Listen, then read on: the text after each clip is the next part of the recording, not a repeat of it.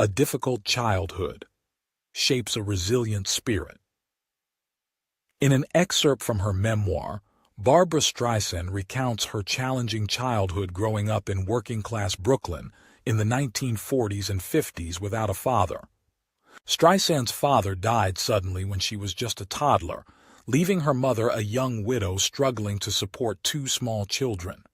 They moved in with Streisand's grandparents in a cramped apartment. At age 8, Streisand was shocked when her mother arrived to take her home from summer camp with a new stepfather she knew nothing about. Streisand paints a portrait of a volatile home environment with a mother who showed her little affection or sympathy, and a stepfather who was emotionally abusive and openly contemptuous of her.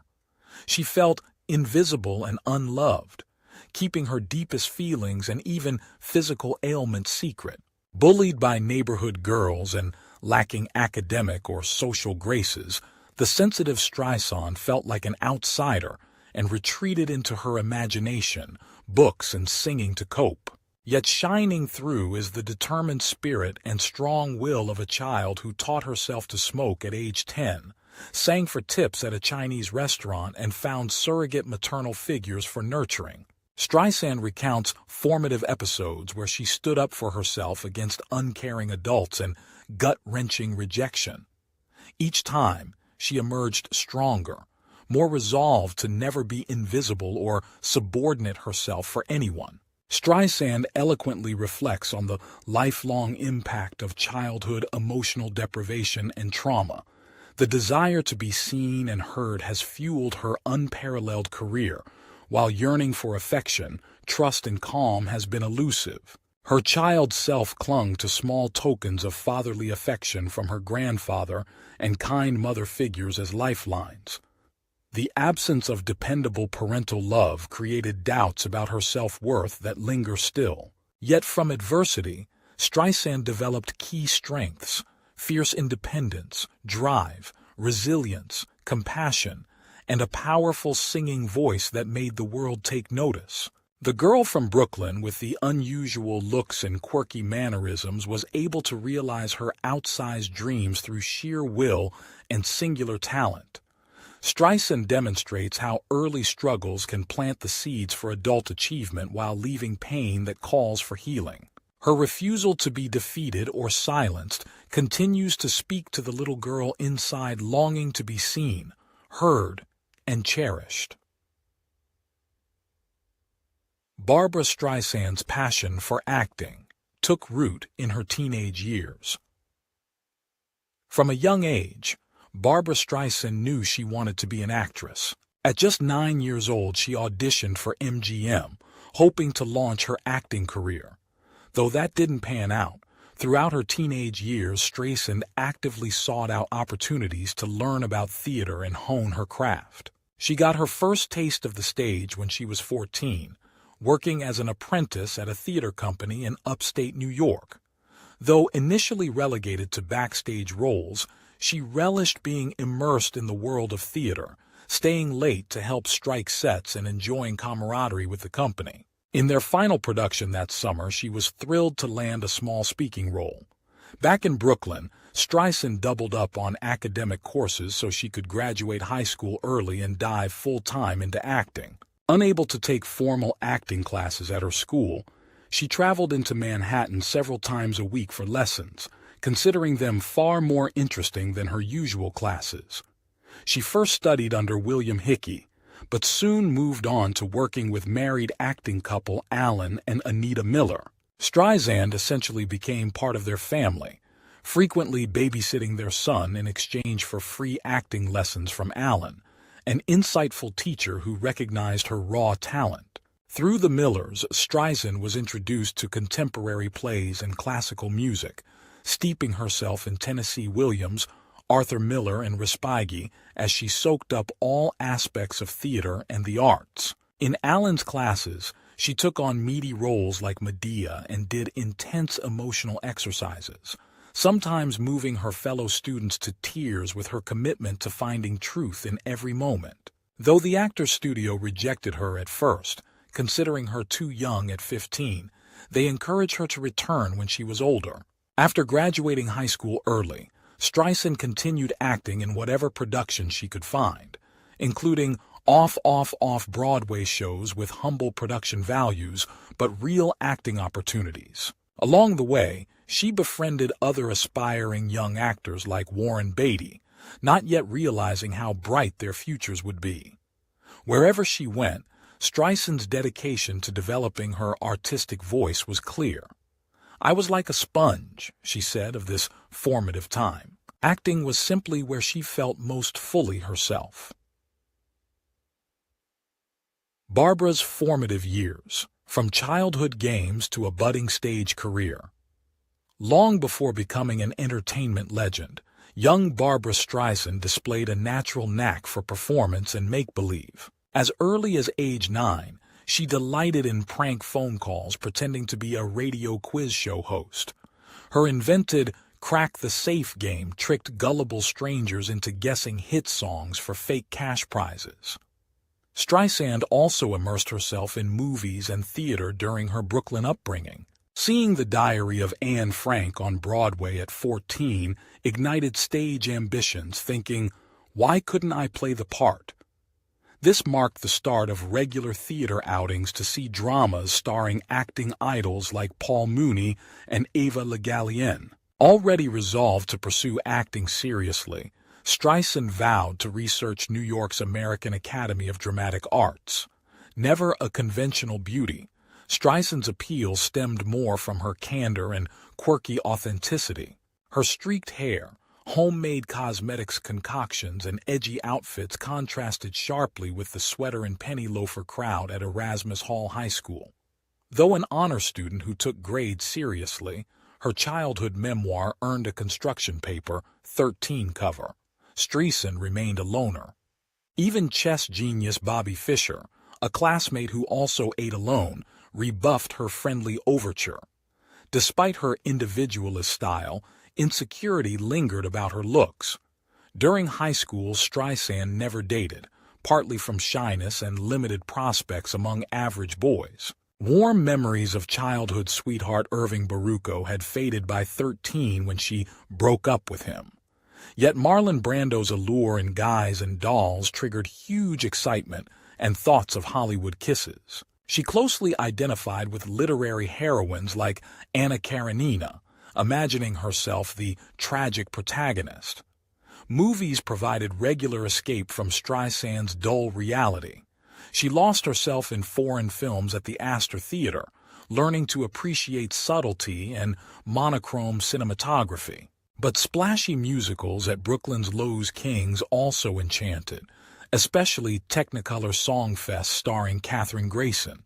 Escapism fueled habits like sitting through double features without following complete storylines. Streisand's independent streak and parental inattention bred self-reliance unusual for a young teen. She attended appointments, traveled alone, managed earnings from various jobs, and pursued personal projects without supervision. Fiercely determined, she persuaded her mother to fund summer stock theater training at 15, despite vigorous objections. John Hale's Malden Bridge Playhouse demanded a steep $150 tuition that depleted half of the $500 inheritance left by Streisand's beloved grandfather. Her friend Susan Dworkovitz, sporting black Cleopatra hair and white pancake makeup, also scraped money together for the opportunity. The pair epitomized exotic drama students, if oddly costumed. For two apprentices with professional aspirations, conditions proved somewhat less glamorous than imagined. Not only did participants pay for the privilege, but duties consisted largely of menial cleanup and build-up jobs behind the scenes. Regardless, both Streisand and Dworkovitz persevered, keeping eyes pinned on the potential prize of eventual stage roles. Much like her screen idol Brando, sometimes Streisand's passionate determination verged on unreasonable. She demanded complex dental work remain invisible for career purposes despite botched results. A neighborhood dentist pulling healthy teeth sparked protracted dental struggles ending with permanent smile-limiting omega-shaped gaps. In true diva style, cosmetic perfection outweighed medical wisdom. This willingness to endure setbacks in the name of artistic goals forecast the uncompromising trailblazer Streisand would become. From the outset, she bristled at authority figures thwarting her ambitions. While still discovering herself, she already claimed near absolute agency in shaping her own destiny, whether finessing teenage independence, funding theater training, or protecting screen-worthy teeth. Indeed, more than sheer talent seeded that era's artistic hunger. Equally crucial for the Broadway and Hollywood ascent ahead was Streisand's unrelenting self-belief in spite of doubts from others. This same willful determination to define identity on her own terms, defying expectations for how a nice Jewish girl should look, act, or dream, soon captivated the wider world. Forging one's own path requires fearlessness, and no challenge would deter Barbra for long. The seeds of her coming success first sprouted in Brooklyn soil. Searching for stardom, Barbra Streisand's early days as a budding actress in New York.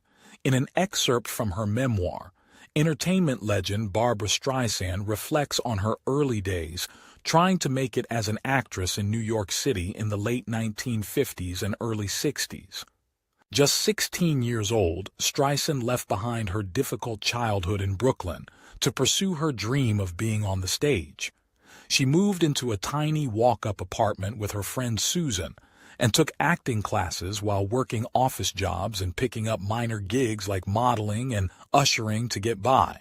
Though clearly determined and hard-working, Streisand admits she struggled with both self-confidence and landing roles. She endured criticism from her mother about her looks and rejections from casting agents unwilling to give her a chance. Yet Streisand persevered, soaking up knowledge about theater history and seeking out respected teachers like Lee Strasberg. She lived modestly but explored New York's arts and culture scene with Susan, finding inspiration in music and performances. A few small stage parts came Streisand's way, including a comedic role as a butterfly and moth in the insect comedy. It was there she met a fellow cast member named Barry Dennen who introduced her to songs from old Broadway shows. Moved by composers like Harold Arlen, Streisand began to see musical theater as a meaningful art form, one perfectly suited to showcase both her acting and singing abilities. Indeed, though this early period focused on Streisand's attempts at straight acting, it planted important seeds for her eventual stardom as a singer. A chance meeting with a casting director named Eddie Blum, though it did not result in an acting job, led Blum to connect Streisand with an accompanist to help develop her vocal talents. Streisand may have struggled to find confidence and opportunity amidst repeated discouragement, but key relationships and exposure to genres like Broadway classics clearly nourished the unique performer she would one day become. Ultimately, what emerges is a portrait of the artist as a very young woman, determined but insecure, lonely but finding community in the arts, constantly told no but unwilling to give up on her ambitions. It's a testament to the power of perseverance and self-belief, as Streisand focuses far more on her own tenacity and thirst for creative knowledge rather than any early triumphs. This excerpt shows Streisand falling down but also gradually discovering her voice, literally and figuratively. That she recalls this formative time at all indicates she wants readers to understand the often arduous process behind becoming an overnight sensation. So while Streisand does not yet realize the success that will eventually make her iconic, this passionate chapter nonetheless offers inspiration. For in vividly detailing the poverty and difficulty of her early New York days, Streisand unveils the grit and heart behind one of entertainment's greatest underdog stories, and encourages aspiring artists everywhere to bet on themselves against all odds. She stands as living proof that with drive and self-education, monumental dreams can indeed be attainable, one small break at a time. Barbra Streisand's unexpected path to becoming a singer. Long before her legendary career as a world-renowned singer and actress, Barbra Streisand was focused solely on becoming an actress. Growing up in Brooklyn, New York, Streisand fell in love with acting at a young age. She immersed herself in classes and school plays, showing raw talent and dedication. Though only a teenager, Streisand landed a few professional roles off Broadway, including an acclaimed performance as Joan of Arc. However, acting jobs soon dried up and Streisand needed income. On a friend's suggestion, she began entering amateur singing competitions at clubs around Greenwich Village. Though extremely nervous and insecure about her voice, Streisand possessed natural vocal talents she was unaware of. During her first competition at a small gay club called the Lion, Streisand sang "A Sleepin' Bee," wowing the crowd and judges with her emotion and final high note. She won, which led to more singing engagements around town. Eventually, Streisand landed a 2-week singing gig at the upscale Bonsoir nightclub. Opening night, an insecure Streisand took the stage wearing thrift store antique clothes and sang jazz standards and show tunes that showcased her vocal range and storytelling abilities. Her one unorthodox choice was the children's song, "Who's Afraid of the Big Bad Wolf?" Streisand performed it with humor and personality, bringing down the house. Despite being unknown and quite raw as a singer and performer, Streisand was a hit. Her 2-week booking turned into an 11-week run with rave reviews. Critics took note of her startling voice and poise that belied her 18 years. During her Bonsoir residency, Streisand gained confidence and learned how to engage with audiences. She let her natural sense of humor shine through in improvised banter.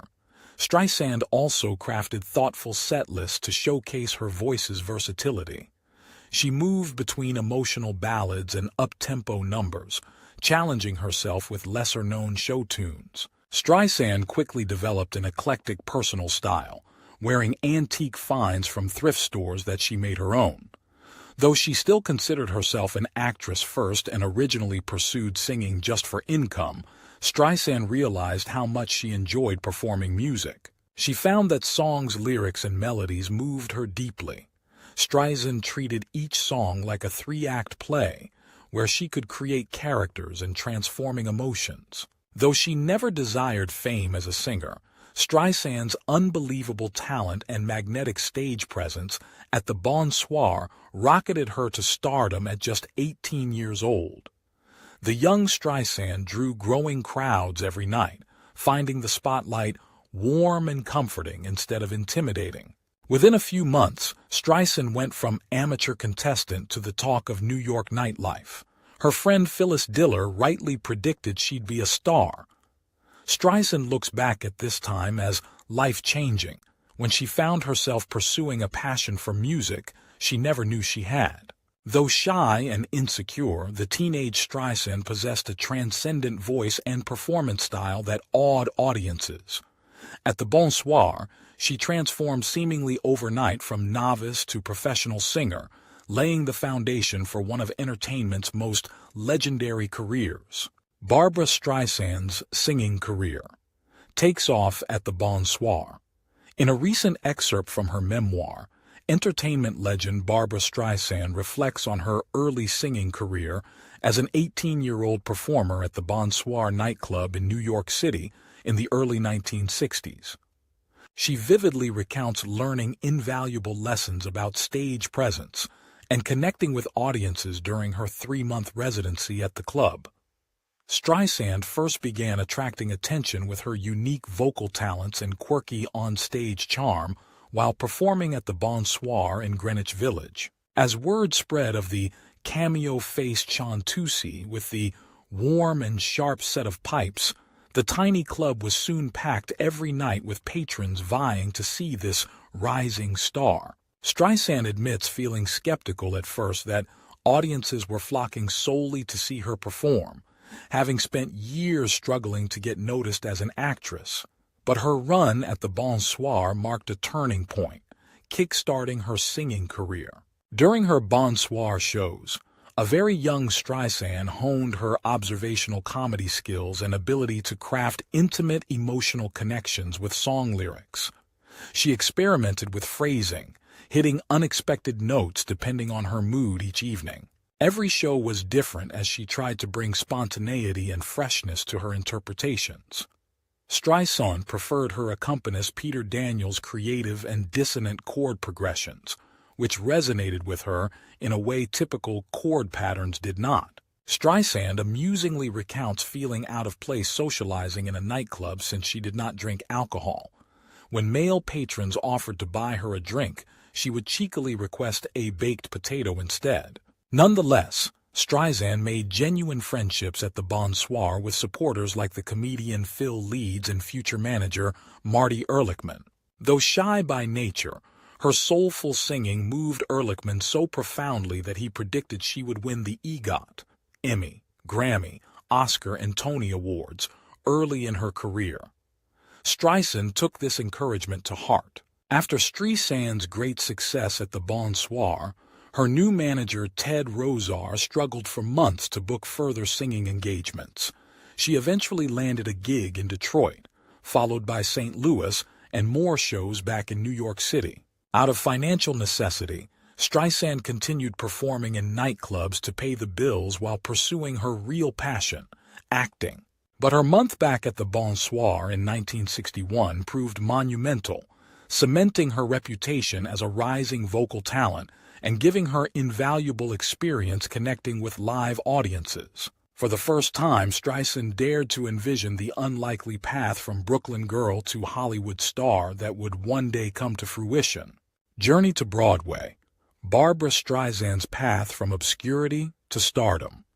The recently published excerpt from Barbra Streisand's upcoming memoir describes her early days as a young performer trying to break into show business in New York City in the early 1960s. Still a teenager, the Brooklyn-born Streisand was living a hand-to-mouth existence, sleeping on couches and in borrowed apartments before landing her first big break, a 2-week engagement at the upscale Blue Angel nightclub. This opportunity set Streisand on a trajectory towards the Broadway stage and eventual superstardom. The memoir reveals the gritty details of Streisand's living conditions as she struggled to launch her career, lacking even a permanent place to sleep. As she puts it, "I still had no place of my own to sleep, relying on the generosity of friends to take their couch or studio." When she did find her own place, a railroad flat above a fish shop with a bathtub in the kitchen, it became a marker of her incremental success. While lacking glamour, it represented a foothold in Manhattan for the ambitious performer. Streisand chronicled the series of nightclub auditions and low-paying gigs that served as her entree into New York's competitive entertainment scene. From stints in Winnipeg and Detroit to spots at local venues like the Bonsoir, the Blue Angel, and the Village Vanguard, Streisand slowly built up a following with her unusual singing voice and deadpan comedy. According to the memoir, "Week to week I kept honing my performance. I was told that nobody opened with a ballad, which of course made me want to do it even more." This determination to defy convention would become a signature of Streisand's style. The memoir underscores how Streisand's tenacity and willingness to take risks led her to audition for the hit Broadway musical, I Can Get It For You Wholesale, in 1961. Despite lacking formal training, Streisand managed to impress producer David Merrick and director Arthur Lawrence with her rendition of the standard, Have I Stayed Too Long at the Fair? As related in the excerpt, her performance provoked a stunned reaction, being described by writer Jerome Weidman as a moment of revealed truth. Despite originally auditioning for the ingenue, Streisand won the part of lovelorn secretary Miss Marmelstein, convincing the producers to rewrite the role for her. This marked her big break, setting her on a path towards fame on Broadway and beyond. In documenting Hair Against the Odds' rise, Streisand's memoir provides insight into the sheer determination required to overcome difficult circumstances and succeed in show business. While lacking connections or financial resources, the young Streisand possessed a rare singing talent and willingness to challenge convention that captivated audiences. By sharing stories of her struggle, she pulls back the curtain on the unglamorous reality behind stardom, the couches borrowed and gigs played in obscure clubs that paved the way for her celebrated career. Streisand's journey serves as an inspiration, proving how unrelenting ambition and belief in one's abilities can ultimately lead to great heights. Broadway breakthrough for Barbra Streisand. In 1962, a 19-year-old Barbra Streisand made her Broadway debut as Secretary Yetta Marmelstein in the musical I Can Get It For You Wholesale. This role marked a pivotal moment early in Streisand's iconic career. As she describes in her memoir excerpt, landing the part seemed meant to be. Shortly after announcing her phone number during an audition, Streisand received a call from a cast member saying she had gotten the job. Despite her age and inexperience, Streisand was unfazed on her first rehearsal day among seasoned adult performers like Elliott Gould and Lillian Roth. Ever confident in her talents, she saw no point in gradually working up the ranks in choruses and aimed straight for a meaty part. Yet she struggled with shyness and lacked social finesse among groups back then. Clashes arose between Streisand and director Arthur Laurents over her acting style. He wanted meticulously reproduced mannerisms and gestures from take to take, whereas Streisand preferred listening and spontaneously reacting in each new moment. Their tensions climaxed during rehearsals for her solo Miss Marmelstein, as she rejected choreographed staging that distracted from the song's inner meaning. Despite such difficulties, Streisand bonded with her leading man Gould over penny arcade games and Chinese dinners after hours. An initial non-romantic friendship took a turn when she noticed his neck and suddenly saw his masculine appeal. Their first kiss came during a playful late-night snowball fight that felt magical. In each other, two outsiders on the verge of being fired from the show found recognition of their talents and innocence. For all her eccentricities, Streisand impressed producer David Susskind during a TV panel discussion about the nature of success, and she held her own against probing host Mike Wallace. Unafraid to challenge authority figures, she called out Wallace for insinuations about her interest in Zen Buddhism. Such sharp comebacks earned laughs and signaled a fearless personality. Throughout this turbulent period launching her first Broadway show, Streisand took pride in finally having an apartment of her own, however humble.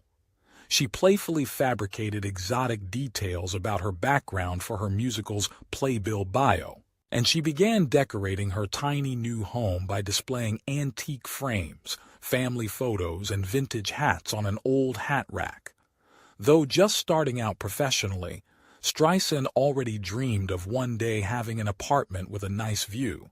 Her unfaltering belief in her talents aligned with astrological predictions docs looked back on from childhood.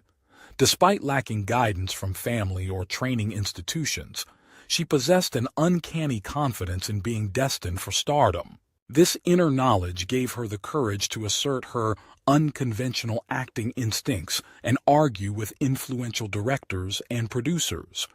It drove her to leapfrog the conventional ladder and land a substantial debut role on Broadway at 19. Though Streisand faced doubts from others, she tenaciously held on to her vision and chased her goal of making it big without waiting years to rise gradually. Barbra Streisand's early struggles and triumphs on the way to stardom. In the early 1960s, Barbra Streisand was a young, aspiring singer and actress determined to make it on her own terms despite obstacles.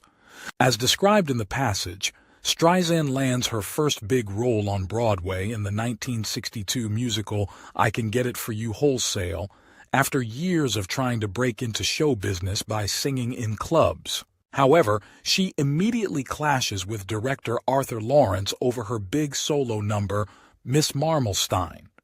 He envisions it one way, while her instincts tell her to perform it sitting in a chair, recounting her woes directly to the audience. Though unconventional, this approach works and stops the show opening night. But instead of praise, Streisand faces a shocking dressing down from Laurent, who seems to want her to fail out of jealousy over the attention she's getting. The passage then traces Streisand's early trademark style, from clothes she designs herself to the way she crafts her nightclub act at the Bonsoir in Greenwich Village. Avoiding typical glamorous gowns, she opts for menswear-inspired pieces mixed with feminine blouses and long skirts. And her song choices range wildly from melancholic ballads to upbeat novelty numbers, showcasing her versatility and reluctance to be pigeonholed. She focuses not on having the perfect voice but on using songs as little plays, inhabiting different characters and moods from one minute to the next. Finally, the passage conveys Streisand's independent spirit and determination. Whether challenging directors or granting unconventionally blunt interviews, she refuses to hew to typical show business etiquette or project an artificial image, even when this rubs some in the industry the wrong way. She knows who she is and what she wants to achieve, declaring early on, "I feel like I have a lot to do and not much time to do it in." This commitment to forging her own path manifests both on stage and off as she pursues stardom. In just a few short years, Streisand's bold talent and originality catapult her from obscurity to a Tony nomination and fame. But the passage makes clear this overnight success story was hard-won after years of hustling in clubs and battling the establishment. Streisand struggled not despite but because of her strong sense of self and avant-garde sensibilities, and by refusing to compromise them, she managed to captivate audiences and critics alike. Her climb up the show business ladder was unlikely, but that only makes the passion fueling it shine brighter. The Making of a Star: How Barbra Streisand Landed the Role of a Lifetime. In 1962, Broadway producer Ray Stark had long aimed to bring the story of his legendary mother-in-law, famed comedienne Fanny Brice, to the stage. After over a decade of unsuccessful attempts to develop a film, Stark finally decided to create it as a musical. He brought on acclaimed director Jerome Robbins to help shape the show, then titled My Man. The only problem? They still didn't have a leading lady to play Fanny.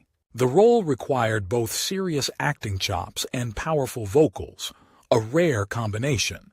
An extensive list of actresses from Broadway veterans to Hollywood starlets were considered, but none seemed quite right.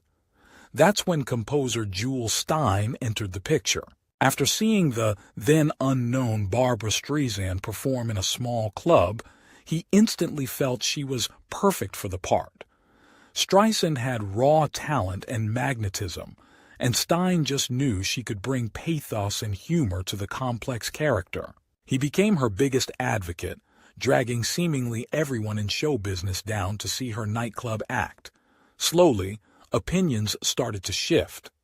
Ray Stark saw Streisand's potential, won over by her candor and ambition. Robbins remained skeptical until a friend reported being deeply moved by Streisand's emotional performance. Intrigued, he finally went to judge her talents himself in a lengthy audition session. Though she didn't follow his directions exactly, he appreciated her honesty about what she could and couldn't believably perform. In the end, Stark cared more about finding an actress who could handle the demanding vocals Stein was crafting. When Anne Bancroft, his initial top choice, declared she wanted no part of singing his challenging songs, the door opened for Streisand. Combined with her vocal talents, Streisand's lack of pretension and Lower East Side roots seemed more fitting for Fanny's own humble beginnings than a refined Hollywood star. And so, after years of development and an extensive search, a 20-year-old unknown became the surprise choice to lead what would soon be titled Funny Girl. It was a career-launching risk that paid off tremendously, as the show became a smash Broadway hit that earned Streisand a Tony Award and catapulted her to superstardom. She brought heart, humor, and powerhouse pipes to the role of a lifetime, just as Stein knew she could. Streisand made Fanny her own, and Funny Girl made Streisand a legend. Sometimes the perfect leading lady comes out of nowhere and surprises everyone. Barbra Streisand's singing star begins to rise. In 1962, 20-year-old Barbra Streisand was gaining attention for her singing talents after landing a starring role on Broadway in the musical I Can Get It For You Wholesale. However, as her fame grew from that initial big break, Streisand faced obstacles in getting the recording contract that could propel her to even greater success.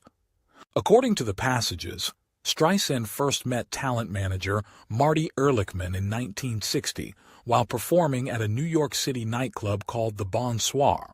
Unlike other industry figures at the time, Ehrlichman appreciated Streisand's unique vocal style and encouraged her to stay true to herself rather than pressuring her to change her look or song choices. Ehrlichman then worked persistently to get Streisand a record deal, bringing her to audition for Columbia Records president Goddard Lieberson.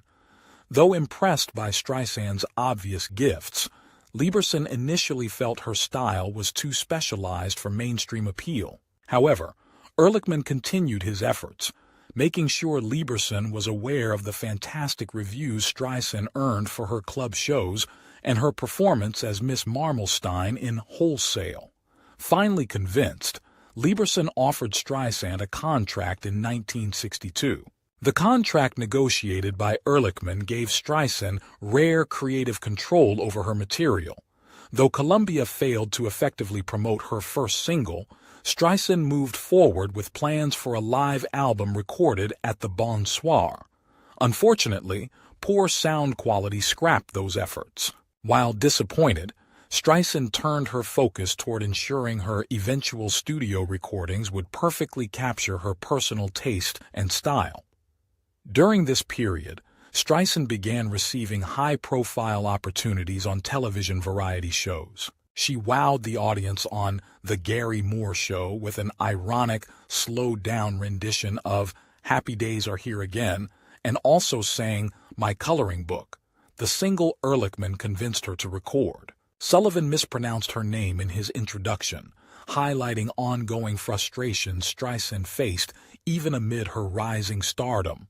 Nonetheless, her emotional performance of 2 songs on Sullivan's show led to a spike in sales. With Wholesale closing in December 1962 and her reputation growing through TV spots paired with Ehrlichman's dogged support, Streisand gained the freedom to wholly devote herself to recording the album she envisioned. As the passage notes, Streisand felt secure that despite her mounting fame, with Ehrlichman as her manager, she could retain creative control and make it on her own terms, rather than bend to pressure to conform. The 20-year-old's rare talent and resolve would soon combine to make that a reality as she released her groundbreaking debut album in 1963, Barbra Streisand, an icon in the making. In 1963, a little-known nightclub singer named Barbra Streisand exploded onto the entertainment scene with show-stopping television appearances and a smash hit debut album that catapulted her to stardom seemingly overnight. Yet Streisand's memoir reveals the intense dedication, raw talent, and sheer willpower underlying her meteoric rise. At just 20 years old, Streisand was determined to record an album showcasing her vocal talents to launch her as a recording artist. But she refused to compromise her artistic vision, insisting on approving her own songs, arrangements, and musicians. She selected rising arranger Peter Matz, who instantly understood Streisand's interpretive, emotion-driven style. Though they had limited time and budget in the studio, their creative chemistry produced an album full of complex, dramatic renditions of songs like Cry Me a River and Happy Days Are Here Again that wowed critics. The album earned Streisand 2 1964 Grammys, beating the Beatles, and burnished her reputation as one of music's most exciting new voices. Yet she remained her own harshest critic, agreeing with mentor Arthur Lawrence's vicious critique lambasting her overwrought singing. Her letterback displayed remarkable maturity, blending innate confidence in her gifts with a willingness to learn. This drive fueled her swift mastery over every medium she explored. After her album's release, Streisand embarked on a grueling tour of cabarets and clubs, honing the intimate storytelling style that became her trademark. Electrifying word-of-mouth and breakout television spots on The Ed Sullivan Show, The Tonight Show, and other top-rated programs sent her draw skyrocketing from obscurity to selling out 6,700 seats in Los Angeles in months. With offers pouring in, Streisand focused intensely on her artistic development while struggling to balance her meteoric career and relationship with boyfriend Elliot Gould. Though Gould eventually accepted a role in London, Streisand skipped the opportunity to stay in America promoting her work, a difficult choice she credits with cementing their young love. Yet when talk show hosts asked about their relationship, the 20-year-old's quiet compromise to wear a ring sparked rumors of a marriage she denied, presaging the scrutiny on her private life ahead. As 1963 unfolded, Barbra crossed paths with a remarkable constellation of figures who would profoundly impact her trajectory. Though their first meeting was brief backstage, she connected deeply with President Kennedy, calling the leader a doll in their White House encounter before losing his gift for her mother, a card she carried in her dress beside her heart. Streisand later sang at his funeral, where she forgot the lyrics but felt his spirit urging her to continue. Famed playwright Tennessee Williams grasped the solitary survivalist streak woven into Streisand's soaring vocals, while songwriting legend Sammy Cahn fell in love after watching her transfix an audience into silence mid-meal. Maverick choreographer Jerome Robbins continued calling Streisand back for Broadway audition after audition for Funny Girl, tantalizing her with the role of a lifetime. Above all, 1963 was the year Streisand found her voice. As a recording act, stage performer, television personality, and even budding fashion plate, designing her own gown for her Kennedy meeting. Though she stumbled at times, the sheer force of her will and work ethic ensured she would not be denied. For the shy Brooklyn girl who sang into a hairbrush for comfort, an icon had emerged. 1963 marked Barbra Streisand's unstoppable ascension into the stratosphere of American popular culture, where she remains today, still selling out tours 6 decades later through the strength of her singular talents. Streisand's memoir reveals the moment this star was born. Barbra Streisand's swift rise to stardom in music and theater.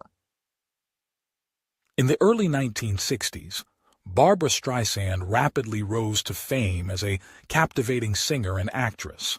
She first drew notice singing in clubs like the Bonsoir in New York City, where her friend and future lyricist Alan Bergman said, "She sounded like no one you had ever heard before." Streisand soon landed a role in the Broadway musical I Can Get It For You Wholesale and signed a record deal.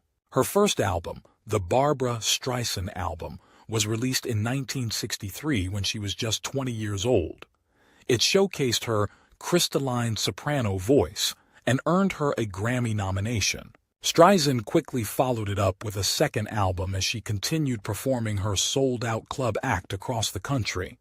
Both records broke into the top 10 on the charts, with her unique singing voice drawing comparisons to Judy Garland. In September of that year, Streisand garnered acclaim for her memorable guest appearance singing alongside Garland herself on The Judy Garland Show. She earned an Emmy nomination for the performance. Streisand and Garland became friends, with Garland reportedly saying in reaction to hearing Streisand, "I'm never going to open my mouth again." While her singing career was taking off, Streisand was preparing. After auditioning, director Jerome Robbins praised the young Streisand's talent, but questioned whether the 21-year-old had the maturity required for the role. Ever the quick study, Streisand adeptly embodied the qualities Robbins was looking for at her callback the very next day, proving she had the talent and adaptability to take on the complex character. The part in the highly anticipated show was hers. In the midst of her meteoric rise, Streisand also found romance, entering into a relationship with fellow actor Elliot Gould. Though they told the press they were already married, they wed after only a few months of dating. Streisand ended 1963 by being named Entertainer of the Year by Q magazine, her first major cover and award win. After less than 2 years pursuing a singing and acting career, the Brooklyn native star burned brighter than ever as rehearsals began for what would be her breakout role as Fanny Brice in Funny Girl on Broadway. Streisand had successfully and swiftly navigated the spheres of music, television, and theater to mark herself as a versatile talent to watch. At just 21 years old, her future fame seemed assured. Behind the scenes of Barbra Streisand's star turn in Broadway's Funny Girl. In her recent memoir, entertainment legend Barbra Streisand pulls back the curtain on her acclaimed starring role as legendary comedian Fanny Brice in the 1964 Broadway smash Funny Girl. Streisand gives readers an intimate, behind-the-scenes look at the exhilarating but tumultuous process of bringing this musical to life. As a 22-year-old unknown, Streisand beat out bigger names to land the coveted lead role. She immersed herself in understanding Brice, feeling an instant kinship with the way both used comedy to mask insecurities about their looks. Streisand describes her organic acting approach, tapping parts of herself to connect emotionally with her complex character. Streisand candidly shares Funny Girl's chaotic directorial carousel. With Jerome Robbins departing early on, Ray Stark cycled through directors Garson Kanin, then Bob Fosse without the right fit. The inexperienced Streisand felt adrift, lacking the constructive guidance she craved as she shaped her first starring role. Enter off-Broadway acting coach Alan Miller, secretly hired by Emanuel Marty Ehrlichman, Streisand's soon-to-be manager, to advise Streisand daily from the shadows. When tensions hit a breaking point in Philadelphia, Robbins returned to direct, to Streisand's elation. His brilliant eye and deep appreciation for Streisand's talents energized her, despite a grueling process of constant changes. "I felt as if I were using every fiber of my being," she writes. Their shared realistic acting philosophy brought nuanced discussions of character motivation and searing insights, like Robbins' view that Fanny's strength corrupts and kills Nick's manliness. Streisand also traces her romantic involvement with co-star Sidney Chaplin. Their affectionate friendship slid into attraction as they united creatively. "At the moment of commitment, the universe conspires to assist you," Streisand quotes, alluding to how acting out this fictional affair seemingly manifested into real feelings taking hold off stage as well. Yet she admits it's not real love in most cases. Robbins' overhaul streamlined the play into Fanny's story, pruning songs including Chaplin's big solo numbers. Despite reservations about diminishing Chaplin's role, Streisand respected Robbins' firm directorial vision and the fresh momentum his changes brought. After years of parts with scant rehearsal, the intensive Funny Girl rehearsal period let Streisand relish exploring a role to the fullest. She praises Robbins' insight and collaborative spirit in nurturing her talents to new heights, bringing this legendary show to vibrant life. Streisand's memoir illuminates the singular alchemy of creating great theater. Barbra skyrockets to stardom, but struggles with fame. When Barbra Streisand took her first bows as Fanny Brice in the new Broadway musical Funny Girl on opening night in March 1964, she was immediately catapulted to superstardom. The show earned rave reviews, with critics praising Streisand's magnificent singing voice and superb comic timing. She graced the covers of major magazines like Time and Life and was the toast of New York. But behind the scenes, the 21-year-old Streisand struggled to adjust to her sudden fame. According to Streisand, she had always believed she was destined for greatness, but the realities of fame left her conflicted. The applause that greeted her the moment she stepped on stage left her wondering, "Wait, I haven't even done anything yet." She found the ovations embarrassing and was always eager to launch into the next number rather than bask in the adulation. While thrilled that audiences appreciated her talents, Streisand worried that their sky-high expectations would be impossible to meet every single night. Self-doubt plagued her. She was never quite convinced of her supposed genius. Even glowing reviews proclaiming her the greatest singer of my time caused anxiety. How the hell could I live up to that, she wondered. Off stage, the demands of celebrity wore on her. Mobs waited by the stage door seeking autographs. Tabloid reporters hounded her every move, often twisting her words into arrogant-sounding quotes that embarrassed her. I wanted to plead, "Please don't envy me," she recalled. As she withdrew from the limelight, she hired a publicist to try to keep her name out of the papers. The stress was compounded by a behind-the-scenes feud with her co-star Sidney Chaplin. After a brief flirtation, Streisand ended things once she realized the relationship jeopardized her marriage to Elliot Gould. The rejection enraged Chaplin. During performances, he would hiss vicious insults only audible to Streisand, trying to throw her off and annihilate her. Terrified she would be sick on stage or forget her lines, Streisand's face would flush red with anxiety. She threw up from nerves and had to take opium drops to get through shows. She developed crippling stage fright for the first time. The months of abuse drove her into therapy and to consider quitting the show. But refusing to let Chaplin destroy her career, she persevered until he was finally dismissed from the production. While Funny Girl made Streisand one of the most acclaimed talents of her generation, it came with steep costs. She discovered fame itself brought little happiness. As she later reflected, I always thought that the only thing I had to give in exchange for my success was my talent, my work. She had gotten her wish. She was famous. But how much of your soul and your private life do you have to give up? The enduring legacy of people. Few songs are as intricately linked to a singer as People is to Barbra Streisand. The ballad, written by famed composer Jules Stein for the musical Funny Girl, has become Streisand's signature song over her decades-long career. Yet, People almost didn't make it into the show due to concerns over its placement and messaging. In an excerpt from her memoir, Streisand recounts how director Garson Kanin originally wanted to cut People from Funny Girl during early rehearsals in 1963, finding it too philosophical so soon after the main character meets her love interest.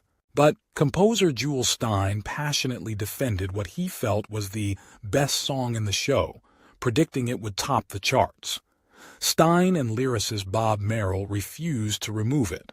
Vindicating the songwriter's faith, People was released as a single before Funny Girl hit Broadway and quickly soared up the music charts. When choreographer Jerome Robbins restaged the song as a tender moment between the two leads during previews, it reliably stopped the show every night, requiring an encore to be added.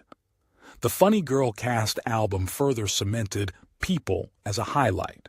With its early popularity, Streisand chose to feature People on her own 1964 album People, which became her first #1 record.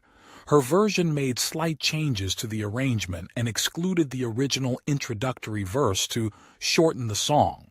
The album also won the Grammy for Best Album Cover thanks to Streisand's insistence on using a more abstract backshot of herself rather than the conventional close-up. While musical styles changed drastically in the rock-dominated 1960s, Streisand's affinity for traditional ballads like People connected strongly with audiences.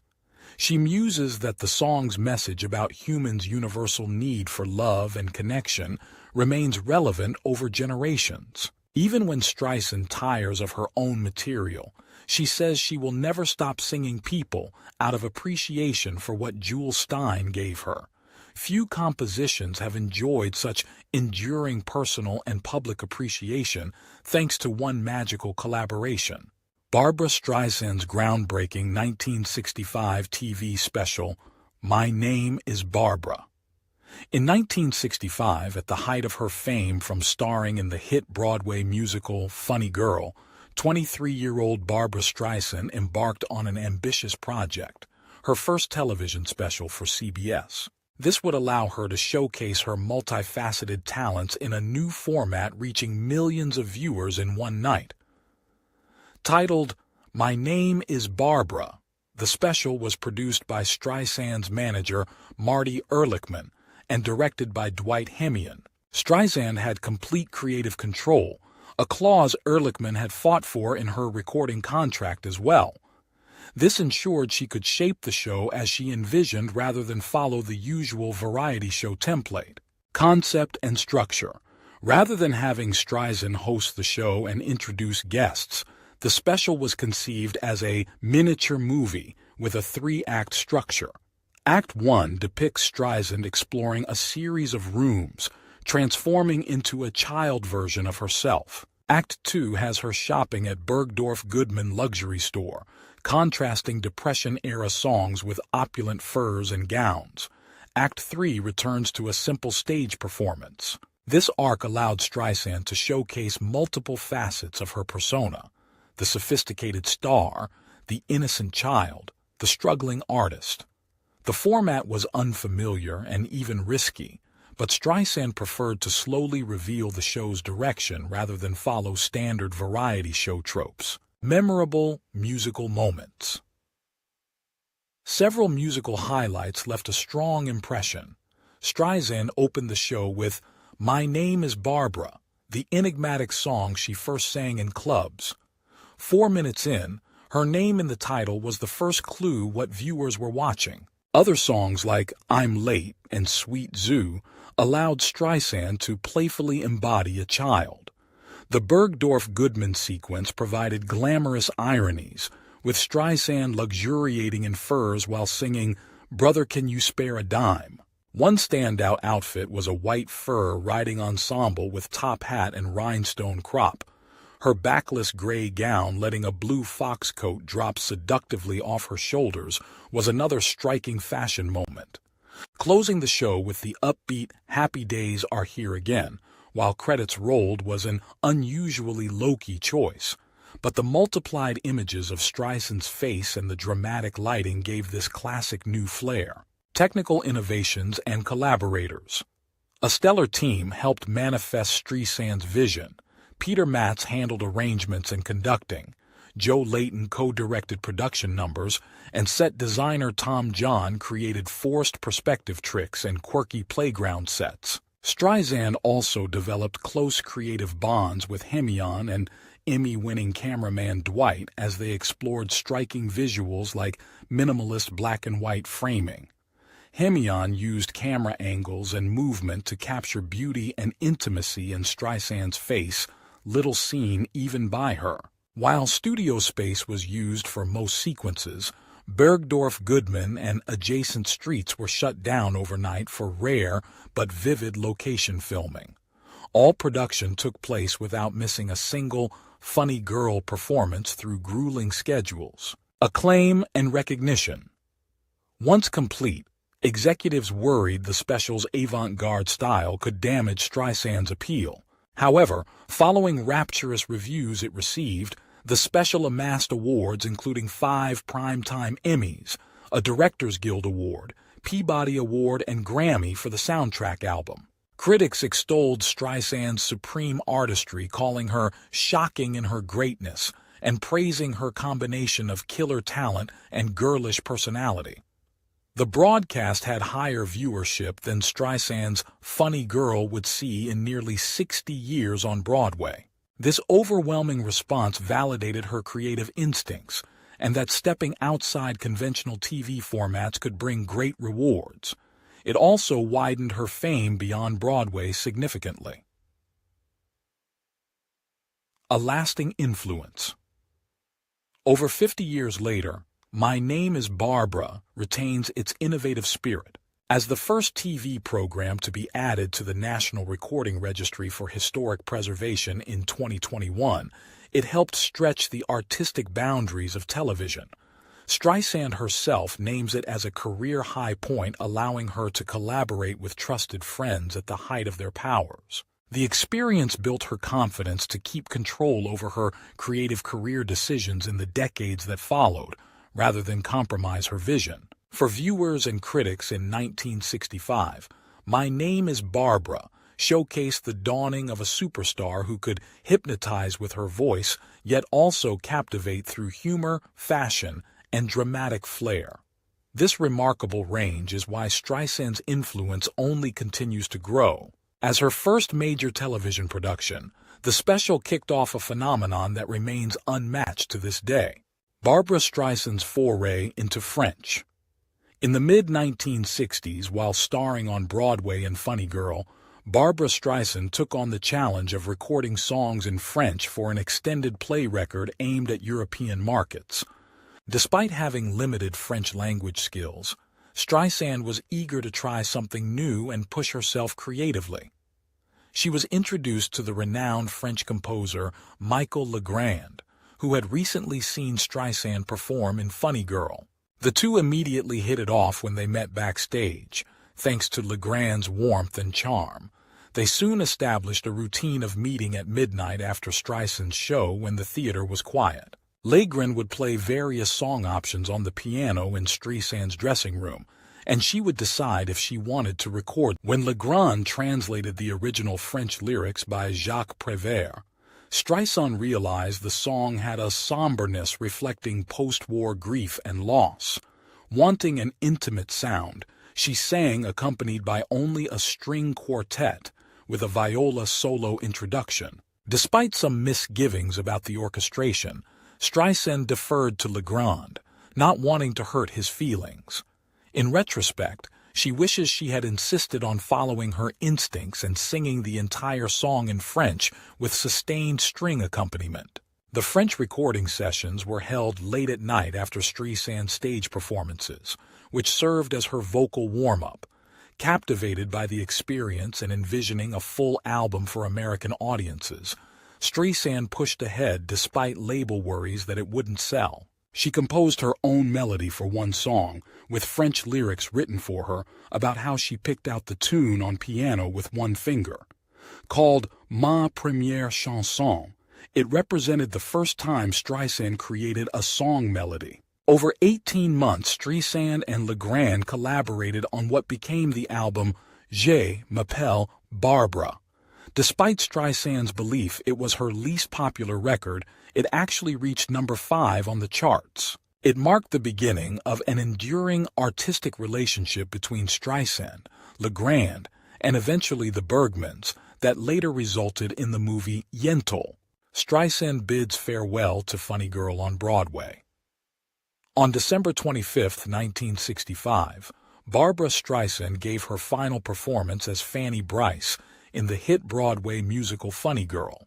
After over 2 years and nearly 1,000 shows, Streisand was ready to move on, though the bittersweet closing night brought unexpected emotions. Streisand had hung a calendar in her dressing room, eagerly crossing off each day. Though producer Ray Stark wanted her to continue, Streisand refused to sign for more New York shows. She reluctantly agreed to a limited London run on the condition that no one else would play Fanny Brice there but her. On closing night, the Winter Garden Theater was packed with devoted fans, some seeing the show for the 10th or 15th time. Streisand surprised the audience by announcing herself over the loudspeakers before the overture. Backstage, her friend Bob Shear recorded the show on a reel-to-reel recorder as a memento. Supporters like Jewel Stein, Elliot Gould, and Marty Ehrlichman were in attendance. The first act went smoothly, with the enthusiastic audience reacting strongly to each number. But during People, as Streisand sang, "You were half, now you're whole," she unexpectedly broke down crying, overwhelmed by emotion. Though eager to leave Funny Girl, in that moment memories came flooding back. The endless auditions, version after version of the last scene, conflicts with producer Sidney Chaplin. She realized how much the show truly meant to her. The stunned audience cried along, as captured in a photo of teary-eyed Elliot Gould and manager Sis Corman. Somehow Streisand collected herself to finish the song and show. The rapturous audience leapt up for a sustained standing ovation. Streisand was deeply grateful for their appreciation. When presented red roses, she gave one to Elliot, though Sis intercepted it. Streisand was surprised backstage by director Jerome Robbins, who had hired her. His boldness to explore other areas and use fear to forge ahead influenced her future directing ambitions. Their soul connection represented two Jewish outsiders finding kindred spirits. After her emotional final bows, Streisand sang My Man a cappella as a gift to the audience and Ray Stark. The crowd erupted again as she embodied the essence of Fanny Brice. The cast then joined hands to sing Auld Lang Syne. Though relieved to move on, Streisand knew she would likely never return to Broadway, given her traumatic experience. Still, Robbins represented her happiest funny girl memory. As the audience departed, Streisand instructed props to dust the fake flowers, wanting things perfect for her replacement. Though difficult at times, Funny Girl marked a major chapter in her life and career, and now new creative ventures awaited, like filming her next TV special on location in an art museum. Streisand was ready to inhabit an array of roles beyond Fanny Brice, showcasing her versatile talents to the world. Barbra's bountiful year. From TV special to motherhood, 1966 was a monumental year for acclaimed singer and actress Barbra Streisand. She started off the year taping her second TV special, Color Me Barbra, sponsored once again by the carpet company Chemstrand. Buoyed by the success of her first special the prior year, the company offered Barbra a trip to Europe as a reward. This set in motion a whirlwind several months that took Barbra from Paris to London, while she experienced both professional triumphs and personal milestones along the way. The Paris sojourn allowed Barbra to live out a fashion fantasy, rubbing elbows with Diana Vreeland and being photographed for Vogue by Richard Avedon himself. But she unfortunately spent much of the trip miserably ill after a bout of food poisoning from a well-intentioned bouillabaisse dinner. Nevertheless, Barbra soldiered through to attend the fashion shows and fulfill her magazine commitments before traveling to London to reprise her starring Broadway role in Funny Girl. With a 3-month sold-out run and the pressure of opening night bearing down on her, Barbra was thrilled when her secretary Sis dropped a bombshell surprise in her dressing room. She was pregnant. Unbeknownst to Barbra, a pregnancy test she had taken earlier revealed she was expecting. This long-hoped-for news was joyously welcomed, but also threw Barbra's busy schedule into upheaval. She was slated for a grueling multi-city concert tour on the heels of Funny Girl's London run, not to mention filming the movie version, the project she had long been fighting for. But the pregnancy took understandable precedence in Barbra's mind, who wanted nothing more than to cocoon at home and prepare for motherhood. Ever the trooper, she decided she could endure the show's run and 4 of the 20 scheduled concerts, allowing her to keep her commitments while still nurturing a healthy pregnancy. Barbra began immersing herself in all things baby, knitting a little blanket, recording lullaby-like songs for a Christmas album, and voraciously reading. When the show closed that July, she happily flew back to New York, her trusting dog Sadie and supportive boyfriend Elliot there to greet her on the tarmac. Despite some predictable chaos with a breech birth, Streisand gave birth late that December to a robust baby boy. Holding her son Jason Emmanuel for the first time, Streisand was overwhelmed with a sense of life's miracles and her new identity as a mother. In a span of 12 eventful months, Barbra Streisand fully embodied the comedy and drama one expects from a star of stage and screen. From the intoxicating heights of Paris couture to the intestinal depths of violent seasickness, she ran the gamut. Professionally, she planted her creative flag on new shores by wowing British audiences with Funny Girl. And personally, she experienced the transcendent joy of bringing her shared love with Elliot full circle through the birth of their son. For Streisand, 1966 marked a banner year of beauty and love amidst the chaos, perfectly setting the tone for the Technicolor movie remake of Funny Girl still to come. A Night to Remember, Barbra Streisand's legendary 1967 concert in Central Park.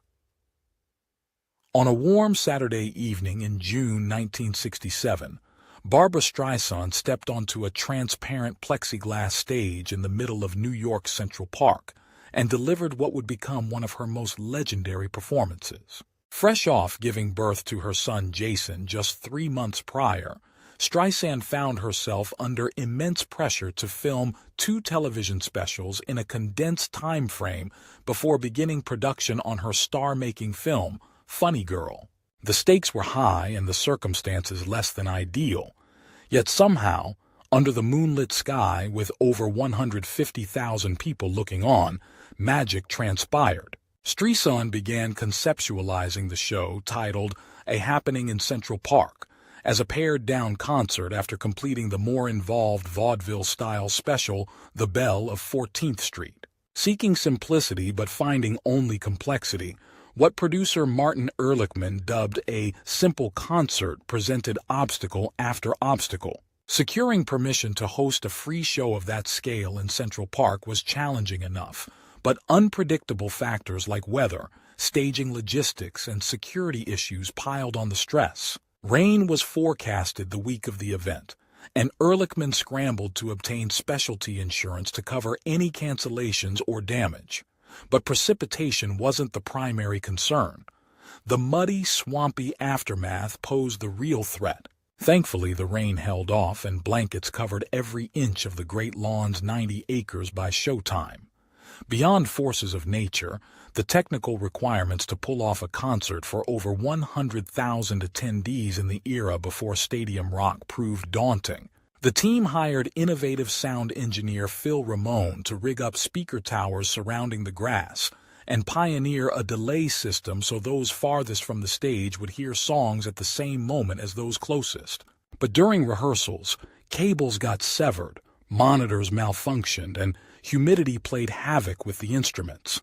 Each hour brought new crises that somehow got resolved minutes before Streisand took the stage at 9:45 p.m., backed by an 80-piece orchestra. Another variable Team Streisand couldn't control was the sheer number of people who would show up. Though they anticipated crowds of 25-75K, around 150,000 enthusiastic New Yorkers descended upon the park to witness the free event. The massive turnout thrilled Streisand but also raised safety issues. Most of the police officers originally secured for security had been pulled for other government dignitaries in town that same night. And recent Middle East tensions had sparked some backlash about Funny Girl casting Arab actor Omar Sharif opposite a Jewish leading lady on screen. Fortunately, the iconic concert went off without any hitches. As soon as Streisand began belting out upbeat opener Happy Days Are Here Again in a wing-like pink chiffon cape, fans were on their feet for a non-stop marathon show. True to expectations, she fearlessly tackled every genre, delivering timeless interpretations of show tunes, standards, pop songs, and anthems over a whirlwind 2.5-hour set. Highlights included a moving Silent Night encore and the spontaneous sing-along finale, People, which left Streisand waving into the darkness as the enthralled crowd pressed toward the stage. Critics and fans alike hailed the show as an unqualified triumph. Despite outward appearances, however, Streisand confessed she felt unusually nervous throughout, haunted by the possibility of disaster. Accustomed to the safe confinement of television studios and Broadway theaters, the uncontrolled outdoor environment left her feeling exposed and vulnerable. She filled the show with banter and jokes to combat her unease, but stayed laser-focused on getting it right. So when she suddenly forgot the lyrics to When the Sun Comes Out mid-song, she felt absolute lack of control and terrifying panic unlike anything she had experienced before. That fleeting moment of forgetfulness jarred Streisand deeply and came to symbolize her anxiety about live performance. She retreated from concerts entirely for nearly 3 decades after Central Park, wary of relinquishing control or having to rely on her own memory with no safety net. Only in 1994, once technology like prompters and close-up projection screens were regularly implemented in shows, did Streisand finally return to the stage for a concert tour. Over 50 years since her legendary Park show, she maintains her status as a renowned perfectionist who still views live performing as a nerve-wracking thrill ride. All told, while the iconic 1967 event went down in history as a pivotal career triumph, for Streisand herself it remained indelibly marked by both transcendence and trauma. Behind the scenes of Funny Girl, Barbra Streisand's journey to the big screen. When Barbra Streisand arrived in Hollywood in 1968 to film her breakout role as legendary comedian Fanny Brice in Funny Girl, she was a Broadway star but a movie ingenue facing high expectations, nerves, and skepticism. As the excerpt from her memoir reveals, the journey of translating her Tony-winning performance from stage to screen had its fair share of challenges, conflicts, and triumphs. Initially slated to be directed by Sidney Lumet, Streisand pushed for screenwriter Isabel Leonard to be brought back on after disagreeing with Lumet's vision for the film. The job then went to the legendary William Wyler, known for guiding actors like Bette Davis and Audrey Hepburn to Oscars. Wyler and Streisand forged a strong director-actor partnership as she provided input drawn from her deep knowledge of the role while trusting his judgment on what worked. Streisand also developed a close creative relationship with cinematographer Harry Stradling, who had shot icons like Marlene Dietrich and Katharine Hepburn. Together they experimented extensively to find the camera angles, lenses, and lighting that would bring out Streisand's unconventional beauty and dramatic skills on the big screen. Despite clashing with expectations for blonde Hollywood starlets, she gained confidence seeing herself through Stradling's admiring lens. For the musical numbers, choreographer Herbert Ross initially took charge before Wyler asserted his authority as director. The Swan Lake parody number allowed the former aspiring ballerina Streisand to live out her childhood dream on film, even if her Brooklyn-accented Swan Queen didn't fit the typical prima ballerina mold. Casting the role of Fanny's love interest Nick proved controversial, with Egyptian actor Omar Sharif facing criticism over both heritage and Middle East politics. But Wyler insisted on keeping him, forging another major creative relationship for Streisand. If not love at first sight for the leads, their on-screen chemistry eventually won over fans around the world, if not their respective governments. From start to finish, Funny Girl represented the all-consuming, intense experience of a first film for its inexperienced but opinionated star. Her background of playing Fanny Brice over 1,000 times on stage allowed her to provide unique input to Wyler that he genuinely valued. In navigating conflicting creative visions and public controversies around casting and her reputation, Streisand remained wholly dedicated to doing justice to the larger-than-life entertainer she had long connected with and to making herself a Hollywood leading lady on her own terms despite the odds. The result not only cemented her stardom, but forged working relationships and friendships that she still treasures decades later, as that filmic time capsule allows her to vividly relive each momentous scene. Barbra Streisand brought her acclaimed Broadway performance as Fanny Brice to the big screen in 1968's Funny Girl. The filming process allowed Streisand to build creative collaborations with director William Wyler and cinematographer Harry Stradling Sr. She also developed an off-screen rapport with her romantic co-star Omar Sharif.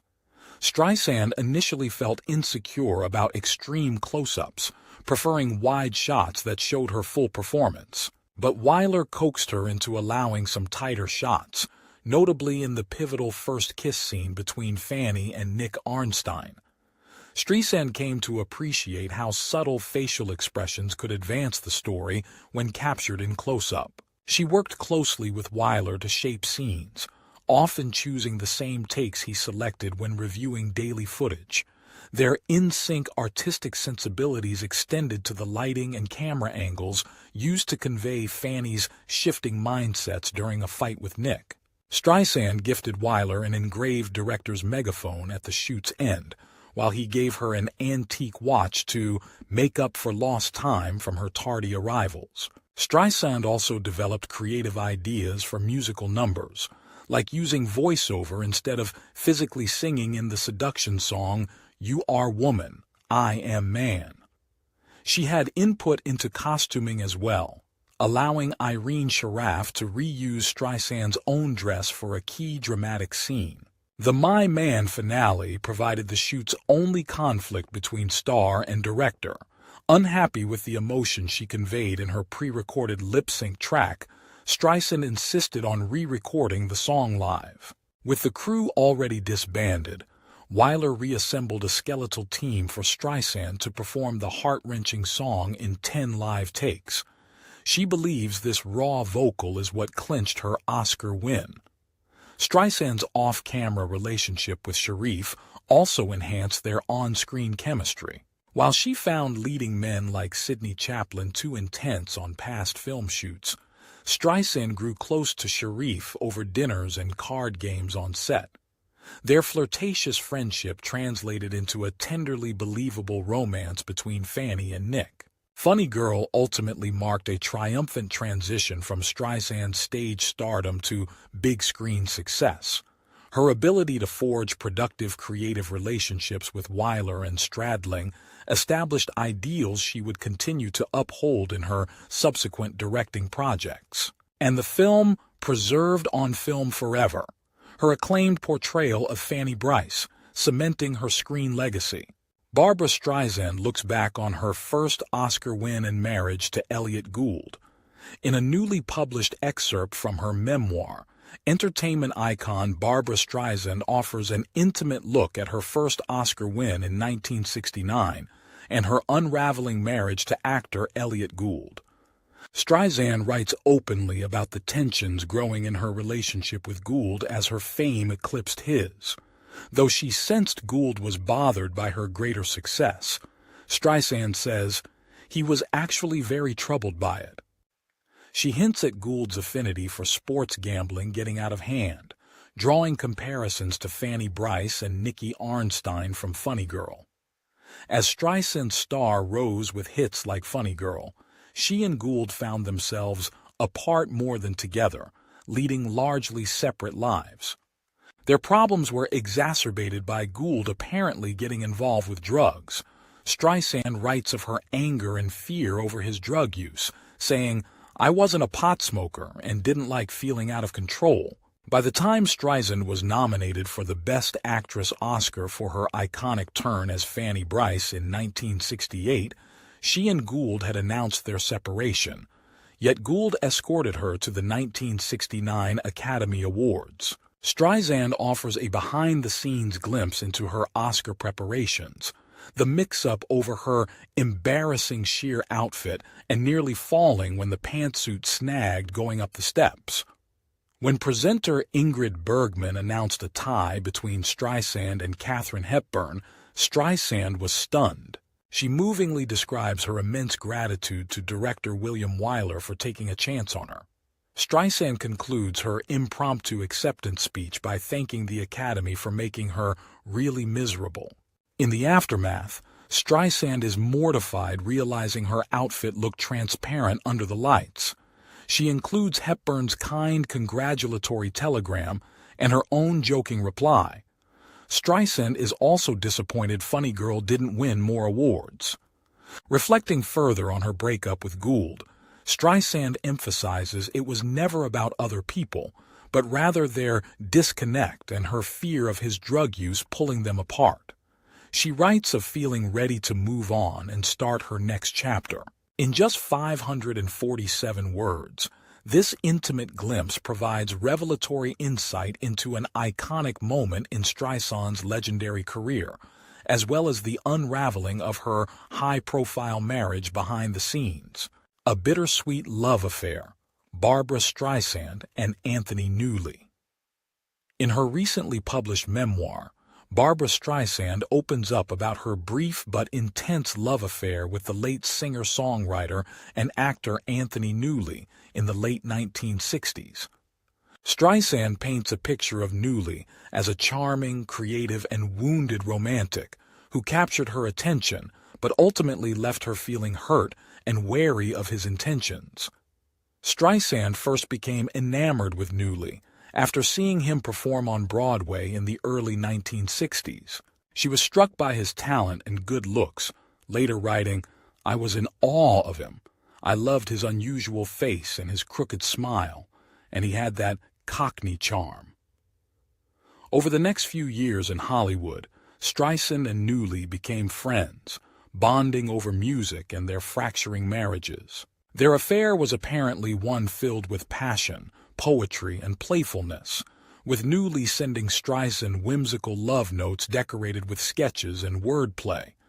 He seemed to understand the child side of Streisand's personality. However, hints of trouble emerged. Streisand began to question whether Newley simply loved her voice and fame rather than seeing her real self, and she was uncomfortable with his overt adoration, writing, "It was lovely to hear but almost too much to believe." The end of the relationship came suddenly when Newley did something to hurt and anger Streisand, though she doesn't specify what. She cut off contact, protecting herself from further pain. Decades later, he sent her a song he had written called "Too Much Woman," which expressed his lasting love for her but stated she had simply been too much woman for me. Streisand was moved but did not reconnect, struggling to process the complex emotions the song brought up. When Newley died in 1999, Streisand was left with regrets about their unresolved history. She poignantly writes that earlier in life she learned to build walls to avoid being hurt, but now I no longer want those walls around me. Singing a virtual duet with Newley in 2016 allowed Streisand to finally pay tribute to him and better understand the shared vulnerability behind their attraction. She touchingly realizes, maybe if I had reached out, I wouldn't have spent so many years alone. The affair with Newley seems to have taught Streisand lessons about the appeal, but also emotional risks of bad boys who may not truly commit. It also forced her to confront her own defenses against intimacy that potentially prevented her from finding lasting love. She appears to have emerged with greater self-awareness and willingness to connect more deeply, though still bearing the bittersweet memories of loving someone she could not make a life with. Streisand's willingness to share this very personal story this late in life highlights her personal growth in opening herself to vulnerability. The mature perspective she now has on the relationship demonstrates insight gained from years of self-reflection. The episode with Newley was perhaps another important step in her ongoing journey toward embracing closeness without losing herself.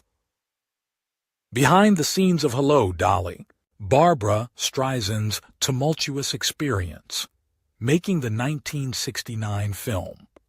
When Barbra Streisand was first approached about starring in the film adaptation of Hello, Dolly, in the mid-1960s, she was hesitant to take on the role. At just 24 years old, she felt too young to play the widowed middle-aged matchmaker Dolly Levy. However, producer Ernest Lehman was set on casting Streisand and convinced her to sign on. What followed was a difficult filming process, plagued by personality clashes and communication issues. Director Gene Kelly did not seem open to Streisand's questions and suggestions about character development and visual style. She felt starved for guidance in shaping her performance. Tensions mounted when Walter Matthau was cast as Streisand's love interest Horace Vandergelder, despite their nearly 30-year age difference. Matthau was overtly hostile towards Streisand throughout filming, berating her acting talents and trying to undermine her ideas. She later learned his hostility stemmed from biased accounts of her personal life from his poker buddy Sidney Chaplin. Streisand did find some brightness amidst the tumultuous atmosphere. She enjoyed reprising her collaboration with cinematographer Harry Stradling and forging new creative relationships with producer Lehman and choreographer Michael Kidd. She also relished the exquisite 1890s costumes designed for her character. But overall, Streisand looks back on her Dolly filming experience as an arduous ordeal. The spectacular Harmonia Garden set and production numbers overwhelmed the flimsy romantic plot in her view. The film's long-delayed release in late 1969 was overshadowed by a terrifying mob scene at its New York premiere. While some critics praised her spirited performance as Dolly, Streisand has few positive artistic memories from the project that was meant to be her big Hollywood musical breakthrough. The off-screen personality clashes and lack of fulfilling creative exchange sadly diminished what could have been a joyful experience for Streisand. Still, Hello, Dolly remains a beloved musical and testament to Barbra Streisand's storied talents. Barbra Streisand and Marlon Brando had an intriguing, complex connection spanning over a decade. Their first encounter occurred when Streisand was 19 or 20 and just starting out. Someone passed along a message to her at a party that Brando had seen her perform and told them, "If you ever see Barbra Streisand, tell that bitch she's great." This stuck with the young Streisand. A few years later, in 1965, they met in person for the first time backstage at a benefit concert for the Student Nonviolent Coordinating Committee. Streisand was nervous to meet her idol Brando, but he surprised her by kissing her bare back before she went on stage, telling her, "You can't have a back like that and not have it kissed." His boldness and the sexual tension between them was apparent from the start. Over the years, they connected again at parties and events. One night in London in 1966, Brando and Streisand had a passionate 4-hour conversation alone, sharing intimate details about their challenging childhoods and alcoholic parents. Streisand remarked how they seemed to instinctively understand one another. Brando was often quite forward, at one point telling her bluntly, "I'd like to fuck you." When she demurred, he suggested going to a museum together instead, which she found very romantic. As the years passed, Brando would call Streisand and ask her to sing songs for him over the phone or recite Shakespeare's soliloquies. They were clearly intrigued by one another.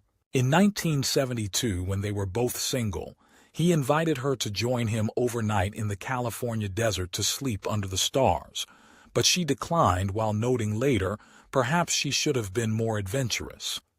They shared a sensual, artistic connection, but ultimately Streisand settled down again while Brando remained the eternal bachelor.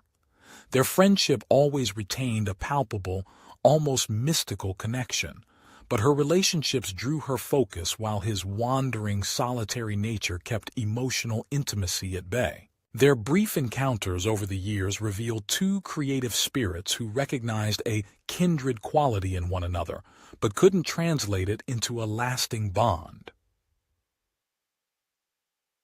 Marlon Brando, an acting force of nature.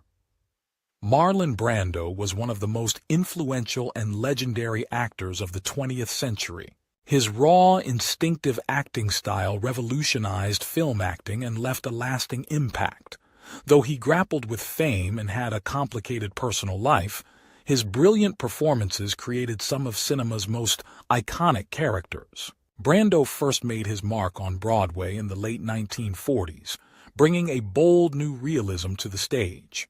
His starring role as Stanley Kowalski in 1947's A Streetcar Named Desire electrified audiences and ushered in a new era of acting. Hollywood soon came calling, and his first film role as Stanley in the 1951 movie version earned Brando his first Best Actor Oscar nomination. Over the next decade, Brando delivered a string of now-classic performances in films like Viva Zapata, Julius Caesar, On the Waterfront, Guys and Dolls, and Sayonara, for which he won his first Best Actor Oscar. His portrayal of leather-clad biker Johnny Strabler in 1953's The Wild One created a cultural sensation and forever linked Brando with teen rebellion. But his most legendary role came in 1972's The Godfather as mob boss Vito Corleone. Though critics initially doubted the casting, Brando disappeared into the role, creating an indelible portrait of quiet malevolence through subtle mannerisms and a raspy voice. The performance ranked as one of the greatest in film history and earned him his second Best Actor Oscar. Off-screen, Brando engaged in numerous romantic relationships and faced family tragedies, including his daughter's suicide. He grew frustrated with Hollywood and acting, once declaring that he did it purely for the money. Yet Brando formed a close friendship with Barbra Streisand over the years. They connected over shared insecurities and struggles with fame, swapped acting tips, and dreamed of co-starring in projects together. Streisand recounts lively debates with Brando about acting technique and details his ingenious methods for remembering lines. In his final decades, Brando continued to seek privacy, buying an island in Tahiti. But he nurtured big dreams like turning his paradise into a renewable energy research lab to help protect the planet he loved. Though he died in 2004, Brando remains an acting force of nature who forever changed Hollywood. Barbra Streisand sparkles on and off screen. During On a Clear Day, You Can See Forever. In late 1968, Barbra Streisand began working on the film adaptation of the Alan J. Lerner and Burton Lane musical, On a Clear Day You Can See Forever. Streisand was intrigued by the unusual subject matter involving hypnosis, extrasensory perception, and reincarnation. She also relished the chance to play dual roles, the quirky, contemporary Daisy Gamble as well as the elegant Melinda Tentrees, a 19th-century English woman revealed to be one of Daisy's past lives. Streisand enjoyed collaborating closely on Daisy's modern wardrobe with her friend, designer Arnold Scassi.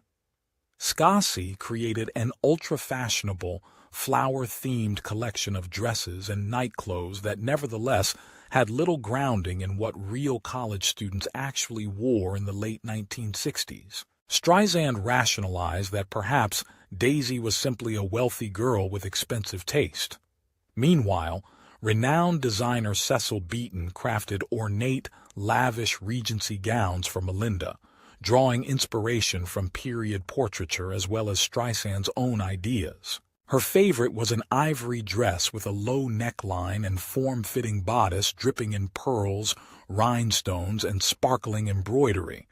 Streisand accessorized with a turban of her own design, an element she frequently incorporated into her personal wardrobe.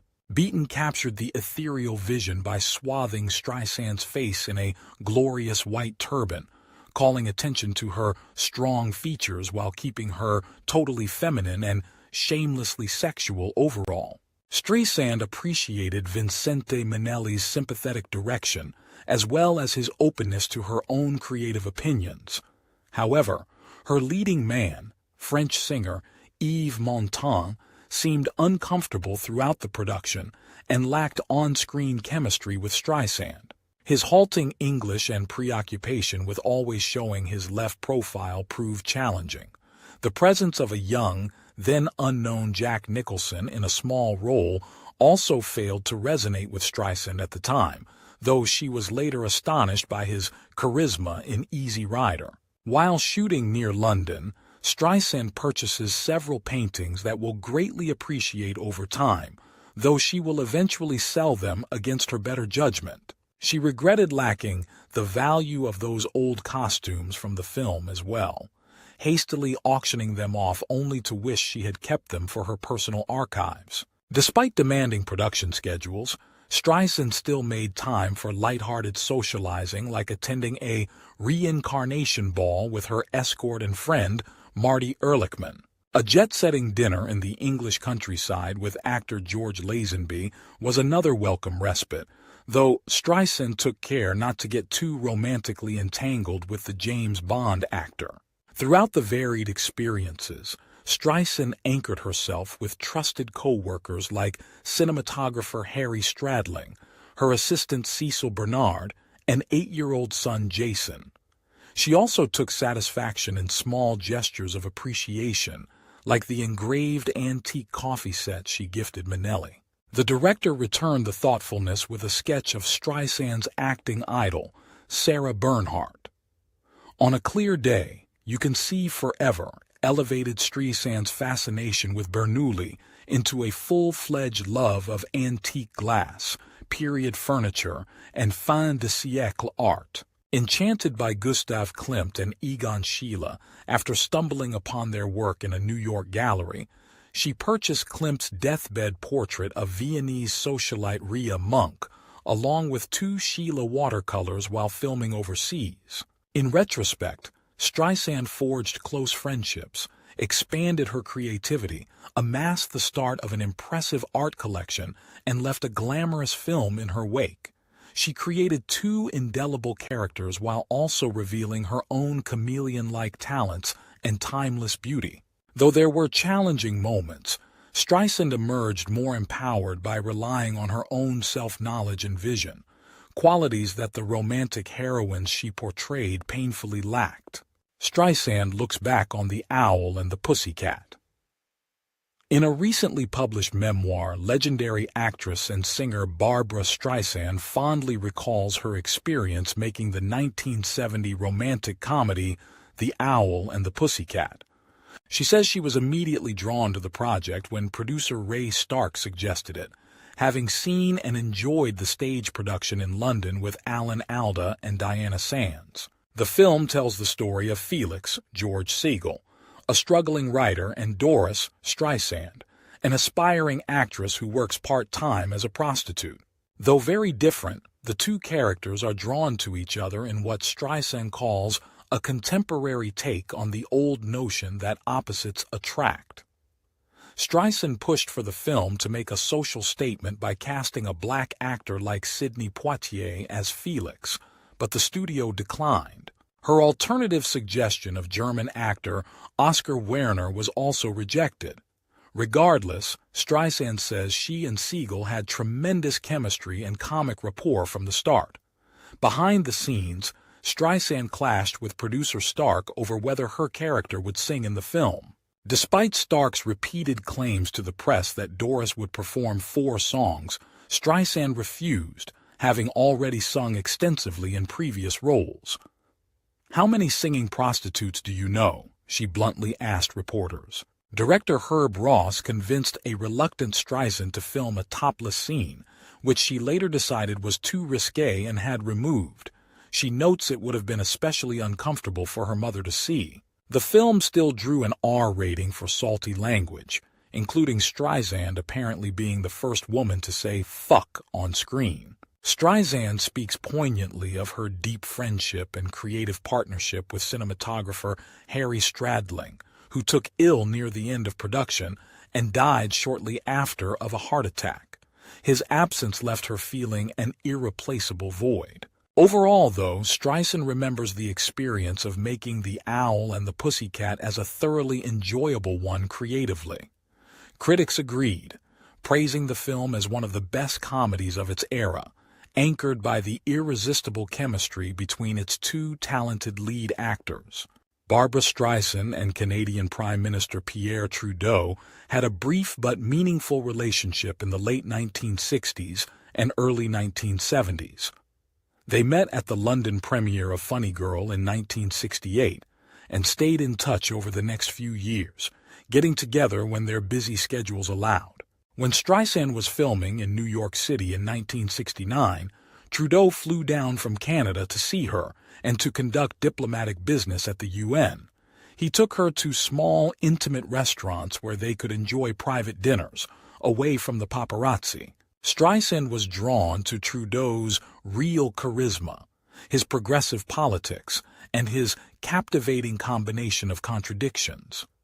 As Canada's leader, he intrigued her, and she saw him operating on a whole different level. In 1970, Streisand accepted Trudeau's invitation to attend a gala in Ottawa celebrating the Manitoba Centennial. She felt like a princess accompanying the handsome prime minister, who couldn't take his eyes off her. Streisand admired sitting in on a session of Parliament and witnessing Trudeau's skilled leadership firsthand. That weekend, Trudeau also hosted Streisand at his country retreat. His outdoorsmanship and daring contrasted with her own cautious nature, shaped by her mother's warnings. While Streisand shivered bundled up on shore, Trudeau took a naked polar plunge into the icy lake. As Trudeau grew more serious, Streisand hesitated, questioning whether she wanted to devote herself fully to him and leave behind her thriving career. Her brain was in love, but not her body. She also wasn't ready for marriage and more children, so Streisand returned to her life in L.A., recognizing that despite their strong connection, something was missing romantically. Nonetheless, Streisand and Trudeau kept a friendship over the next 30 years until his death in 2000. She continued to respect him deeply as an iconoclast, a visionary, and a great leader. His progressive legacy lived on through his son Justin Trudeau, who Streisand correctly predicted in 2012 would follow in his father's footsteps and become Canada's Prime Minister one day. Barbra Streisand, an artist constantly exploring new directions. As one of the most acclaimed and versatile artists of our time, Barbra Streisand has never been content to rest on her laurels or repeat herself. Whether it's her acting, directing, singing, or activism, Streisand is always seeking new ways to challenge herself creatively. This drive to evolve is exemplified by her approach to her music career in the late 1960s and early 1970s. At a time when rock music was ascendant, Streisand was being encouraged by her record label to adopt a more contemporary sound. But she was hesitant to simply chase popular trends. As she puts it, just because something was popular didn't mean it was good for me. Still, she was open to trying new things, so her record producer, Richard Perry, brought her fresh, unexpected songs by artists like Laura Nyro, Randy Newman, and Joni Mitchell. The result was the album Stony End, which became a major hit in 1970, and marked a bold new chapter for Streisand. Its eclectic, contemporary mix of material signaled that she would not be pigeonholed. This period also saw Streisand contemplate a very different kind of project, starring in an adaptation of the operetta The Merry Widow, to be directed by the great Ingmar Bergman. Bergman actively pursued Streisand, telling her, "I will make the picture if Barbra Streisand agrees." Though musicals were familiar territory for her, the old-fashioned Viennese setting gave Streisand pause. But the chance to work with Bergman was irresistible, so they began discussing the project seriously, with Bergman sending her portions of a screenplay. Streisand responded enthusiastically at first, finding the opening very compelling, but she was disappointed by the second act, feeling it didn't fulfill the promise of the first. Ever forthright, she shared her reservations with Bergman. Rather than take offense, Bergman wrote back thoughtfully, saying that if Streisand didn't feel real enthusiasm for the role, it is much better to be realistic and drop our cooperation this time. Nevertheless, he made it clear he would still be very interested in working with her on another film in the future. So this collaboration was not meant to be. Yet Streisand speaks of her interactions with Bergman, both here and when visiting her then-husband Elliot Gould on a Bergman film set, with great affection and respect. Despite their strong personalities, the warmth between them leaps off the page. Ultimately, the Merry Widow episode captures Streisand's willingness to take risks, her high standards, and her openness, even eagerness, for constructive criticism. She's not afraid to voice her doubts to one of cinema's true geniuses. Just as she pushed back against her record label's commercial pressures, her devotion is to her own artistic instincts above all. Now in her 8th decade, with accomplishments across so many fields, Streisand continues following those instincts wherever they lead. She has just released Release Me Too, an album of rare and previously unreleased tracks spanning her entire career. Once again, she is proving that an artist like Streisand defies expectations and categories. From Stony End to today, her many fans will follow her down whatever new road she travels, excited to see her break bold new ground yet again. Barbra Streisand initially had doubts about starring in the screwball comedy What's Up, Doc?, directed by Peter Bogdanovich. The film was conceived after Bogdanovich impressed Streisand and Warner Bros. Executive John Calley with his recent drama The Last Picture Show. Streisand wanted to work with Bogdanovich, but wasn't convinced by the initial script, which involved mix-ups surrounding 4 suitcases. However, she trusted Bogdanovich's comedic vision and moved forward with the project. Streisand recommended her boyfriend at the time, Ryan O'Neal, to play the male lead, despite Bogdanovich's skepticism about O'Neal's comedic abilities. After watching Love Story, Bogdanovich agreed to meet O'Neal and was won over by his charm and humor. To prepare, Bogdanovich had O'Neal and Streisand watch classic screwball comedies like Bringing Up Baby. On set, Streisand initially struggled to relinquish control and follow Bogdanovich's specific direction without question. She was surprised when he would directly act out how he wanted a scene played, but eventually embraced his strong vision and guidance.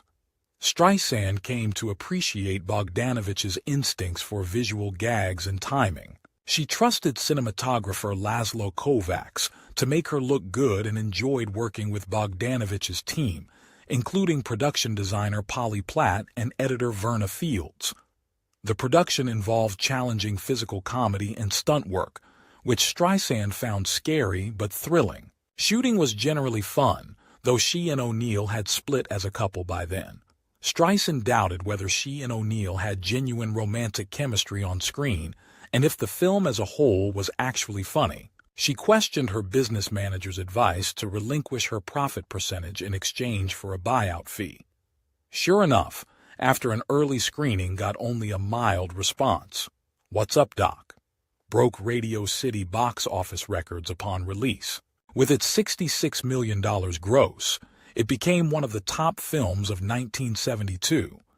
Streisand regretted missing out on her share of those profits. Still, the success of What's Up, Doc? Proved the value of taking risks and trusting in talented collaborators with a strong, if unorthodox, vision. Despite early concerns, Streisand ultimately created another hit by stepping outside her comfort zone into the liberating arena of screwball comedy. Streisand's political awakening and fight for women's rights. The 1960s were a turbulent time in America, marked by the assassination of JFK, the civil rights movement, and growing anti-war sentiment. As Barbra Streisand became more politically aware during this era, she increasingly used her platform to advocate for the issues she cared deeply about, including women's rights. Streisand details her growing political activism in the 1960s. She performed at fundraisers and events supporting civil rights leaders like Martin Luther King Jr. She sang at events protesting the Vietnam War and supporting anti-war candidates. And as the women's liberation movement gained momentum in the late 60s and early 70s, Streisand became an ardent supporter of women's rights. In 1970, Streisand actively campaigned for Bella Abzug, a pioneering congresswoman who fought fiercely for women's equality. Streisand admired Abzug's brash, unapologetic style and her refusal to stay in her place. Abzug emboldened other women to run for office with her famous slogan, "This woman's place is in the House of Representatives." Streisand also sought to challenge gender barriers in her own career. In 1971, at the height of the women's movement, she co-founded her own production company, gaining more creative control at a time when few women in Hollywood held such power. She chose a film that tackled contemporary gender roles for her company's first project, Up the Sandbox. The movie resonated strongly with Streisand as she struggled to balance career and motherhood. Up the Sandbox sympathetically portrays a housewife named Margaret who dearly loves her family but craves self-expression through writing or going back to school. At a time when women were expected to devote themselves entirely to home and family, the movie daringly suggests Margaret wants and deserves both career and motherhood. Streisand considered this a women's lib picture for portraying Margaret's struggle and defending her right to choose her own path. Streisand bravely decided Margaret should even have the right to choose whether or not to continue an unwanted pregnancy, a very controversial idea pre-Roe v. Wade. Though the movie doesn't overtly mention abortion, portraying a woman determining her own reproductive destiny was still radical in 1972. Through her political advocacy and creative projects like Up the Sandbox, Streisand consistently used her celebrity to amplify women's voices and bring awareness to the gender inequality still plaguing society. At a pivotal time for feminism, she fought persistently for women's autonomy over their own lives and bodies, issues that feel just as pressing today.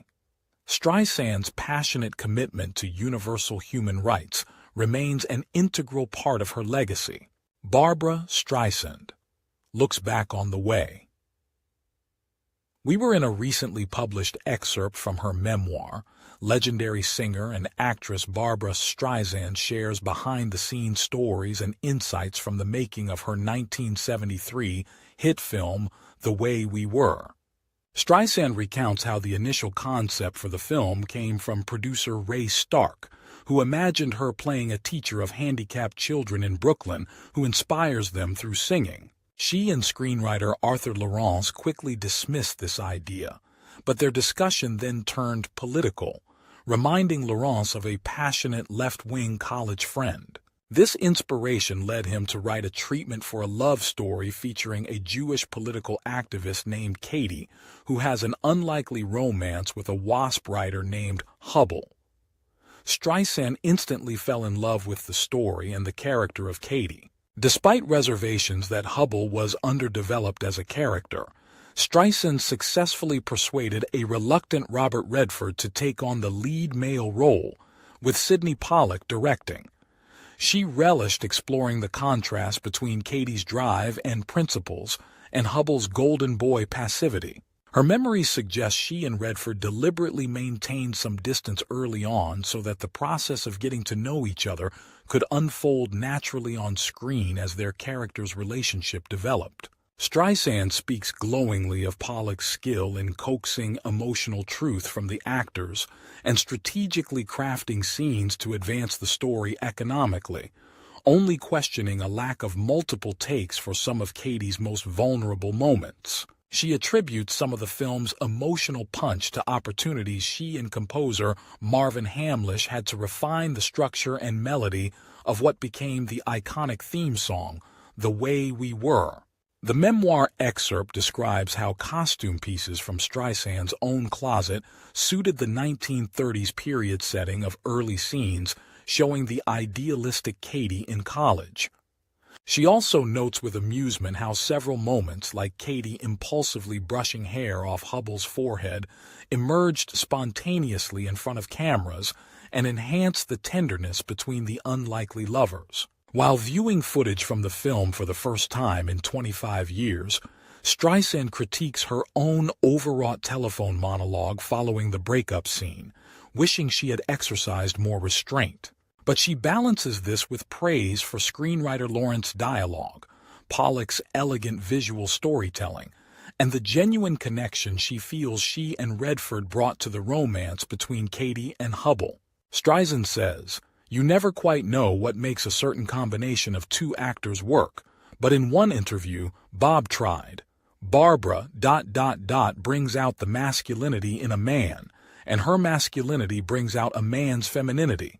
In the end, Her words reflect gratitude for having had the chance to help tell the story of a courageous, opinionated Jewish woman passionately in love with a privileged Gentile man, perhaps because it mirrored her own notions of longing and unlikely attraction in ways that clearly resonated with moviegoers for decades to come. The inside story of The Way We Were, Barbra Streisand's decades-long quest to restore missing scenes. In her new memoir, entertainment legend Barbra Streisand provides an inside look at the making of her iconic 1973 film The Way We Were, including the gutting decision to cut two pivotal scenes that she has tried tirelessly to have restored for nearly 50 years. As Streisand details, writer Arthur Lawrence had penned The Way We Were as a political love story, with the main character Katie's progressive activism central to the plot. Two critical scenes highlight Katie's political passion and conscience. One where a student's speech makes Katie confront how she has abandoned her own activist roots. Another where she learns she's been betrayed to the House Un-American Activities Committee, forcing her to make the painful choice to leave her husband Hubble. According to Streisand, director Sidney Pollack cut these scenes just days before the film's release, along with 3 other political sequences. Pollack admitted he bowed to studio pressure to excise the blacklisting storyline, feeling it would alienate audiences. For Streisand, eliminating 12 minutes of crucial context eviscerated Katie's character and made the central couple's split baffling. She vigorously lobbied Pollack and producer Ray Stark to no avail. In the ensuing decades, Streisand kept the trimmed scenes stored in her personal vault, waiting for the chance to see them restored. When helping create a 1998 DVD release, she convinced Pollack to include the deleted footage, proving how essential they were. Still, the director resisted re-editing the film, confessing he remained unsure if he was right to cut them. After Pollack's death, Streisand asked Sony Pictures to include an extended cut with the restored scenes on a 50th anniversary Blu-ray set. Despite initial resistance, Streisand made an impassioned case to Sony's Tom Rothman about artistic integrity. With support from co-star Robert Redford, she prevailed. The 2023 Blu-ray and iTunes release will feature Streisand's edit with Lawrence's intended vision realized 5 decades later. For Streisand, seeing Katie and the filmmaker's original voice finally resurrected is a hard-won triumph. It reflects her indefatigable spirit which the song The Way We Were immortalized. Can it be that it was all so simple then, or has time rewritten every line?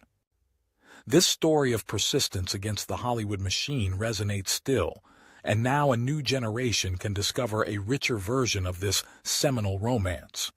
Barbra Streisand faces backlash over album title and cover art. In 1973, Barbra Streisand was riding high from the success of her latest film, The Way We Were, in which she starred alongside Robert Redford. She decided to capitalize on the popularity of the movie's title song by releasing her own version as a single.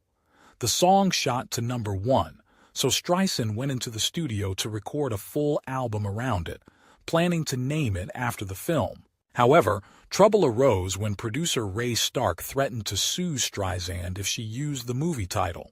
He already had the official soundtrack album coming out on the same label, Columbia Records, and apparently didn't want the competition, even though the albums would serve different audiences. According to one Columbia executive, the real issue was money. Stark wasn't getting a percentage of Streisand's album sales, but to avoid a legal battle, the record company made Streisand drop any mention of the film from her album cover and marketing. This caused problems for Streisand when the artwork she had carefully selected for the album cover came back from the design team altered. Not only had they removed the album title that was meant to be positioned above her hand, but they had also taken the liberty of erasing the bump on Streisand's nose without permission. She was frustrated, insisting, "If I wanted a nose job, I would have gone to a doctor." In the end, Columbia hastily added a sticker to the album cover, announcing the hit single The Way We Were, but the bright pink text clashed with the black and red aesthetic Streisand had intended. She felt producer Ray Stark took some sick pleasure in inconveniencing her over the album release. As she put it, "I think in some dark psychological way, Ray enjoyed fighting with me." The album cover drama was an unwelcome distraction, but it did little to dampen the success of the single and record. The Way We Were song ended up the top-selling single of 1974, allowing Streisand to put any petty grievances behind her. With her trademark talent and determination, she has continued breaking records and silencing critics decades into her storied career. The Turning Point: How John Peters Entered Barbra Streisand's Life. In 1973, Barbra Streisand was at a crossroads both personally and professionally. She had recently ended a relationship and was questioning her pattern of choosing unavailable men. Professionally, Streisand was turning down roles in films that would later earn other actresses critical acclaim and Oscar wins, like They Shoot Horses, Don't They, and Clute. It was in this period of uncertainty that John Peters entered Streisand's life. Peters was a hairdresser in Hollywood who claimed he had cut Streisand's hair years earlier for the film Funny Girl, though in truth, her hair had been cut by someone else. Streisand first encountered Peters at a party in 1973 when she spotted a woman with a striking pixie haircut. When Streisand asked who had cut her hair, the woman replied, "John Peters." Intrigued, Streisand arranged to meet Peters at her home to discuss designing a wig for her upcoming film, For Pete's Sake. Though known for his bravado and direct manner, Peters made an effort to impress Streisand by borrowing his cousin's Jaguar and dressing up in a smoking jacket and glasses.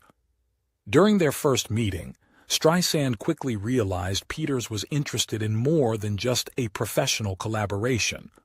He openly admired her body and asked her out despite her repeated refusals. Peters proved to be incredibly persistent in pursuing Streisand. He appeared at her home numerous times under the guise of working on her wig, and repeatedly asked her out to lunch or a date. Though initially uninterested, Streisand eventually relented and agreed to play tennis with him. She was drawn to his availability and the companionship he offered in contrast to the emotionally unavailable men she typically dated.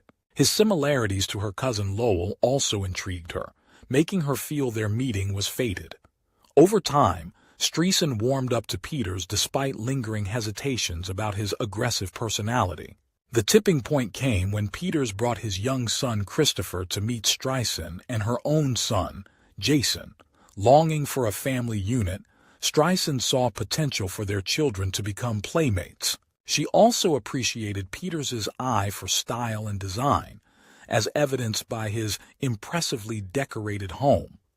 By the time filming wrapped on For Pete's Sake, Streisand agreed to date Peters, though she remained cautious about the relationship. Just as their romantic relationship was blossoming, Peters suggested to Streisand that he could put together concert tours for her. Though skeptical of his expertise, Streisand was swayed by his unwavering confidence. Within a short period, Peters had transitioned from Streisand's hairdresser to wig designer to boyfriend and manager. This time of personal and professional change marked a turning point for Streisand. Peters helped prompt her breakup with a pattern of unavailable men, and his vision and persistence convinced her to return to live performances. For better or worse, John Peters had entered Barbra Streisand's life, and nothing would be quite the same again. Barbra Streisand finds love and frustration with John Peters. In the early 1970s, Barbra Streisand, already a famous singer and actress, met a brash, ambitious hairdresser named John Peters. Streisand had gone to New York for a haircut from Peters, who had made a name for himself in Hollywood with his trendy salons. When they met, there was an instant attraction and connection, but Streisand initially resisted Peters's repeated romantic overtures. Eventually, she agreed to open herself up to a relationship with him. Peters was very different from Streisand, an athletic macho man who loved adventure and taking risks, quite unlike the more refined and cautious Streisand. Yet she saw a sensitive, artistic side to him as well, admiring the rustic chic decor of his home that mixed masculine and feminine elements. Streisand also appreciated having a protector figure in her life after years of facing criticism and harassment from fans and photographers that made normal outings with her young son Jason difficult. As their relationship deepened, Streisand and Peters decided to buy a home together in Malibu for more privacy.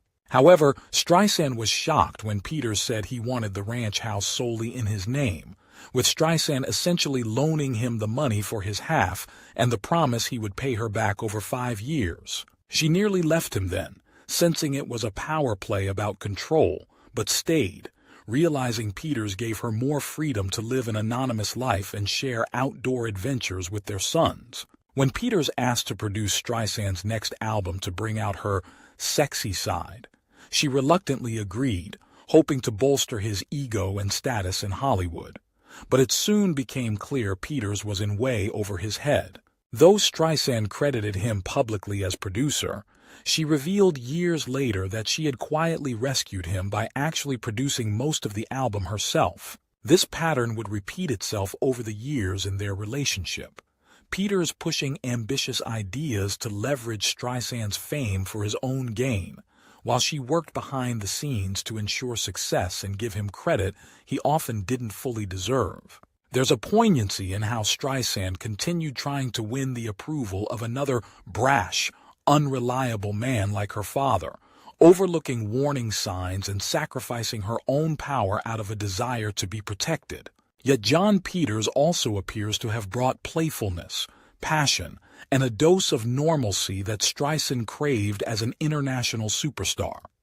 The article shows how even the most talented, determined woman can find herself diminished at times by the complex dynamics of love. Barbra Streisand was reluctant to make a sequel to Funny Girl called Funny Lady, feeling she had already spent years playing the legendary comedienne Fanny Brice. But she was contractually obligated to producer Ray Stark and hoped to find a way to connect with the character again. The original script by Arnold Schulman did not impress Streisand. She struggled to relate to the older version of Fanny. J. Preston Allen did a rewrite bringing out more of Fanny's emotional journey that intrigued Streisand, including letting go of fantasies about men and allowing herself to open up to theatrical producer Billy Rose. James Caan was cast as Billy Rose, and Streisand appreciated his fast-talking energy, though Caan was much more attractive than the real-life Rose. Funny Lady explores the combative but sexually charged relationship between Fanny and Billy. Fanny calls him out on his lack of manners but is also drawn to his drive and humor. Their explosive fights and moments of tenderness echo Streisand's own dynamic with Elliot Gould. Omar Sharif returns as Fanny's first husband, Nick Arnstein, but the spark between them is gone for Streisand after Funny Girl. When Nick reveals he is married again without telling Fanny, she sings the poignant "How Lucky Can You Get" on an empty stage lit by a single spotlight, captured beautifully by cinematographer James Wong Howe. Howe came out of retirement at age 74 to shoot Funny Lady and bonded with Streisand over their shared love of Chinese food. Streisand performed her own dangerous stunt flying in an open cockpit biplane, despite being afraid of flying. Terrified when the short-planned flight went on much longer than expected, she was screaming by the time they were able to land, with planes backed up at the airport. She questions now why she risked her life for the movie. The film explores Fanny realizing she loves Billy Rose just as he has become involved with someone else, leaving her alone again like at the end of Funny Girl. Streisand gave farewell presents to the cast and crew, including an engraved vintage camera for James Wong Howe, who passed away the next year. Funny Lady was the last movie she made with Ray Stark, fulfilling her contract. Though grateful to him for Funny Girl and some generosity, she could not forget ways he took advantage of her over the years. The film wraps up a chapter for Streisand, parting ways with Stark, and apparently no longer feeling any spark with former co-star Omar Sharif. After a decade of demanding work, Streisand finally finds time to relax. After 10 years of intense film projects and a stressful marriage, Barbra Streisand was relieved to finally have free time to pursue her passions. She attended a scene performance from Uncle Vanya at the Actors Studio, which reignited her longtime desire to perform classic plays. When founder Lee Strasberg asked what her dream role was, Streisand immediately answered Juliet. Though initially believing she'd never have the chance to play Shakespeare, Strasberg encouraged her to prepare a scene to perform. Streisand tapped into what she felt was an authentic portrayal of Juliet, not as an idealized innocent, but rather as an impatient, emotionally volatile teenager. Her unorthodox interpretation was a hit, with Strasberg purportedly declaring it the best Juliet he'd seen. Nevertheless, this remains Streisand's only Shakespearean role to date. Her newfound liberty also led Streisand to musician Rupert Holmes and his album Widescreen. Captivated by his witty story songs, she invited him to Los Angeles to collaborate on arrangements for her next album. Their instant creative chemistry resulted in Streisand asking Holmes to work on the entire record. She gave it the fitting title, Lazy Afternoon, to reflect her first extended period of relaxation in years, as well as the dreamy musical atmosphere they created. Highlight tracks included the nostalgic Widescreen, which Streisand refashioned to better represent her personal growth, and the intimate My Father's Song, written by Holmes with seemingly psychic insight into her childhood longing for paternal support. Their partnership was so fruitful that Streisand even spontaneously composed a melody that Holmes helped transform into the clever lyrical puzzle By the Way. Streisand considered the album a fully realized expression of her vision. Critics agreed, applauding its authentic contemporary aesthetic. Though sales proved modest, the project remains one of Streisand's fondest memories for its warmth and collaborative spirit. After 10 exhausting years, she had finally found time to unwind and rediscover her passion for music. Barbra Streisand's fascination with Maria Callas-Sparks, a creative challenge. Barbra Streisand has confessed she is not someone who typically listens to music in her free time. As a legendary recording artist who has spent countless hours in the studio dissecting her own vocal takes, putting on more music feels too much like work. However, Maria Callas's soaring soprano was an exception that captivated Streisand's imagination. Callas's stunning performance of the heart-wrenching aria Senza Mama stuck in Streisand's mind for years after she first heard it. Though Streisand did not have Callas's classically trained voice, she was compelled by the emotive power of the music. She wanted to bring her own contemporary style to such classical repertoire, even if it meant venturing well outside her comfort zone. This spark of inspiration drove Streisand to create her album Classical Barbra, an ambitious undertaking arranged and conducted by her friend and collaborator Klaus Ogerman. Ogerman's extensive classical background equipped him to guide Streisand through an eclectic mix of European art songs and operatic selections, now reimagined with Streisand's expressive pop sensibilities. The album was no vanity project undertaken lightly. Streisand demanded excellence from herself, continuing to tweak the recordings up until the last possible moment before release. Her perseverance paid off with enthusiastic critical reception, including a rave review from none other than the iconic classical pianist Glenn Gould. Gould not only praised Streisand's willingness to take risks, but also favorably compared her dramatic interpretive powers to Callas herself. Though Streisand did not attempt Senza Mama on the album, the experience stretched her artistry and earned her a Grammy nomination for Best Classical Vocal Soloist. She realized a long-held dream of honoring Callas's influence by dive into serious classical repertoire. Like Callas, Streisand demonstrated how a transcendent voice combined with insightful emotional connection can overcome questions of proper training or niche expectations. Streisand continues to admire Callas to this day, expressing regret that she missed opportunities to potentially portray her cinematic inspiration on film.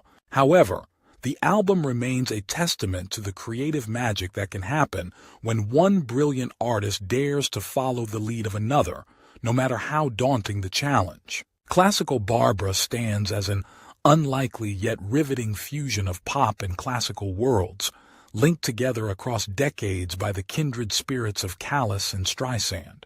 The Making of a Star is Born, 1976. In 1974, Barbra Streisand came across a gritty script focused on the rock music world written by Joan Didion and John Gregory Dunn.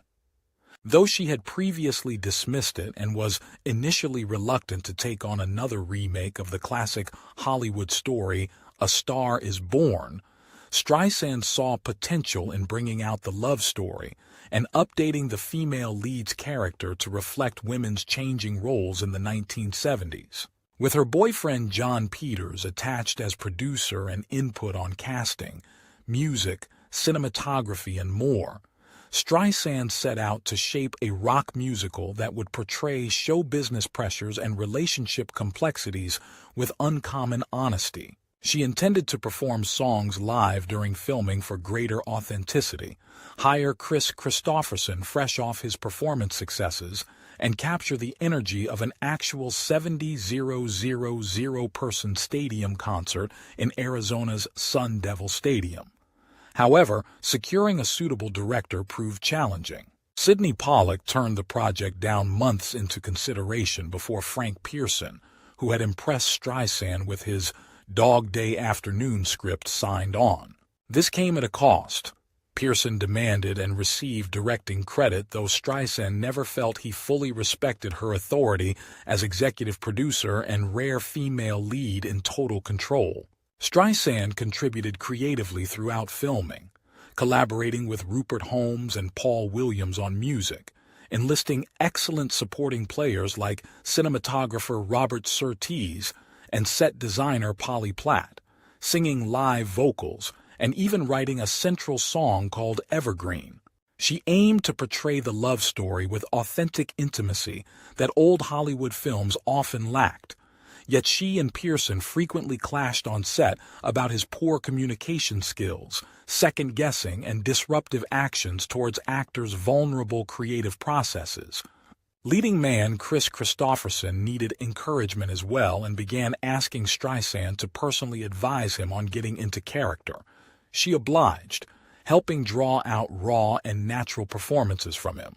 In the absence of any written love scene, Streisand set out to craft one herself with Christopherson, capturing candid, off-script moments like a tender kiss on her hand that stayed in the moving final cut of their song Evergreen together. For Streisand, who had long valued spontaneity and single-take live vocal recordings in music, filming A Star is Born proved exhausting but offered rare control over her own creative vision. She handled complex directing duties like deciding shot sequences, angles, and lenses herself, while also performing original character songs live in front of enormous crowds. Her clashes with Pearson over his direction, or lack thereof, apparently led Chris Christopherson to request her guidance to compensate.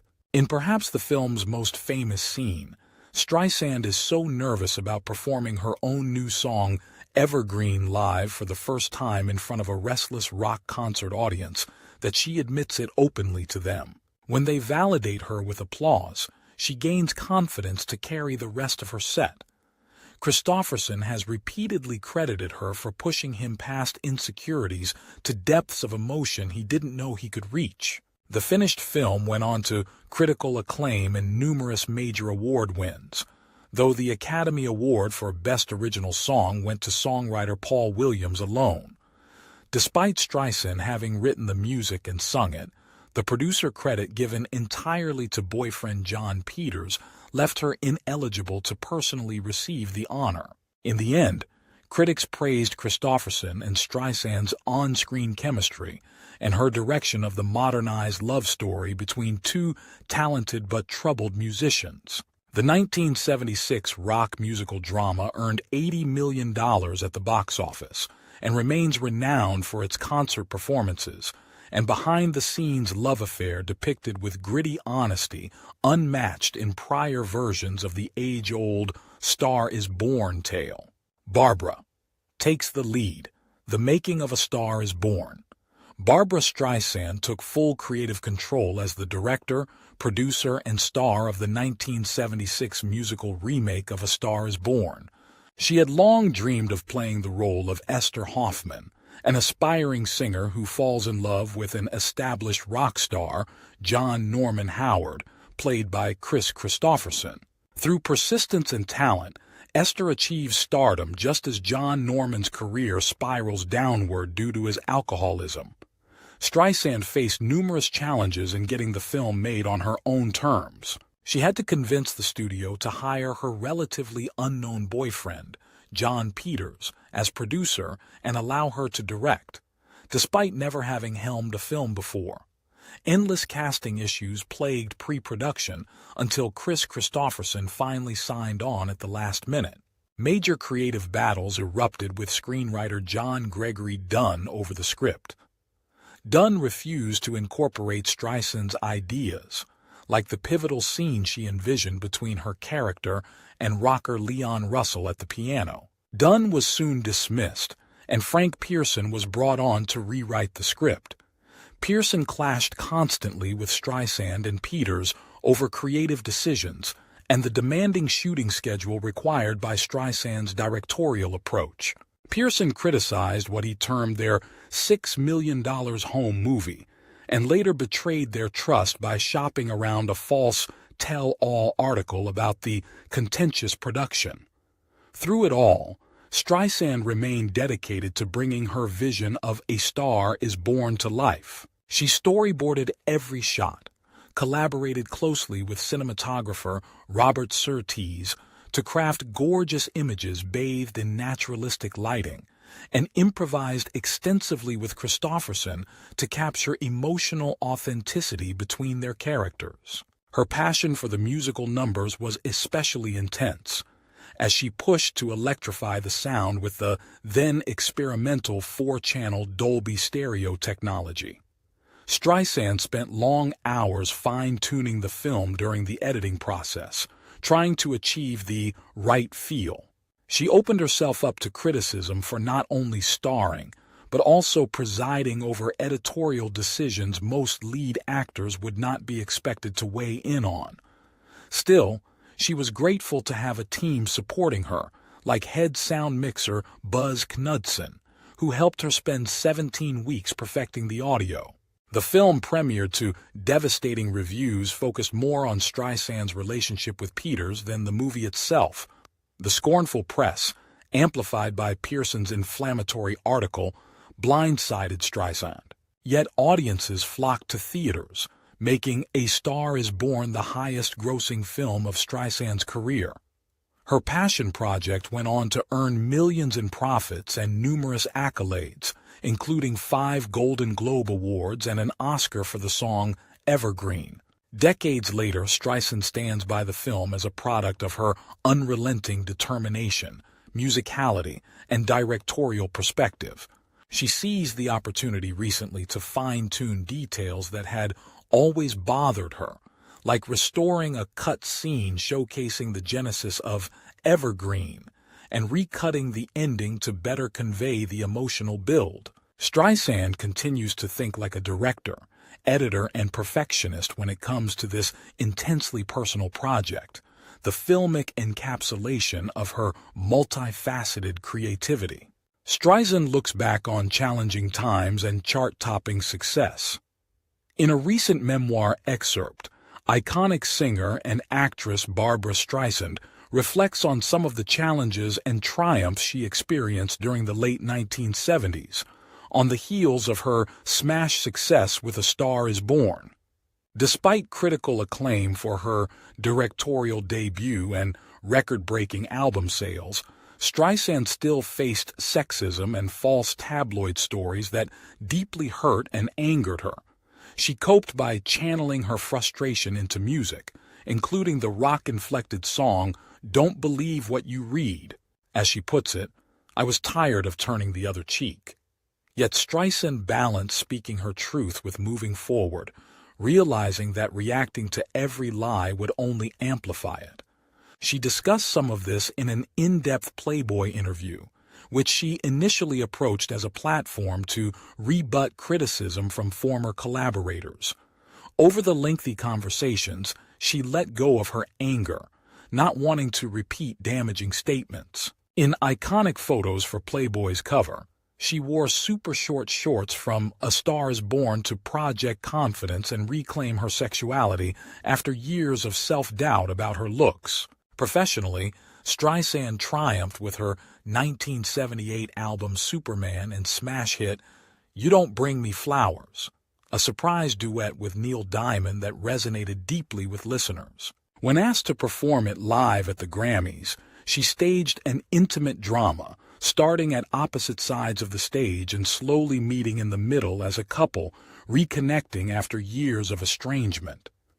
Her expressive performance brought down the house. Throughout her memoir, Streisand chronicles key professional moments interwoven with personal stories, whether about Warren Beatty's blunt advice, her beloved dog charity, or a framed Playboy outtake she gifted her husband. Her sharp wit, insight, and candor reveal both her insecurities and single-minded vision that shaped her groundbreaking career at a pivotal cultural moment for women. Barbra Streisand, Navigating Love and Work with Strong-Willed Men. The excerpt from Barbra Streisand's memoir describes her complex personal and professional relationships with two famously strong-willed men, producer John Peters and actor Ryan O'Neal. It offers insight into Streisand's struggles to balance her powerhouse career with her desire for an equal partnership in her romantic relationships. Streisand met Peters in the early 1970s and soon entered into a long-term relationship with him, during which time they worked together on the 1976 remake of A Star is Born, which Streisand produced, co-wrote, directed, and starred in. She describes Peters as volatile and controlling. He needed to be the boss and have the final say on decisions like home decor. His exaggerations and lies increasingly frustrated Streisand over time. Still, she stayed with him for years, partly because she hoped to start a family. Peters frequently proposed marriage, but something held Streisand back from accepting. She alludes to a fundamental mismatch in their perspectives. He was more emotional and she more analytical. Over time, recurrent arguing and Peters' temper eroded Streisand's trust. Though he could be generous, buying her extravagant gifts like a motorhome, he was also insensitive at times, unwilling to make small accommodations for her comfort. Streisand's attraction to another man made her realize the relationship wasn't working. Though this new suitor didn't pan out either, Peters's placid reaction to her weekend away with him seemed to temporarily reset their dynamic. However, his lies and volatility ultimately overwhelmed Streisand. She felt the drama was more suited to her movies than her real life. Her experience with Ryan O'Neal, her leading man in the 1979 comedy The Main Event, offers a study in contrast. O'Neal knew how to push Peters' buttons, deliberately stoking his jealousy. Amusingly, the playful, mischievous O'Neal seems to have done. As actor and director, their artistic collaboration was easy and enjoyable for Streisand. She appreciated O'Neal's knack for physical humor as well as his skill with comic dialogue. The excerpt suggests O'Neal made for an appealing partner both personally and creatively. Streisand hints that their past romantic history created an easy intimacy between them, and she valued his openness to creative collaboration as both of them worked to shape their character's love story, quite different from her working relationship with the detached, non-collaborative director on The Main Event. Most meaningful was O'Neal's willingness to follow Streisand's lead professionally. When Streisand felt their characters' relationship needed better resolution after the initial love scene was shot, O'Neill supported her desire to write and direct a morning after scene showing the reversal of typical male and female romantic expectations. Streisand created a scene that challenged conventional assumptions about men's and women's emotional reactions after sex. She was able to use comedy to make serious points about changing gender roles. Test audiences responded well to the scene, confirming that Streisand and O'Neill's artistic instincts were well attuned. Where Peters sought to control Streisand, O'Neill boosted her creative agenda. He deferred to her leadership, despite being an established star himself. Their fruitful artistic partnership on the main event seems to have benefited from mutual respect. Of course, the memoir only offers glimpses, not a complete picture, but it's interesting to speculate. Perhaps O'Neill represented a version of what Streisand wished for with Peters, a creative sounding board rather than an authoritarian decision-maker, someone passionate yet easygoing, who reveled in mischief yet took her direction, and playful intellect instead of a petty tyrant. Ultimately, the memoir conveys Streisand's frustration in struggling to reconcile dynamic creative strength with a desire for an equitably powered, intimate relationship in her youth. Only later would she finally find an accepting partnership with her husband James Brolin, who understands, as the excerpt says, that her definition of a great time means room for hearty disagreement. With trust and confidence absent earlier, Streisand suggests she wasn't able to fully value feedback, creative or otherwise, within the power dynamics at play in her earlier relationships. The making of No More Tears, Enough is Enough. The story behind Barbra Streisand and Donna Summer's iconic 1979 disco duet, No More Tears, Enough is Enough, is one of surprising connections, persistence, and vocal prowess. As Streisand recounts, the seed of her 1979 Wet album was a visit to the jacuzzi at her newly renovated home, inspiring an aquatic theme. Songwriters Paul Jabara and Bruce Roberts brought her the song Enough is Enough, but producer Charles Koppelman initially dismissed it for not fitting the album's water motif. However, Jabara and Roberts added an intro about rain and tears, renaming the tune No More Tears, Enough is Enough. Jabara, a friend of Summers, persistently lobbied Streisand to record the song as a duet with the Queen of Disco. Though requests to arrange a meeting went unanswered, a chance call from Jabara answered by Streisand's son Jason secured the deal. The 12-year-old Summer fan enthusiastically endorsed the collaboration. The duo's studio rehearsals proved both intimidating and uproarious for Streisand. Though initially insecure about her disco chops next to Summer's prowess, she found Summer humble and encouraging. They pushed each other vocally, holding an epic long note until Summer fell off her stool from lack of oxygen. Ever the trooper, Summer simply laughed it off and marveled at Streisand still holding the note. Both singers proved consummate professionals, overcoming nerves to belt out the soaring vocals and vertiginous runs that made No More Tears a dance floor staple for decades. Their vocal challenge distilled disco's emotional catharsis, matched by Scavullo's iconic sleeve photograph of the pair backlit by Las Vegas neon. Though Streisand felt intimidated invading Summer's domain, the Queen welcomed her with open arms. Tragically, not long after Streisand and Summer shared fond memories of their duet at a mutual friend's home, the world lost the beloved Queen of Disco. Yet, No More Tears remains a joyful monument to unexpected connections and singers pushing each other to new heights. Just as young Jason knew, sometimes the most improbable duet partners can create magic together. Barbra Streisand was initially reluctant to record another album. In 1979, Streisand's focus was entirely on getting her passion project, the film Yentl, made. When her manager Charles suggested recording another album on the heels of her success with The Main Event and No More Tears, Streisand resisted at first, not wanting to be distracted from Yentl. Bee Gees leader Barry Gibb offered to write, produce, and record the album. Once Streisand agreed to do the album, Barry Gibb generously offered to handle the entire creative process himself, writing, producing, arranging, and even playing on the tracks, allowing Streisand to remain focused on Yentl. Impressed by his talent and Billboard chart dominance, Streisand happily accepted. Gibb wrote abstract songs, open to interpretation. Gibb's songwriting style was more abstract and non-linear than Streisand was used to, with evocative imagery and no clear narrative. She struggled to analyze his lyrics literally as she normally would, but she ultimately trusted Gibb's approach and went with the flow. One song gave Streisand pause.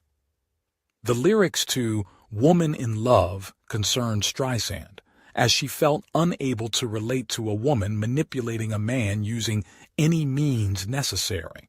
But despite her misgivings, she recorded the song by ignoring the words and just doing it. The recording process was extremely efficient. Gibb asked Streisand to sing each song 10 times, then pieced the vocals together in editing. This streamlined approach enabled Streisand to quickly record her parts before resuming work on Yentl. Streisand did make time for frequent food breaks to satisfy her anxiety-driven hunger pangs. Streisand contributed creative ideas sparingly. Preferring to leave the creative decisions to Gibb, Streisand contributed only a couple of key ideas, making Guilty the album title and upbeat opening track, and conceiving the stark white cover photo concept. Guilty was a massive commercial success. Despite Streisand's uncertainty about Woman in Love, it became the breakout hit single, propelling the album to #1 internationally. The album scored 5 Grammy nominations, with Streisand and Gibb winning Best Pop Duo for their performance. The experience exceeded Streisand's expectations. Streisand looks back on recording Guilty as her easiest, most enjoyable album experience ever, thanks to Gibb's producing and songwriting mastery. His talents enabled her to effortlessly record a career highlight work while still actively pursuing her passion project, Yentl. The excerpt focuses on Streisand's journey to get the film Yentl made after being captivated by Isaac Bashevis Singer's short story about a young Jewish woman named Yentl who disguises herself as a man in order to receive an education denied to women. Key themes: gender equality and feminism. Streisand connects deeply to the character of Yentl and her defiant pursuit of education despite societal restrictions on women.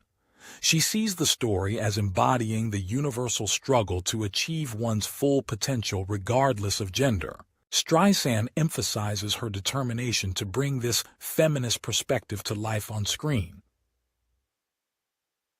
Identity and belonging. Another major theme is Yentl Streisand's sense of identity as a Jewish woman and feeling of otherness. Streisand discusses the history of animosity towards Jews as well as her own pride in her Jewish heritage. She wants to celebrate this identity, which many studio executives discouraged due to concern over highlighting Jewish themes. The Power of Music. Streisand reimagines the story as a musical with songs by Michael Legrand and lyrics by Marilyn and Alan Bergman. The songs give insight into Yentl's inner thoughts and dreams, adding emotional depth.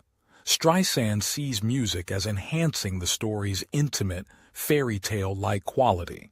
Key points.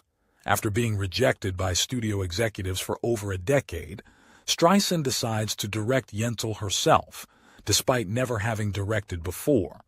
She is empowered by her late father's message to sing proud. Streisand has a transformative experience communicating with her late father's spirit through a medium, giving her a sense of closure. Seeing the name Anshel on a tombstone next to her father's convinces Streisand that fate intends her to make this film.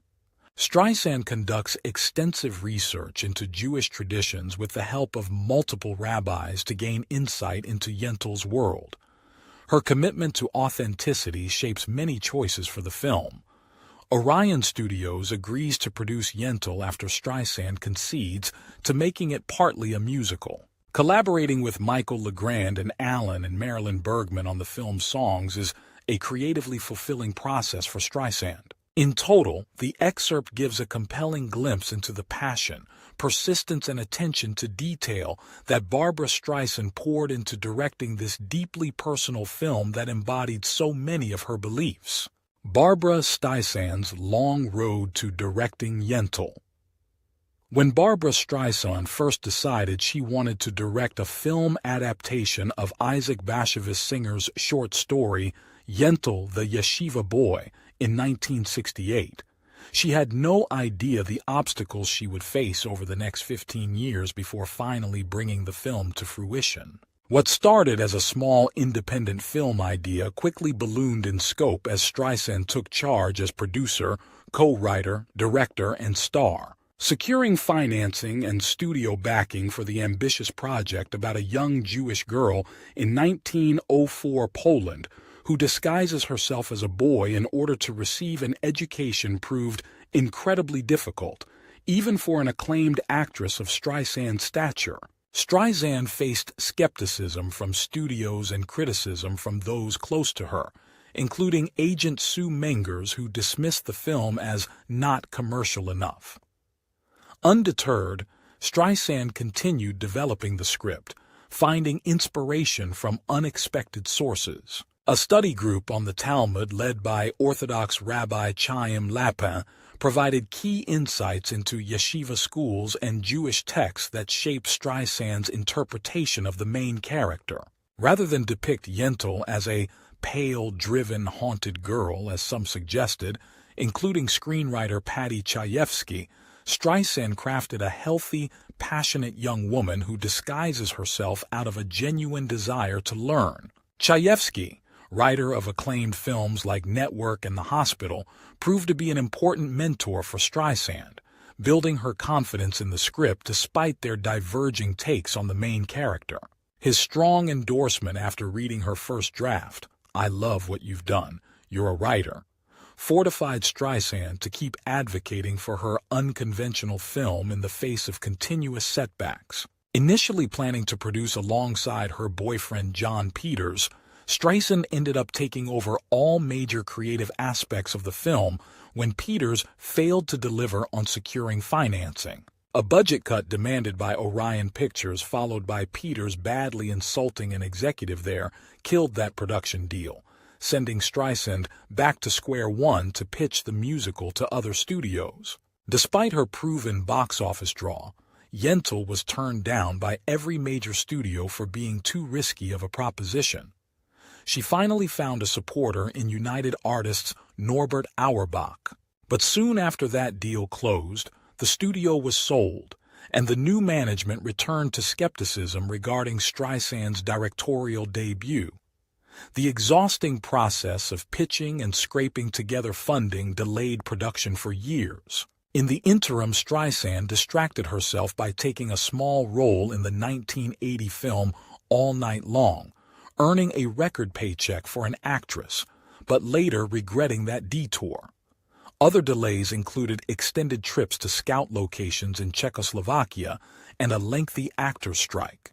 When cameras did finally start rolling on Yentl in the spring of 1983, the scale had been pared back from Streisand's original vision, but her passion for the film remained strong as ever. Her motivation stemmed from a desire to elevate the role of women in society by highlighting the systemic exclusion of their voices, using this turn-of-the-century Jewish setting to drive home a contemporary message about gender discrimination. Yentl's unconventional choice to break down barriers against women's education resonated with Streisand, as did the film's themes of overcoming societal obstacles in order to pursue one's dreams. In the end, it took monumental persistence for Barbra Streisand to bring her directorial debut to life. Repeated funding collapses, studio rejection, scheduling conflicts, pressure to abandon the project. She endured many hardships over 15 years before finally achieving her goal, but she remained dedicated to putting this story on screen her own way, eventually making significant sacrifices as producer, director, writer, star to work with the limited budget available. Her self-described passion project challenged conventional Hollywood wisdom about what audiences wanted to see, and also defied all the naysayers who told Streisand she could never be the woman in charge behind the camera.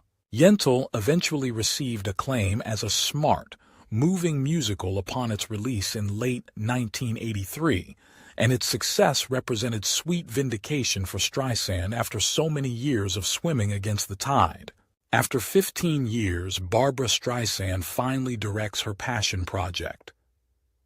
Barbra Streisand had dreamed of directing a film adaptation of the Isaac Bashevis Singer short story Yentl the Yeshiva Boy since 1968, but faced repeated setbacks getting the film made over a span of 15 years. Finally, in 1982, at age 40, Streisand is able to direct her passion project, bringing her unique vision of the film Yentl to life. Securing the deal.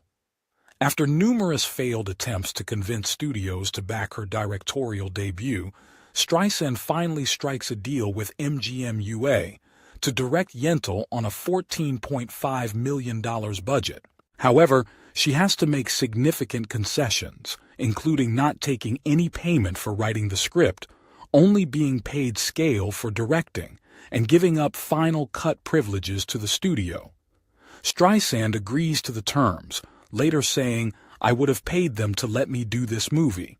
Assembling the cast and crew, Streisand carefully assembles her cast and crew, searching for just the right people to bring her vision to life. She casts Amy Irving as Hadass and Mandy Patinkin as Avigdor, though she has some initial hesitations about Patinkin. For the crucial role of Yentl's father, Streisand cast Nehemiah Persoff, saying she immediately felt he would be perfect for capturing the warmth and kindness she envisioned. The crew includes acclaimed cinematographer David Watkin and camera operator Peter McDonald. Streisand works closely with them to achieve her goal of extended shots and graceful camera movements that enhance the performances. The British crew embraces Streisand as the director, showing no signs of resentment at having a woman in charge. Directing with a unified vision, Streisand has a reputation as a perfectionist, but directs in a gentle, supportive way. Her theater training gives her a holistic approach, always considering how each scene fits into the full arc of the story and characters. She also prioritizes serving the actors' performances with her directorial decisions. Streisand storyboards extensively beforehand, planning shots and camera choreography in detail. She also videotapes rehearsals, using stand-ins to meticulously block complex scenes like the dinner table sequence featuring the song No Wonder. Her preparation aims to foster a spontaneous, playful atmosphere on set. Streisand collaborates with her creative team to problem-solve challenges like lighting issues. When cinematographer David Watkin says a close-up she envisions can't be lit properly, she suggests solutions like putting a lamp on a dimmer rather than compromising her vision for the shot. This embodies her directing approach, finding creative ways to achieve what is needed to serve the story. Initial tension, but eventual harmony with Patinkin-Streisand has some early tensions with male lead Mandy Patinkin, who wrongly assumes they will have an affair. After confronting him, Streisand says she considered replacing him but decided to continue working to make it succeed. Though remaining mystified by some of his intense acting preparations, Streisand supports Patinkin while also pushing him to improve his on-camera performance. Reception from crew. The British crew shows effusive appreciation for Streisand's directorial abilities in a letter signed by all. They dispute press reports calling her a temperamental perfectionist, instead praising her constant smiles, scarce shouting, and daily pleasant chats with cast and crew alike. Their glowing letter speaks to the supportive, nurturing on-set environment Streisand fosters. After 15 tortuous years, Streisand finally achieves her directorial dream with Yentl, harnessing exceptional creative talents to beautifully translate her long-held vision to the screen. The film earns 5 Oscar nominations, including Best Director for Streisand as only the 3rd woman ever nominated. Though she doesn't win, with Yentl's critical and commercial success, Streisand establishes herself as a groundbreaking female director in Hollywood. Barbra takes on Yentl, the rewards and struggles of directing her passion project.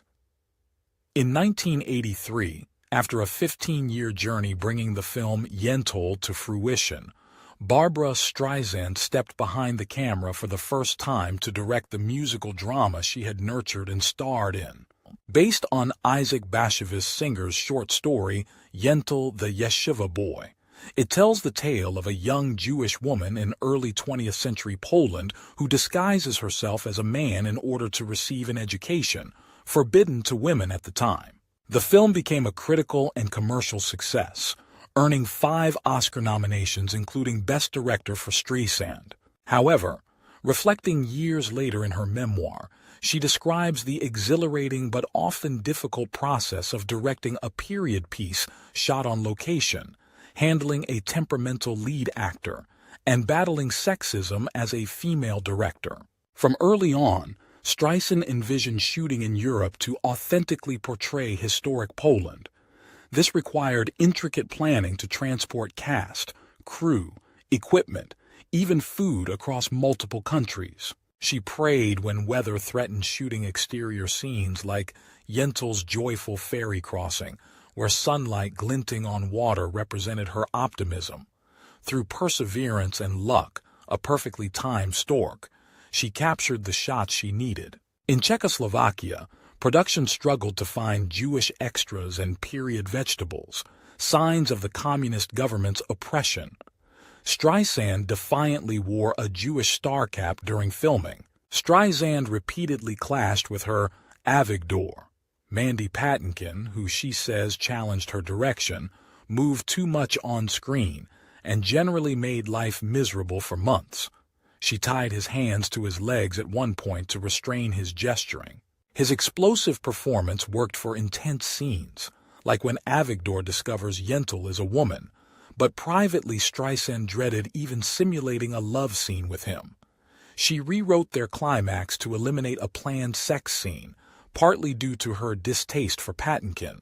Through shooting troubles and injuries, including a camera assistant's head gash, Streisand remained determined to achieve her vision. She used innovative camera setups, like a remote-controlled Luma crane to capture a sweeping shot of Yentl singing atop a moving ocean liner. Facing dwindling sunlight, she filmed the crane shot again when bad lab work ruined the first day's footage. High winds nearly blew equipment into the sea. Seasickness felled actors and crew. Still, Streisand pushed forward, terrified as she sang perilously close to helicopter blades for the finale. Her prayers to finish before losing daylight were answered. During exhausting days editing in Los Angeles, Streisand felt enormous pressure to finish quickly, even with months before release. Impatient Bond company reps threatened to take the film away, unwilling to go 11% over budget. Streisand felt the sexism underlying their skepticism of her leadership. Still, with editor Terry Rawlings, she sculpted scenes to her satisfaction, incorporating music rhythms and tempos inspired by compositions like Mahler's Symphony No. 10. Gossip column items accusing Yentl of being troubled incensed Streisand and studio head Frank Yablans. He confirmed her total artistic control and praised her cost consciousness. But the rumors, on top of Mandy's recalcitrance and weather battles, cast a pall. In the end, the film was a triumph, earning high praise and multiple Oscar nominations. But personally, the experience showed Streisand she had to be her own champion on set rather than expecting a male rescuer. After the shoot, Streisand's reluctance to commit further with her longtime boyfriend John Peters resulted in their split.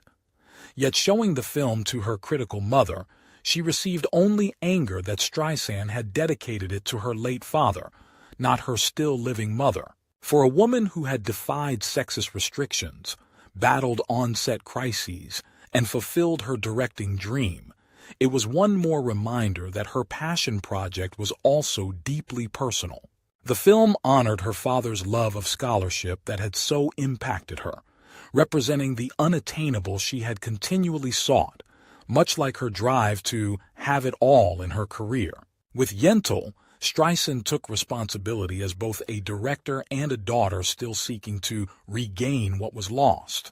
Barbra Streisand's directorial debut with Yentl, marked by triumphs and criticism. When Barbra Streisand's passion project Yentl finally hit theaters in 1983 after 15 years in development, the stakes could not have been higher.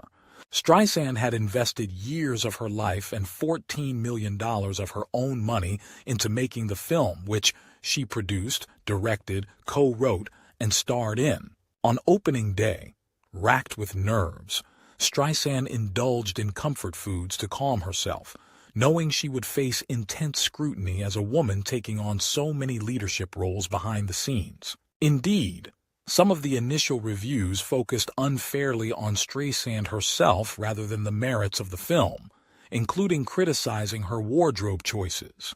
Yet alongside these digs were many glowing reviews praising the movie's qualities. Critics called it a triumph, applauded Streisand's direction and the film's beauty, and said she accomplished this with taste, sureness, and a sly sense of fun. The film was named one of the year's top 10 by Time and the National Board of Review. Behind the scenes, some directors seemed to give Streisand the cold shoulder rather than celebrate her joining their ranks. She felt a chill when they ignored her attempts to discuss the film. Yet Steven Spielberg wholeheartedly embraced Yentl, calling it the best directorial debut since Citizen Kane, and impressively telling Streisand not to change a single frame. Sidney Pollack and Mike Nichols also raved about the film in letters to Streisand, moving her deeply. During awards season, Yentl won Best Picture, Comedy or Musical at the Golden Globes, where Streisand also took home the prize for Best Director, becoming the first woman to do so. Come Oscar nominations, however, the film and her direction were snubbed, though her co-star and the score earned nods. Streisand took this hard, thinking perhaps the movie was not good enough for such top honors in the industry. Yet the film clearly left a mark, proving one woman could helm a major production both in front of and behind the camera. For Streisand herself, the experience was so grueling she did not direct again for 8 years. But her unique vision and dedication to bringing the story of Yentl to life made the film one of her most enduring artistic achievements. Barbra Streisand faces sexism and anti-Semitism. After directing Yentl. When Barbra Streisand's passion project Yentl was released in 1983, she expected her directorial debut to be met with acclaim. Instead, she faced discrimination as both a woman and a Jew in Hollywood's male-dominated landscape. Despite praise from critics like The Washington Post's Gary Arnold, Streisand was devastated when Yentl failed to garner major Oscar nominations. Some suggested Streisand faced bias for being an ambitious, strong-willed woman, directing a film exploring Jewish identity. Streisand herself wondered if the snub was due to her gender or ethnicity. The press took note, framing Streisand's Oscar snub as a Hollywood scandal. Support streamed in from other marginalized directors like Lee Grant, who encouraged Streisand to screw 'em. Legendary actress Bette Davis sent words of wisdom. Tell her it's only the best fruit the birds pick at. When Streisand chose not to attend the 1984 Oscars, protesters rallied outside in solidarity. She took solace in recognition from groups like Women in Film and used her platform to call out Hollywood's systemic sexism. but she focused her seminal speech on women undermining each other out of jealousy and competition for male approval. Streisand realized directing granted her the authority and calm to empower others. The film itself defied expectations, finding global success despite executive skepticism. To Jewish leaders like Shimon Peres, Streisand represented Jewish talent breaking barriers. Her trip to dedicate a building in her father's name at Hebrew University honored her identity publicly. Between violence in the Middle East and Europe's lingering darkness, Streisand gained perspective on her experience. At Austria's Mauthausen concentration camp, she connected the Holocaust horrors to her own persecution as a Jew in Hollywood. While unjust, Streisand's ordeal sparked a lifelong commitment to fighting for equality. She endowed a university chair researching gender dynamics and sexuality, seeking to understand how power shifts between men and women. Her theory about an ancient fear of female power being the root of patriarchal religiosity reveals her intellectual depth when analyzing gender and faith. With Yentl, Streisand exposed Hollywood's biases. Rather than internalize others' criticism, she found self-acceptance. I'd rather be more like a woman. Her trailblazing leadership and artistry opened doors for women and Jews in entertainment for generations to come. Don the Making of Barbra. Streisand's The Broadway album. In 1985, Barbra Streisand began working on a new album that would represent a return to her musical roots on Broadway. As she sorted through classic show tunes by legendary composers, one name kept rising to the top: Stephen Sondheim. Streisand was particularly drawn to his song Putting It Together from the musical Sunday in the Park with George, finding it highly relevant to her own experience battling record executives who thought the Broadway concept was old-fashioned and not commercial enough. Knowing she wanted Putting It Together to set up the theme of the whole album, Streisand took the bold step of calling Sondheim directly to ask if he would rewrite some of the lyrics to better fit the context of the recording industry rather than the original art world setting. Though a major request, Sondheim agreed, kicking off a fruitful collaboration between the two artists. As Streisand recalls, "It was one of the best collaborations I've ever had, because we're both New Yorkers. We talk fast, and we think fast." Their creative synergy led Sondheim to craft ingenious new rhymes and clever turns of phrase that preserved the essence of the song while making it intensely personal for Streisand. When it came time to record Putting It Together in the studio, Streisand went all out. With her Barwood Films simultaneously shooting behind-the-scenes footage for an HBO special, and Sondheim himself in attendance, the pressure was on to nail it in a single take. Ever the perfectionist drawn to complexity, Streisand also enlisted three friends, Sidney Pollack, David Geffen, and Ken Silk, to play dismissive record executives interrupting her singing with skeptical dialogue, intensifying the degree of difficulty. After a suspenseful false start, Streisand somehow sailed through the demanding song in one complete take. But in a stunning first, her pristine vocal track was erased without her consent to free up space on the recording equipment. "In my entire career, no one had ever erased a vocal track without asking," she laments. Forced to reinvent the magic of that initial reading, the unwavering Streisand regrouped and knocked out an additional faultless rendition, completing her vision through force of will. The committed collaboration with Sondheim was just one compelling dimension of the album's creation. Streisand also tapped producer Peter Matz to conjure their old creative chemistry. Longtime colleagues and friends, Matz and Streisand had grown romantically involved years earlier during her 1969 run headlining the International Hotel in Las Vegas. Though their affair ended over Matz's reluctance to leave his marriage, their musical bond persisted. Streisand entrusted Matz to help craft arrangements attuned to her vocals and shaped by her input.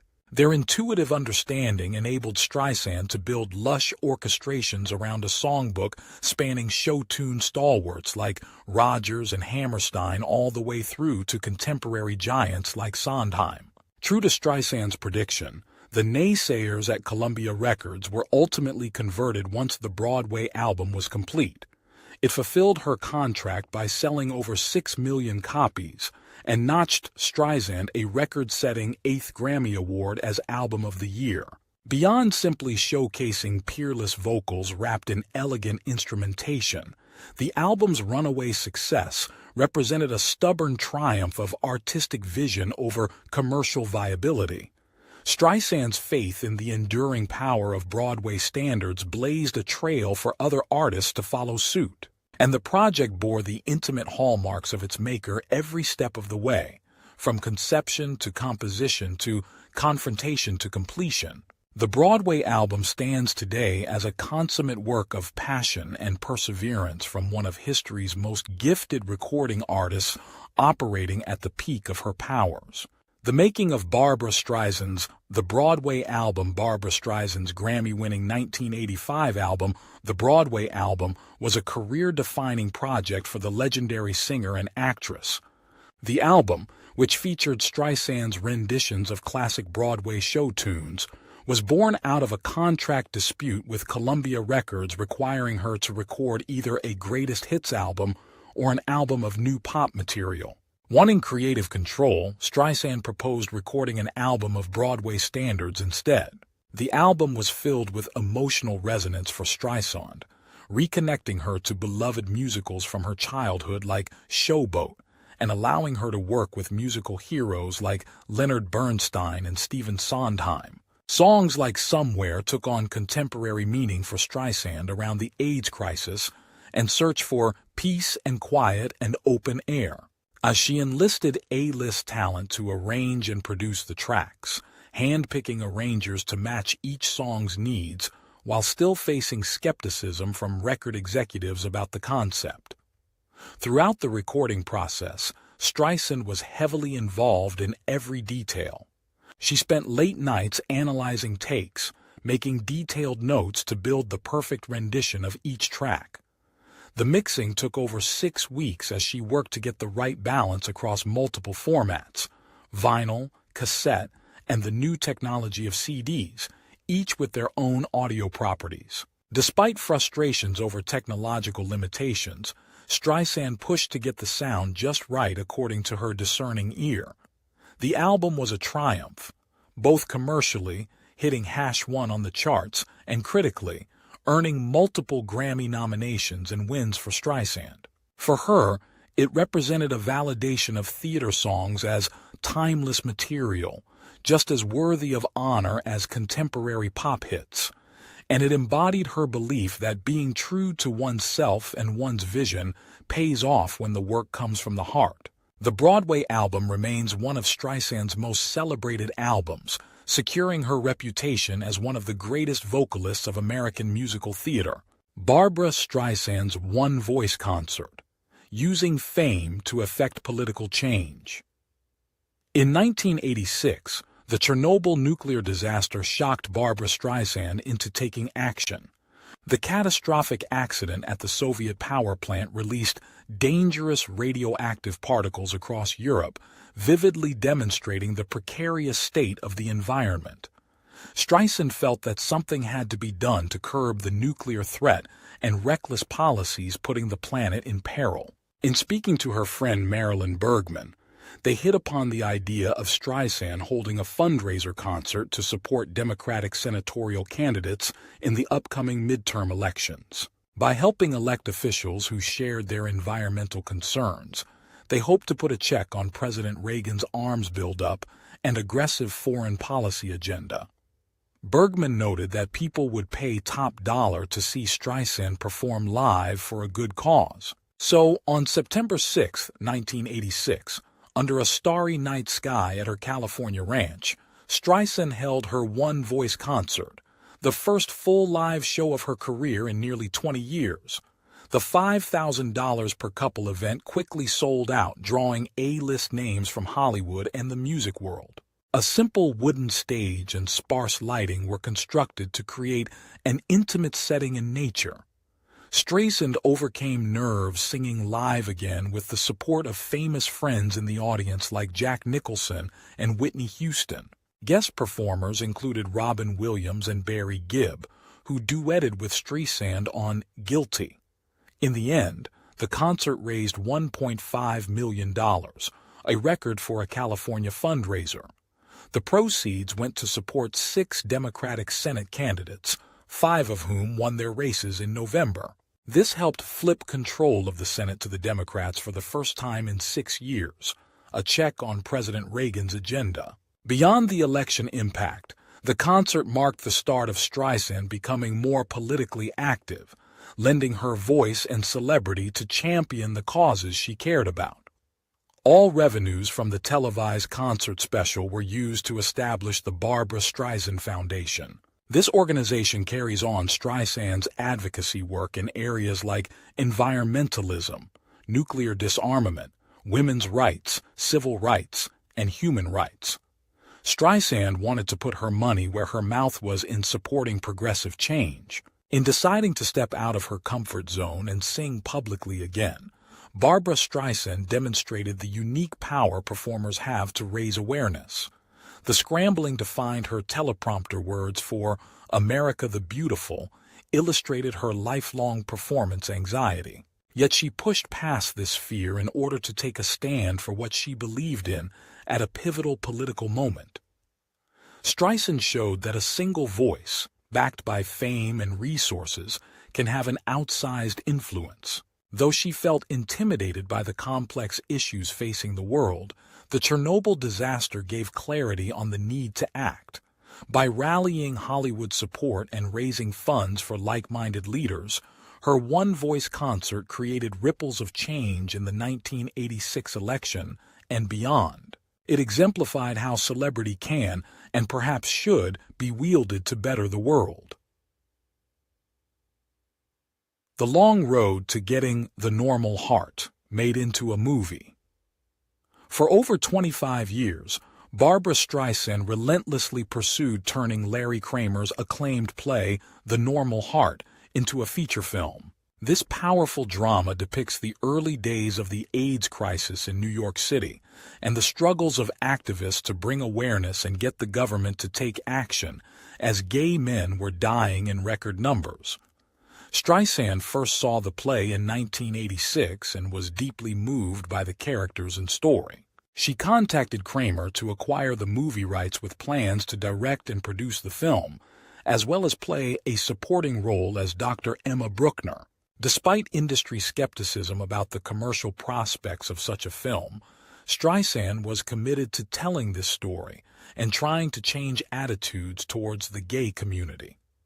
After initial enthusiasm, Kramer started raising objections during negotiations. Streisand managed to move forward and asked him to adapt the play into a screenplay. However, when she read his draft, she felt it needed significant changes to work cinematically. For example, she wanted to introduce the characters in a more universal way before revealing their sexuality, so that audiences would relate to them as people first. This led to an impasse between Kramer, who saw the story as a gay manifesto and reflection of reality, and Streisand, who wanted to craft a narrative that would be accessible to wider mainstream audiences to maximize its message. After failed rewrites, Kramer broke off the deal in 1988. Over the next decade, Kramer was unable to get the film made with other directors. He eventually returned to Streisand, who got Columbia Pictures to option the rights. However, there were continued clashes over the script and approach. Columbia rejected Kramer's draft, so Streisand brought on other writers to align more with her vision. Kramer derided these efforts and took actions that alienated the writers in studio.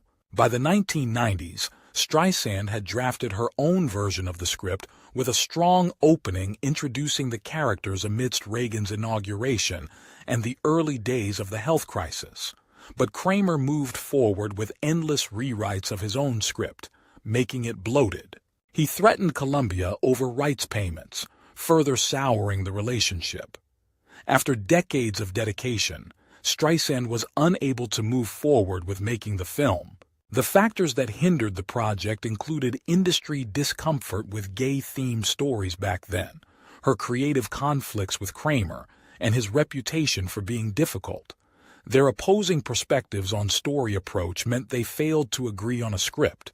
It would ultimately take over 30 years, but Kramer's play was finally adapted into an HBO TV movie in 2014, directed by Ryan Murphy. Streisand, a producer, realized her dream of bringing the work to the screen. The Normal Heart went on to win the Emmy Award for Outstanding Television Movie. Streisand's struggles highlight the hurdles faced at the time regarding LGBTQ stories, as well as the complex creative dynamics that even the most passionate producers contend with in Hollywood. But her willingness to stick with this project for decades speaks to her conviction in using film to promote empathy and understanding. The long road to getting The Normal Heart made into a film for over 30 years, producer-director Barbra Streisand tirelessly fought to bring Larry Kramer's acclaimed play The Normal Heart to the big screen. This powerful drama tackled the devastating early days of the AIDS crisis in New York City's gay community in the 1980s. Streisand first optioned the rights to make a film adaptation back in 1986, moved by the play's emotional impact and urgent message about gay rights. But despite her best efforts rallying top talent, the project faced continual roadblocks, mostly due to disputes with the cantankerous author Kramer himself. Kramer resisted any changes to his self-described epic script, which ballooned to nearly 200 pages. He clashed with Streisand over her objections to certain explicit scenes, like a graphic sex scene he refused to alter. Kramer also made continual unrealistic demands, like wanting over $1 million for the rights. After losing patience with delays, he would lash out publicly at Streisand, falsely accusing her of sabotaging the film. He reclaimed the rights several times when options lapsed. Each time progress was made, like renowned actors Kenneth Branagh and Ralph Fiennes expressing interest, something would undermine momentum. At one point in the 1990s, Barwood Films, Streisand's production company, shifted to producing other projects highlighting gay rights issues, like the Emmy-winning TV movies Serving in Silence, the Margarethe Kammermeyer story, and What Makes a Family. But Streisand remained determined about The Normal Heart. In the 2000s, she secured casts like Ben Stiller and director George Wolfe, but Kramer still refused script changes, while clashes behind the scenes unraveled plans. When staging a film proved impossible, Streisand considered adapting it for TV to reach a wide audience, but Kramer demanded $1 million from networks for the rights, an impossible sum. He spurned Streisand's continued efforts to rally talent, like getting Mark Ruffalo and Bradley Cooper attached. Finally, in 2014, director Ryan Murphy was able to make a film version for HBO by slowly removing Kramer's gratuitous additions from the script without his knowledge. Julia Roberts and Mark Ruffalo starred, but the film incorporated stylistic choices Streisand disagreed with. Kramer continued to publicly blame Streisand unfairly as an obstacle, despite her spending 30 years fighting for his cause. She remains haunted that she couldn't share the project she felt so passionate about with the world. In the end, personal clashes and unrealistic demands prevented Barbra Streisand from directing the film version of The Normal Heart as she dreamed.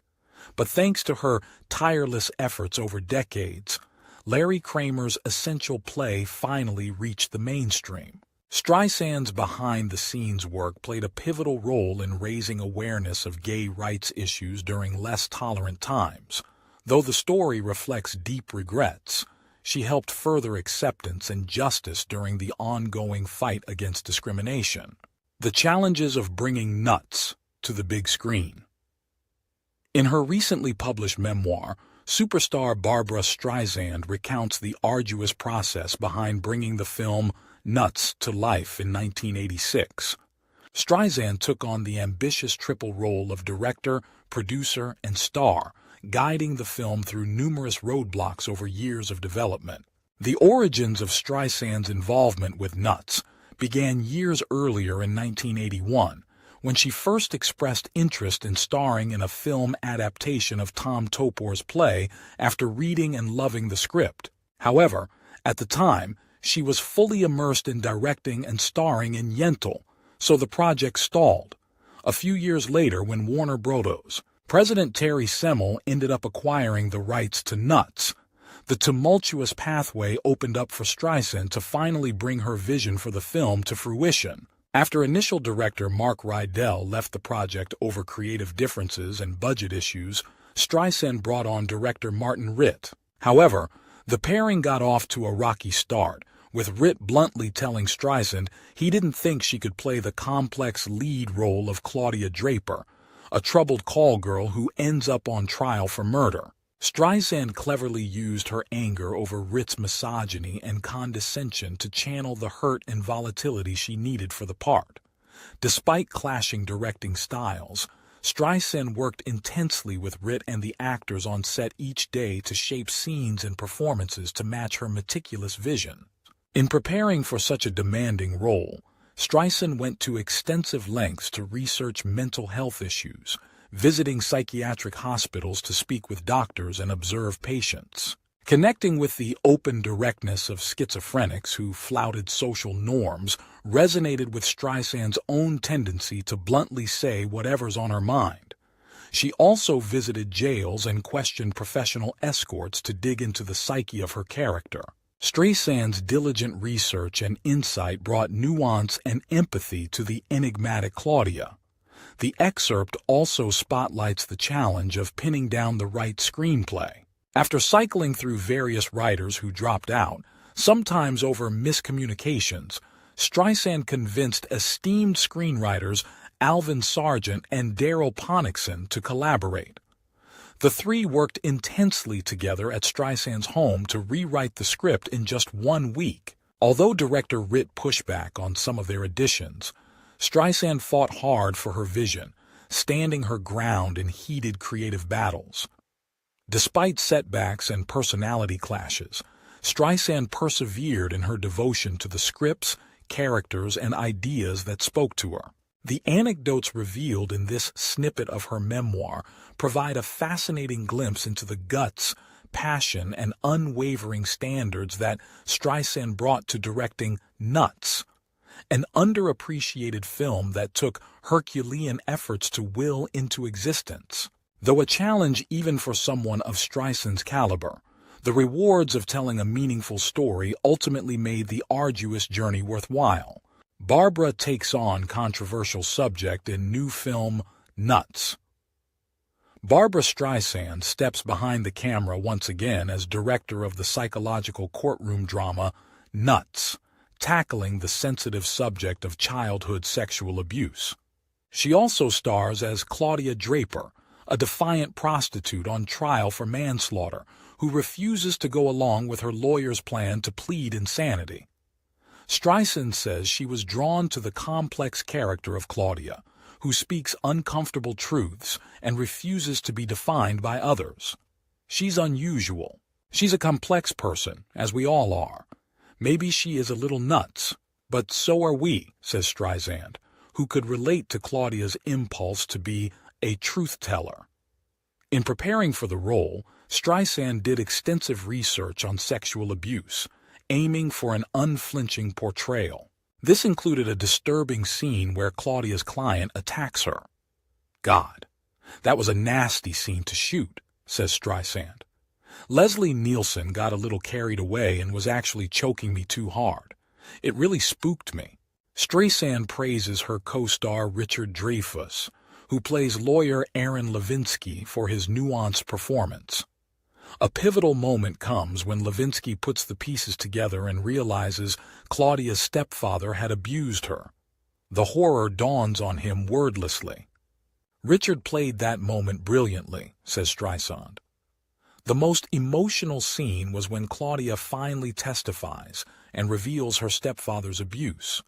Streisand says it hit me in a very vulnerable place by bringing up memories from her own childhood with an emotionally abusive stepfather. To summon the needed emotions, she wrote down something hurtful he had once said to her. Streisand wrestled with director Martin Ritt over creative choices, criticizing him for being a misogynist who never told her he liked what she was doing. She re-edited the film herself against Ritt's wishes to achieve her original vision, including coming up with a more symbolic ending. The challenging film earned Golden Globe nominations, including Best Actress for Streisand, but failed to draw big audiences during the 1987 holiday season. Streisand speculates she may have made a mistake by warning in her letter to reviewers not to give away the ending, which might have sparked more interest. But she remains proud of the film for bringing an important issue to light, concluding, "The movie has something important to say, and I always like it when justice wins out." Streisand's commitment to telling Claudia's truth results in a wrenching and memorable performance that deserved more acclaim. Once again, she proves her talent extends to both sides of the camera. Barbra Streisand's whirlwind romance and heartbreak with Don Johnson in her memoir, acclaimed singer and actress Barbra Streisand recounts her brief but intense romance with actor Don Johnson in 1988. Coming off a disappointing breakup and feeling lonely, Streisand met Johnson at a Christmas party in Aspen. His swagger, charm, and reputation as a heartthrob on the hit show Miami Vice immediately attracted her. They quickly fell into a whirlwind romance filled with passion, laughter, and fun. Zipping around on his boat, traveling to New York and Atlantic City, with Streisand feeling like a high school girl. She appreciated that Johnson wasn't intimidated by her fame and seemed caring and sensitive underneath his tough exterior. For a few blissful months, they were the hot celebrity couple, generating loads of press. However, cracks soon emerged in their relationship. Johnson hated flying and only visited Streisand in Los Angeles once. She flew to see him in Calgary while he was filming and felt rejected by his emotional distance. Most damaging was Johnson's extreme reaction to singing a duet with Streisand on her album. Though their studio session went wonderfully, he later became icy, mistrustful, and insecure about how this could affect his singing career. He refused to communicate openly with Streisand about his feelings. This triggered Streisand's childhood wounds of not feeling heard or seen. She realized Johnson was unable to be an equal, loving partner. When she called him in Miami and Melanie Griffith answered, Streisand took it as the final sign their romance was over. She ended things, feeling Johnson hadn't been honest and direct with her. While the affair was short-lived, Streisand emphasizes she doesn't regret it, calling it pure fun while it lasted. Brif time together. Though Johnson still whispers, "I love you," when they rarely meet these days, Streisand doesn't say it back, having moved on from a partner who ultimately left her feeling lonely again. Overall, Streisand's time with Don Johnson embodies many themes in her memoir. Her attraction to handsome, successful men, whirlwind passions, woundedness from emotionally unavailable partners, and personal growth in recognizing the kind of healthy love she needs and deserves. Their romance encapsulates the excitement but also pain that comes from entering quickly into relationships with charming yet withholding men. However, Streisand has no regrets, gaining valuable insight from the experience. Barbra Streisand's journey to direct The Prince of Tides. In her recently published memoir, Barbra Streisand recounts her intense, multi-year journey to direct the film adaptation of Pat Conroy's beloved novel, The Prince of Tides. Streisand fell deeply in love with Conroy's lyrical, heart-wrenching family drama after being introduced to the book by a friend. She was immediately drawn to the story's emotional core, the trauma and dysfunction at the root of the Wingo family's struggles, and Tom Wingo's quest to confront his past in order to save his suicidal twin sister Savannah. Streisand worked tirelessly to secure the rights to the novel, originally held by Robert Redford. After much back and forth, Streisand convinced Redford to let her take over the project. She then struggled over the screenplay, working with writer Becky Johnston to craft a focused narrative honing in on Tom's transformational arc. Johnston resisted some of Streisand's ideas, including her insistence on including a traumatic, violent event from Tom's childhood that deeply impacted the Wingo family. After tense discussions, Johnston agreed to incorporate Streisand's vision. Needing more insight into Tom and his creator, Streisand relentlessly sought out Pat Conroy himself, finally tracking him down in a chance phone call. The two quickly built an intensely collaborative relationship. Conroy helped steer Streisand toward a deeper understanding of Tom's emotional truths rooted in Conroy's own Southern background. Streisand, in turn, pushed Conroy to refine dialogue to sound more naturalistic for the screen. Their meeting of the minds was clear as Conroy wrote, "You've made me a better writer, you rescued my sweet book, and you've honored me by taking it with such great seriousness and love." Streisand also undertook extensive preparation for her role as psychiatrist doctor. Susan Lowenstein, the novel's heroine who helps unlock Tom's buried memories.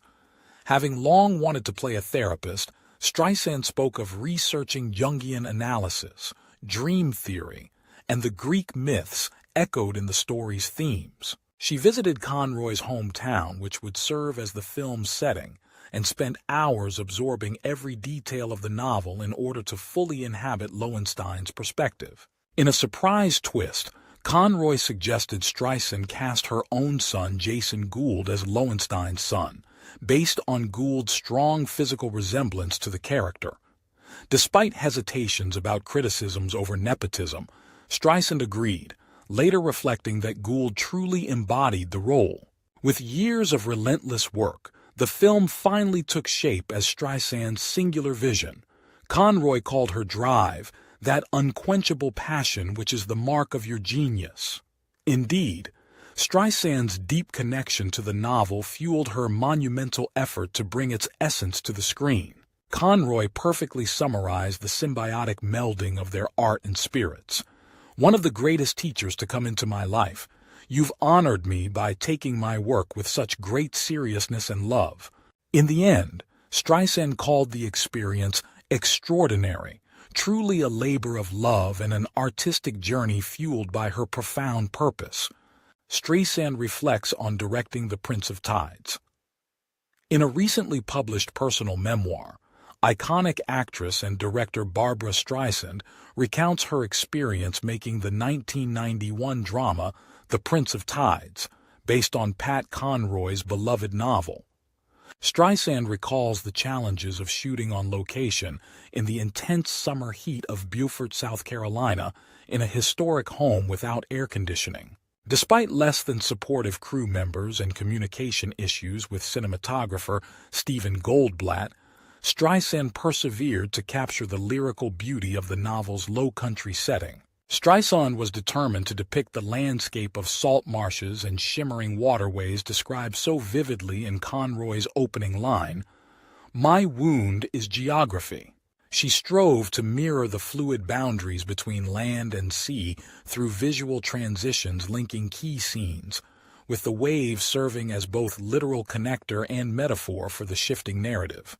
Though weather conditions initially thwarted her plans for a signature shot capturing both sunset and moonrise simultaneously as metaphors for time past and present, her on-set prayers were eventually answered with the fortuitous break in the clouds. Casting the complex central role of Tom Wingo posed a formidable challenge. Though Warren Beatty and Kevin Costner declined the part, Richard Gere expressed strong interest before Streisand concluded he lacked a genuine Southern sensibility. She found her Tom in Nick Nolte, tantalized by his contradictory swagger and vulnerability. His insider knowledge of Conroy added authenticity, while allowing his real-life smoking habit to shape Tom's on-screen nicotine addiction enabled Streisand to exploit a telling behavioral tic. In depicting Tom's fractured family, Streisand coaxed compelling performances from Melinda Dillon as the fragile Savannah and child actors playing the young Wingos, using improvisation and footage review to ensure their comfort on camera. While elegantly nuanced Kate Nelligan embodied the seductive instability of Lila Wingo, aging 30 years on screen, lovely Blythe Danner exuded maternal Susan Lowenstein, psychiatry pioneer and Savannah's therapist, gradually softening her severe persona over the course of Tom's story. Streisand's cinematic eye framed every shot to amplify emotion, choosing camera angles to reflect a child's perspective during traumatic flashback scenes. She studied Lowenstein's sophisticated Manhattan office with telling details, classical statuary and paneling concealing a hidden door, objects revealing character almost subliminally. Costumes charted Tom and Lowenstein's emotional trajectories through shifts from dark to light color palettes. Dialogue seemed rooted in reality, enriched by Nick's whispered phone conversation with Blythe across sets for a marital confrontation scene. Tom's repressed feelings emerged through voiceover of his letter to wife Sally. Overall, despite clashing artistic visions and communication challenges, Streisand succeeded in bringing the novel's complex exploration of childhood wounds shaping adult relationships to vivid screen life. Her determination as director to capture not only indelible sense memories, like the taste of a mother's betrayal, but also the fluid nature of memory itself with flashbacks and visual transitions allowed The Prince of Tides to resonate with audiences just as Conroy's prose did with readers. Ultimately, the emotional truth Streisand coaxed from her actors conveyed the human connection at the heart of the tale. Behind the scenes of Prince of Tides.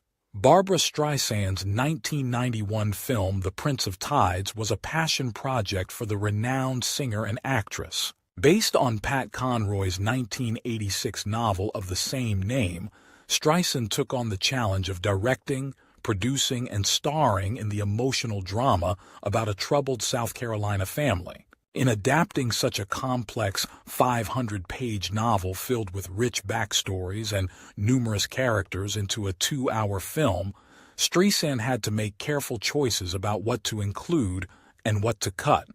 She aimed to distill the heart of the story, the relationship between Tom Wingo and his psychiatrist doctor, Susan Lowenstein, while providing just enough background on Tom's traumatic childhood to explain the sources of his pain. Streisand conveys information about Tom's past through the clever use of home movie scenes, allowing her to compress significant exposition into just a few minutes of screen time. She also expanded Lowenstein's role from the novel to make her more of an equal with Tom, creating more opportunity for romantic tension and insight into their relationship.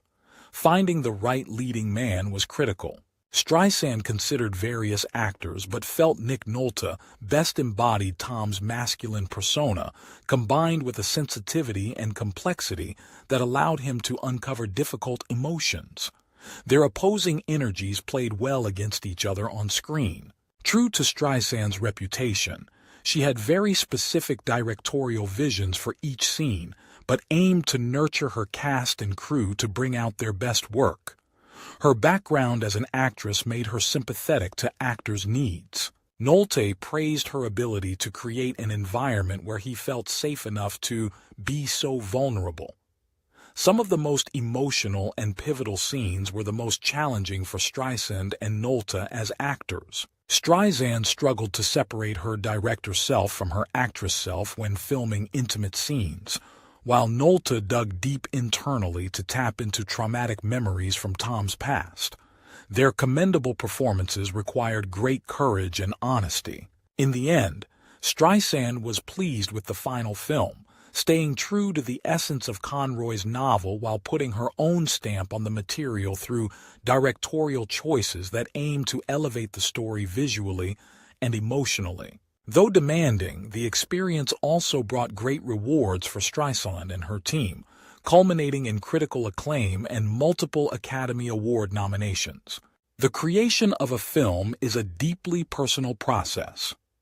In a passage from her memoir, Barbra Streisand offers an intimate look at the personal relationships and emotional journey behind the making of the film The Prince of Tides. Much of the excerpt focuses on her brief but intense romantic relationship with the movie's composer, James Newton Howard. Yet woven throughout are insights into Streisand's fierce commitment to her artistic vision and the many challenges of directing a major motion picture. Streisand describes how the total focus required while directing simplifies her life. She can concentrate wholly on crafting her film, delegating everything else. This immersive process utilizes every fiber of her being as she strives to realize her creative vision. She remains hands-on, using her own camera for test footage to select the best takes during editing. Her obsessive attention spills into her personal life, making relationships difficult. Streisand acknowledges this, imagining how she would balance such singular focus with a partner's needs. Yet her husband now, Jim, understands her artistic drive. Streisand implies that only later in life has she found a relationship flexible enough to accommodate her consuming work. This tension between work and relationships plays out with Howard. Streisand recounts their heady early days, his declarations of lifelong love and her reticence about moving too fast. Howard's mercurial moods then lead to arguments and confusion until they split, with him returning to his ex. Yet afterwards, emotions still run high as Howard plays her the main love theme he has composed for the film. For Streisand, melding their failed affair into the movie's beautiful score provides a silver lining. She can appreciate how their real feelings imbue the music with greater depth. Her description suggests that through her work, she gained some healing or closure from the breakup. Streisand's commitment to her directorial decisions further shows her single-minded devotion. She rejects studio pressure to include a sung rendition of Howard's theme at the end, sticking to her belief that it would detract from the protagonist's climax, and she refuses to preview the film for friends, not wanting any doubt about her choices. An editor's high praise confirms her faith in her instincts. For Streisand, retaining final cut is critical. She shrugs off preview audiences voting overwhelmingly to add the song, along with the temptation of more soundtrack sales. The song's inclusion, she believes, would mar the film's integrity solely for commercial reasons. Through years invested in this passion project, Streisand's intense identification with the film is clear. She conveys how fully it consumes her and channels her deepest feelings. The memoir passage itself further suggests movie-making provides Streisand a sense of purpose and a legacy that comfort her. Much more than a career or medium, filmmaking for Streisand is a profoundly personal means of self-expression. Barbra Streisand's journey to direct The Prince of Tides. In 1991, Barbra Streisand directed and starred in the film adaptation of Pat Conroy's novel, The Prince of Tides. The road to bring this complex family drama to the big screen was filled with challenges, but ultimately resulted in both critical and commercial success. Streisand felt a personal connection to the source material from the start, relating to the character Dr. Susan Lowenstein. She describes feeling that people were frightened of her, just as Tom Wingo was intimidated upon first meeting Lowenstein. Streisand worked diligently to accurately portray the nuances of Conroy's story and characters on film. She consulted extensively with psychiatrists to ensure the therapeutic relationship in the movie felt authentic. Her attention to detail extended to all elements of the production. Casting the lead role opposite Streisand proved difficult. Numerous big-name actors turned down the part, intimidated by the prospect of working with the notoriously meticulous director and star. Eventually, Nick Nolte took on the complex character of Tom Wingo, and the two leads developed a close working rapport. Nolte described falling a little bit in love with Streisand over the course of making an emotional love story. When the film was finished, Streisand held her breath, hoping her close friend Conroy would approve of her adaptation of his very personal novel. To her relief, he called it triumphantly good, saying she had given him back his story. The film went on to earn widespread critical acclaim and 7 Academy Award nominations. Despite the success and accolades, Streisand was stung by being passed over for an Oscar nomination for Best Director. On Oscar night, host Billy Crystal and presenters like Jessica Tandy used the platform to acknowledge Streisand's directing achievement and highlight the ongoing bias against recognizing women directors. Streisand took pride in advancing the cause of equality in Hollywood.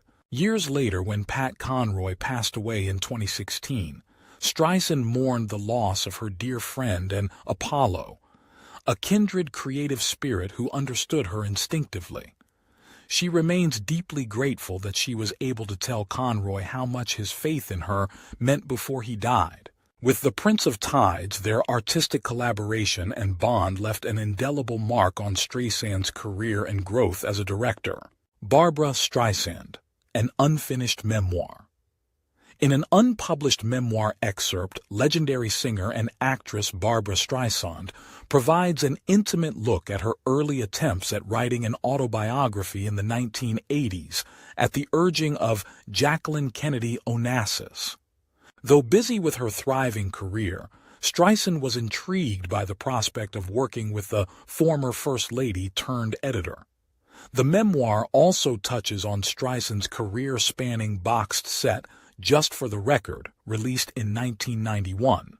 A musical autobiography of sorts, it traces Streisand's evolution from her first scratched 78 revolutions per minute record made at age 13 to her 1980s work, encapsulating obscure tapes and recordings.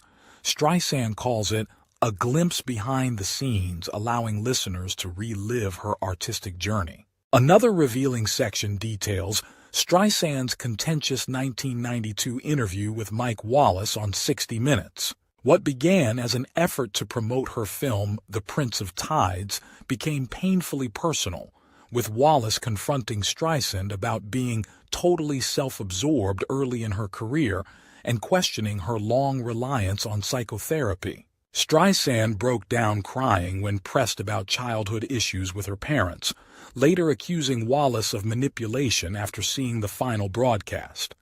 The memoir concludes with Streisand's budding 1992 relationship with tennis star Andre Agassi, whom she met via a mutual friend. Despite their age difference, she was drawn to Agassi's emotional wisdom, and they connected deeply.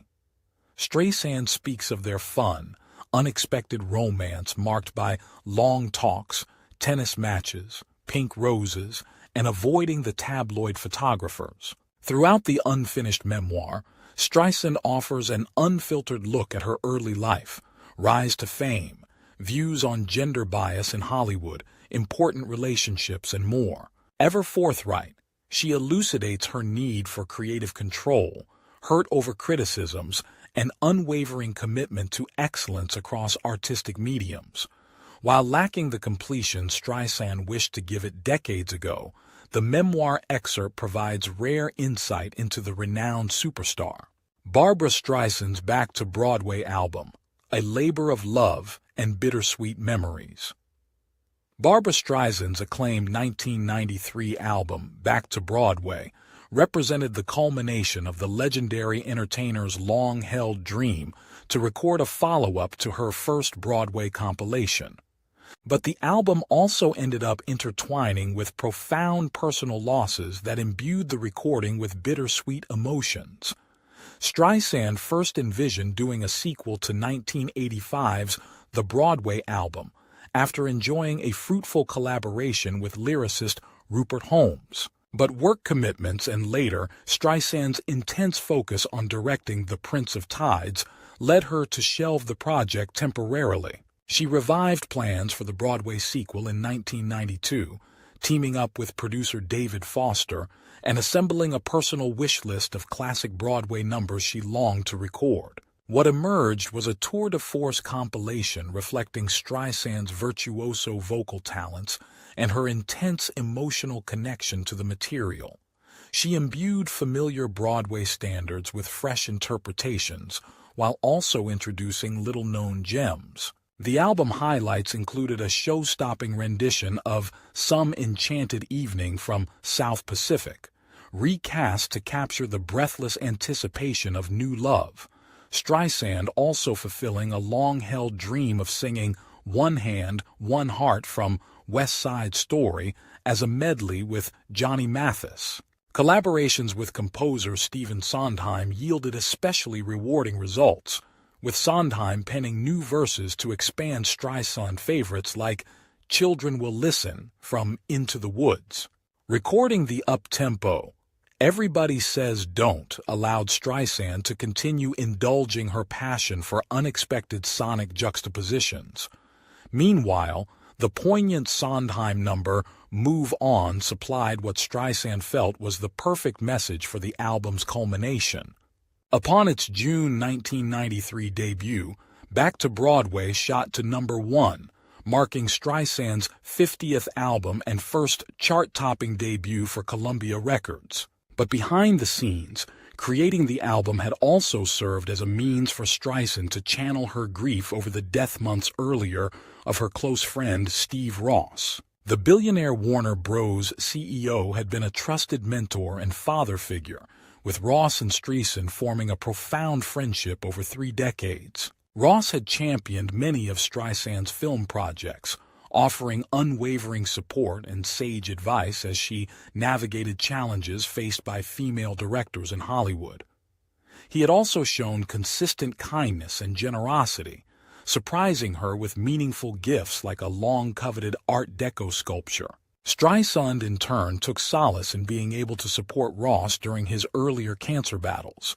His shocking decline and ultimate passing at just 65 then collided with Streisand's recording of Back to Broadway, imbuing the album with deeper emotional resonances. In the end, Back to Broadway managed to fulfill Streisand's artistic vision while also paying subtle tribute to departed friends. In revisiting the world of Broadway that had nurtured her teenage dreams, Streisand movingly celebrated the mentors like Steve Ross who had helped her realize those dreams. With the album shot through with aching nostalgia, wistfulness, and even veiled sorrow, Back to Broadway ultimately stood as a beautiful elegy to dreams, friendships, and times gone by.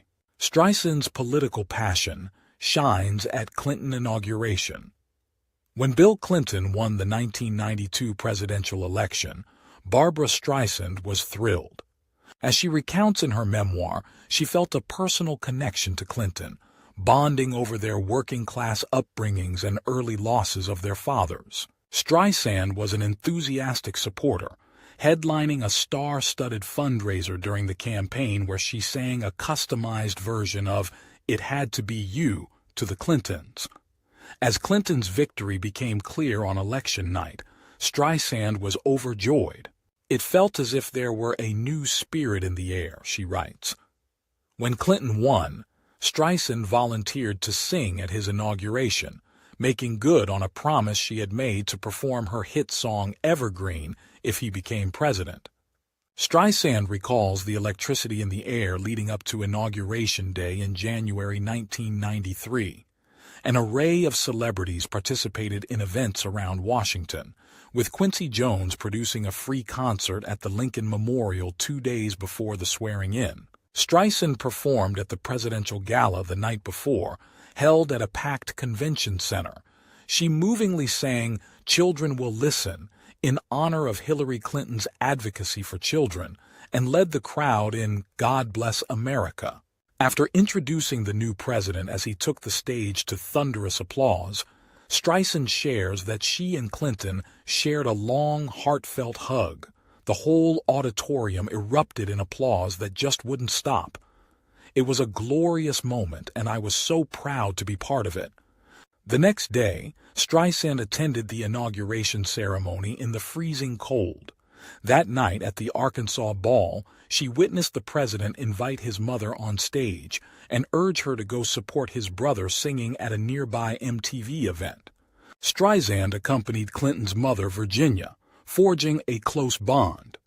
It marks the beginning of a remarkable relationship. Virginia was such a warm, loving, and supportive woman. It was easy to see where Bill Clinton got those same qualities, she writes. In the afterglow of the inauguration celebrating the incoming administration, Streisand was shocked to see herself smeared on the cover of the New York Post 1 week later.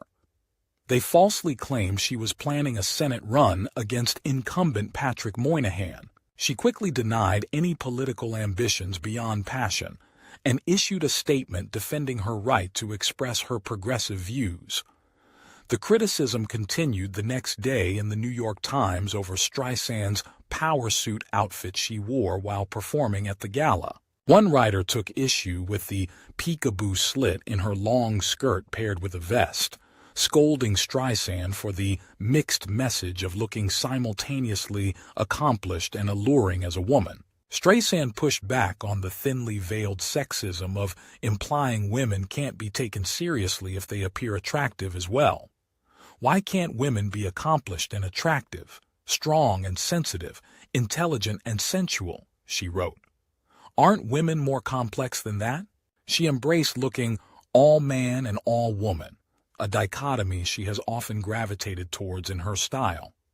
The messages of support she received for her choice of outfit, particularly Camille Paglia, declaring she radiated molten sexuality and stunning artistic power, confirmed that Streisand succeeded in presenting her whole, integrated self on that historic night. The unfair attacks did not dampen Streisand's passion for politics and sense of investment in the new administration's success.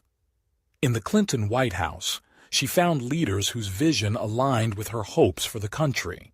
Despite superficial criticism trying to diminish her voice, Streisand remained proudly outspoken in her convictions. Barbra Streisand, an outspoken advocate, Barbra Streisand has never been afraid to speak her mind, whether championing women's rights in Hollywood or supporting President Bill Clinton against his critics. Her outspokenness has led to clashes with the media at times, but she continues to leverage her celebrity status to advance the causes she believes in. Streisand was an early supporter of Bill Clinton's 1992 presidential bid, even hosting a fundraiser at her home. After his election, she was invited with her husband to spend a weekend at the White House along with friends. Streisand was struck by the history contained within the White House's rooms and Clinton's in-depth knowledge of it. She toured landmarks like the Blue Room and Green Room, musing how the unadorned 18th-century American furniture reflected the simplicity and craftsmanship the new country was founded on. During the visit, Streisand attended a healthcare summit led by Hillary Clinton, who was heading the task force to reform the system. Streisand admired Hillary's competence in later testifying before Congress. She also met figures like Janet Reno, the first female attorney general. It was a heady experience for Streisand, who appreciated the Clintons opening up the White House to celebrities and business leaders to involve them in policy debates. Unfortunately, some in the media attacked Hollywood figures like Streisand for presuming to weigh in on politics. A New York Times article slammed the Clinton administration for being starstruck and allowing bubbles-headed celebrities to help make policy. Other media figures made condescending remarks about Hollywood. Streisand felt this criticism stemmed from resentment of Bill Clinton's meteoric rise to the presidency. She also suspected sexism was behind the particularly harsh treatment of Hillary Clinton. Streisand has long been an advocate for women's advancement in Hollywood. She spoke out at the 1992 Oscars about the lack of women nominated for Best Director, noting, "I look forward to the time when tributes like this will no longer be necessary." She also toured museums in Washington, D.C., which brought the country's history of slavery and lack of rights for women into stark relief. The beautiful words of the Declaration of Independence represented ideals the country still struggled to live up to. Streisand has grown used to criticism, even when she acts for noble reasons. The New York Times wrongly accused her of discussing policy issues beyond her depth with General Colin Powell at a correspondence dinner. Powell showed his amused appreciation for her friendship with a charming fax, making light of the media attention. Streisand felt pride at being part of Clinton's circle and hurt at implications she was overstepping. However, she maintains it's every citizen's responsibility to stay politically informed and engaged. Over a decades-long career, Streisand has shown she will speak loudly when her sense of justice is offended, whether in Hollywood or Washington. She champions equality for all peoples, admires leaders with the courage of their convictions like the Clintons, and demands respect for her right to lend her voice to the political discourse. Even in the face of derision, Streisand stays true to her belief that freedom of speech lies at the core of democracy. For America to live up to its lofty founding promises, we need more citizens with her willingness to become involved. After decades away, Barbra Streisand conquers stage fright for a triumphant return to the concert stage. In 1993, at age 51, Barbra Streisand ended her self-imposed 27-year hiatus from full concerts for 2 shows at the MGM Grand in Las Vegas on New Year's Eve and New Year's Day. This momentous comeback was prompted by her desire to move past long-held performance anxiety and reconnect with her fans. Streisand traces her fear of performing before a live audience back to her funny girl days on Broadway in the 1960s, when co-star Sidney Chaplin's erratic behavior triggered tremendous self-doubt and sent her into psychoanalysis. While she loved acting for the camera and singing in the recording studio, being on stage remained intensely uncomfortable for Streisand throughout her early career. Unlike many performers, she did not crave the audience's validation or applause. As she states, "Deep down, I'm worried that I won't live up to the audience's expectations." Several factors converged in 1993 to finally push Streisand past her paralyzing stage fright. Honored with a Grammy Legend Award, she felt overwhelming gratitude toward her loyal fans for supporting her all those years. Accepting casino mogul Kirk Kerkorian's lucrative offer to open the MGM Grand also came with the caveat that he would donate $3 million to her choice of charities regardless. This generosity guilted Streisand into agreeing despite her ongoing terror of performing live. Most touchingly, cancer-stricken close friend Virginia Clinton insisted she would attend both Vegas shows despite debilitating health issues. Streisand found Clinton's unwavering support incredibly motivating. In preparing for her concerts, Streisand took an unconventional approach. Rather than belting out greatest hits, she envisioned songs emerging from pivotal life moments, with the music telling an emotional journey about her personal growth. She tapped friends Marilyn Bergman, Alan Bergman, and Marvin Hamlisch to help shape this concept. An anxious Streisand also hit upon the device of venting her fears to 3 therapist chairs on stage, allowing audiences to connect with her sensitivity. Her elaborate Art Deco-inspired set recalled Thomas Jefferson's iconic Monticello estate, for a relaxed, genteel vibe distinctly unlike flashy Vegas spectacles. The material even included 2 customized Sondheim compositions, addressing Streisand's complex attitudes about performing. When opening night arrived, Streisand had to combat intense nervousness to pull off Andrew Lloyd Webber's rewritten As If We Never Said Goodbye, with lyrics newly tailored to her comeback. But she persevered, going on to triumphantly declare through Sondheim's tailored lyrics that despite every criticism hurled her way over the years, I'm still here. Rave reviews confirmed that audiences were thrilled Streisand had finally conquered her phobia. The 2 brief concerts marked a major breakthrough, setting the stage for more live performances in coming years, including sell-out world tours. In reflecting on the experience, Streisand says, My biggest triumphs have occurred when I acknowledged the fear, but went forward in spite of it. Vegas was a career-defining moment when at long last, courage defeated lifelong stage fright. When Barbra Streisand decided to return to live concert performances after a 27-year absence, she wanted to create a unique experience for her fans at the MGM Grand in Las Vegas. Known for being a perfectionist, Streisand carefully curated every detail of the stage design and her own wardrobe to complement each other aesthetically.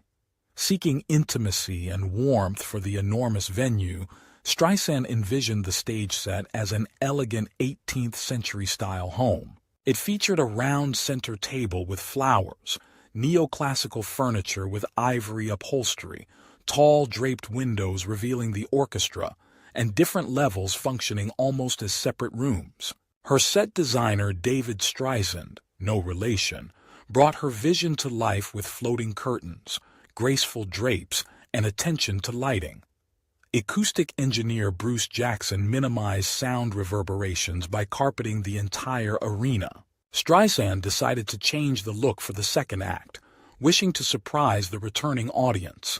The windows were flown out to fully reveal the orchestra, most furniture was removed, and off-white carpeting was installed to shift the atmosphere towards a more traditional concert feel. Mindful of how lighting would interact with the set, Streisand insisted all floral arrangements keep to an off-white color scheme.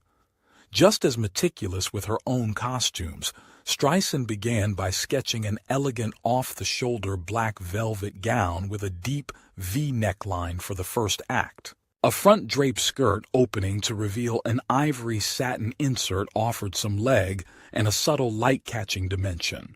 Tiny pearls and rhinestones lined the edges of the black velvet. She accessorized simply with one antique diamond pearl pin and earrings. Her throat remained bare to allow ease of singing. The stretch fabrics enabled movement and comfort on stage. For the second act, Streisand envisioned a more masculine off-white wool suit with a jacket, vest, and long narrow skirt with slit. Pearl and rhinestone trim adorned the vest in vertical stripes. As always, her costumes balanced style with functionality for her vocals. Beyond the set and costumes, Streisand also scripted the show itself to have a free-flowing cinematic structure moving between songs and therapy session dialogues with imaginary doctors. She edited film clips from her movies into a montage illustrating the patient-therapist theme. Other customized video segments paid homage to childhood crush Marlon Brando, highlighted her son Jason's growth, and supported President Clinton's policy achievements. When opening night arrived, Streisand suffered intense stage fright, worrying the show would be a failure. With immense support from her team, she finally stepped on stage to a thunderous standing ovation. Her voice initially shook but quickly grew steady, the first song erasing doubts that she still had it. Over 2 triumphant nights, Streisand basked in multiple standing ovations from crowds, including many celebrity friends and politicians like the Clintons. Her meticulous creative vision had come together in a unique concert experience filled with meaning for both her and the enthralled fans. Streisand succeeded in facing down her fears to deliver a spectacular, heartfelt performance only she could create. Barbra Streisand's complex relationship with her mother. The memoir excerpts provide insight into Barbra Streisand's complicated and often painful relationship with her mother, Diana. A theme that emerges is Streisand continuously seeking her mother's presence, praise, and affection, only to be frequently disappointed when her mother fails to provide emotional support. As a child, Streisand recalls her mother rarely showing physical affection or offering words of encouragement. She describes feeling embarrassed to have friends over to their humble apartment as her mother, bitter and resentful after being widowed, remained cold and sour. Streisand questioned even being related to her mother, who she felt didn't understand or see her. She longed for unconditional love and support. Streisand's successes as a singer and actress at awards ceremonies recognizing Streisand's talents, Her mother caused embarrassing scenes demanding to be the center of attention instead. Still, Streisand persisted in seeking connection, only to have her mother continue finding ways to hurt her, like mailing gossip articles attacking her daughter. Nonetheless, Streisand tried understanding and forgiving her mother, accepting that Diana felt thwarted herself being denied a singing career and did the best she could as a single mother. She recognizes her mother showed love by feeding her, but emotional support remained lacking, leaving Streisand struggling with insecurity despite all her professional accomplishments. She continues to long for unconditional love. The memoir excerpts reveal the deep wounds but also resilience of someone who overcame childhood emotional deprivation to achieve unprecedented success, yet still hope for motherly approval she likely will never receive. Streisand shows understanding towards her difficult mother, but maintains realistic expectations, having learned it makes no sense to do the same thing over and over again and expect a different result. Her revelations are undoubtedly bittersweet, yet may offer some solace to others with complex maternal relationships. Barbra Streisand finds an angel on her shoulder in Virginia Clinton. In 1993, Barbra Streisand was introduced to Virginia Clinton, the mother of newly elected President Bill Clinton, at his inauguration. When Virginia took Barbra's hand, she felt an instant wordless connection, a chemistry akin to love at first sight. That initial meeting sparked a profound friendship between the two women over the final years of Virginia's life. Despite their vastly different backgrounds, Barbra, the famous singer and actress raised in a working-class Jewish family in Brooklyn, Virginia, a Southern Baptist born into poverty in rural Arkansas, they bonded deeply through their regular phone calls. In those weekly conversations, Virginia offered Barbra the unconditional warmth and affirmation she had always craved from her own mother. While Virginia battled breast cancer, she remained relentlessly upbeat, telling Barbra, "I'm going to be fine. I really am." Rather than burdening Barbra with her troubles, Virginia focused on Barbra's nerves about her upcoming Las Vegas concert. Virginia's unwavering faith and resilience inspired Barbra to overcome her anxiety. When Virginia attended the concert flanked by Secret Service agents, wearing her trademark false eyelashes and wig with its bold white streak, her beaming pride fueled Barbra to perform at her best. Virginia made Barbra feel like family, addressing her as "my sweet, wonderful daughter, my Barbra," and ending their calls with, "I sure do love you." The more time they spent together, shopping, playing slots, betting on horses, the more Virginia filled the void left by Barbra's childhood. With her effusive warmth and skillful listening, Virginia provided the nurturing motherly love Barbra had always longed for. After Virginia's shocking too-soon death from cancer, Barbra flew to her packed memorial service. She asked two songwriters to compose a tribute song to Virginia. That song named Barbra's next album, Higher Ground, which she dedicated to Virginia's memory. Virginia had shown Barbra how to focus on life's blessings rather than its burdens. By leading with her huge heart, loving without restraint, Virginia set an example that Barbra still strives to follow. At Bill Clinton's 70th birthday party decades later, he credited Barbra's steadfast friendship for keeping Virginia's spirits up in her final months. Clearly, Virginia left an equally indelible impression on Barbra. Though their time together was all too brief, Virginia gave Barbra the gift of unconditional maternal love and became her angel on earth when she needed it most. After the huge success of Barbra Streisand's comeback concerts in Las Vegas in 1993, she agreed to go on a concert tour in 1994. Her manager, Marty Ehrlichman, had wanted her to tour for years, but she had always been hesitant to commit to concerts again after not performing live for 27 years. The tour kicked off with 4 shows in London in April 1994. Streisand was nervous before the first performance, but was moved by the very enthusiastic audience who gave her standing ovations throughout the show. The second night, Prince Charles attended and came backstage to meet. In Washington, President Bill Clinton and Hillary Clinton attended the concert and visited with Streisand backstage. She was always interested in politics and wanted Clinton's opinion on current events rather than discuss the show. Throughout the tour, Streisand tweaked elements of the production, updating the political montage shown on screen, changing song medleys, and varying her outfits night to night to keep things interesting. She traveled with a large entourage of over 150 people to manage all the logistics. Streisand could simply show up and perform without worrying about details, unlike a normal tour. She also built a charitable component into this tour, donating money in each city to support music and arts education.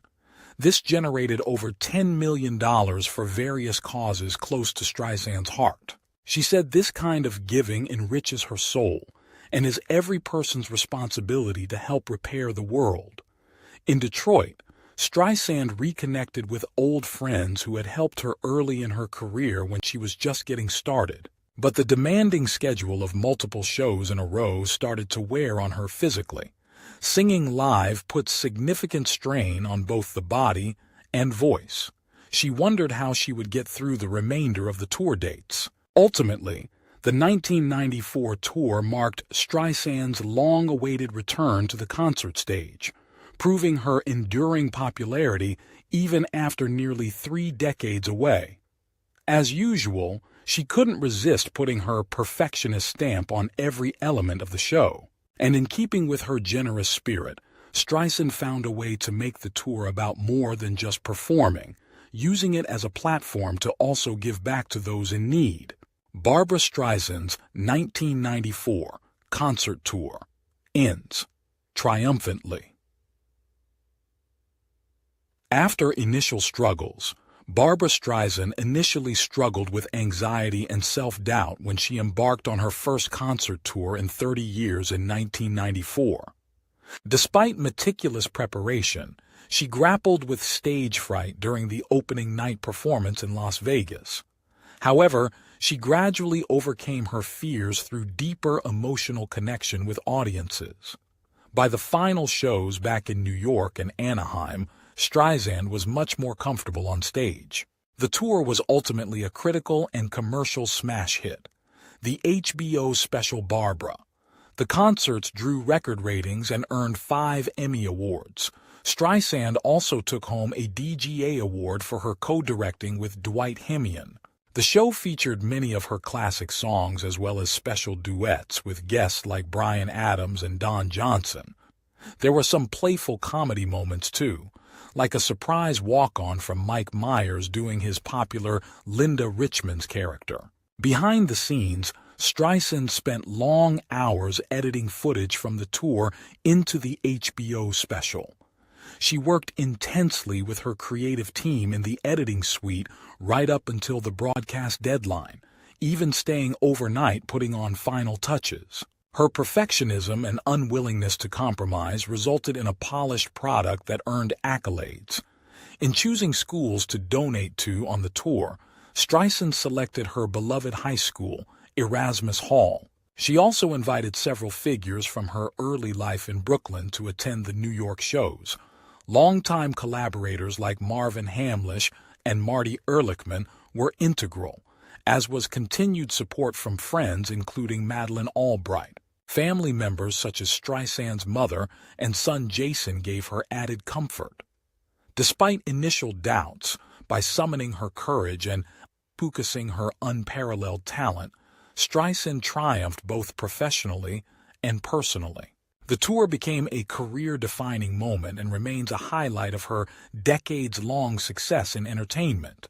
Through dedication and determination, she turned struggle into glory. Streisand's political awakening and fight for gay rights. The mid-1990s represented a period of political awakening for Barbra Streisand. As she recounts in her memoir, she became increasingly engaged with national politics and current events during Bill Clinton's presidency.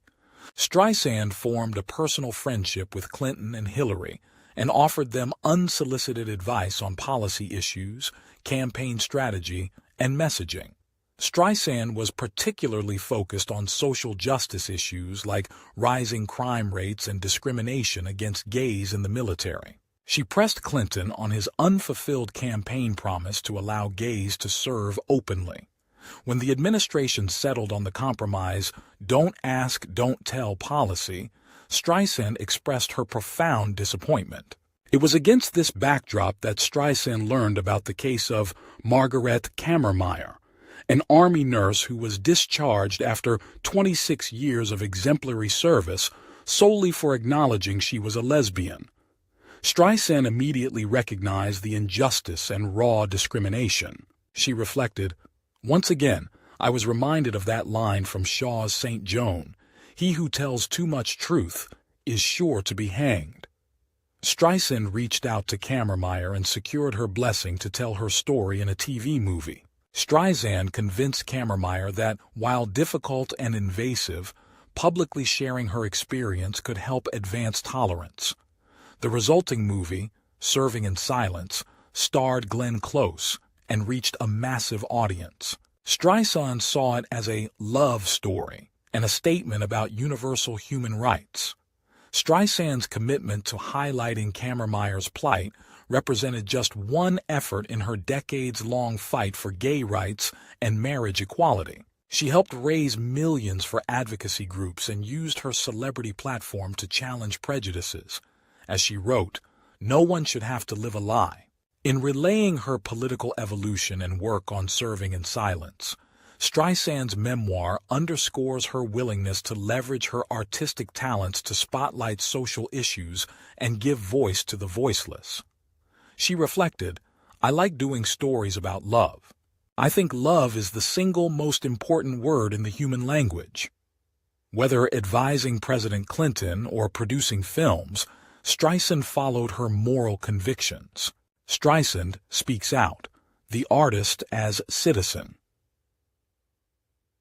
In February 1995, Barbra Streisand stepped far outside her comfort zone to deliver a speech at Harvard University entitled "The Artist as Citizen." Speaking at the invitation of the Institute of Politics at the John F. Kennedy School of Government, Streisand confronted the controversial subject of artists engaging in politics and advocacy. As Streisand recounts, she spent 3 intense months researching and writing the speech, seeking input from historians, theologians, and political experts. Despite her legendary performing career, Streisand admits she was extremely anxious to address such an esteemed audience of students, professors, and national media. However, she felt compelled to defend artists who face criticism for speaking out on political issues. Streisand structured her speech around the central premise that artists have a right and responsibility to be politically active. She argued that art inherently builds empathy and compassion by allowing audiences to walk in other people's shoes. Thus, artists tend to support more progressive and tolerant policies. Consequently, she said, art becomes a threat to authoritarian regimes and politicians seeking to limit personal freedoms. The speech took aim at several key issues. Streisand condemned Republican proposals at the time to eliminate funding for the National Endowment for the Arts and PBS.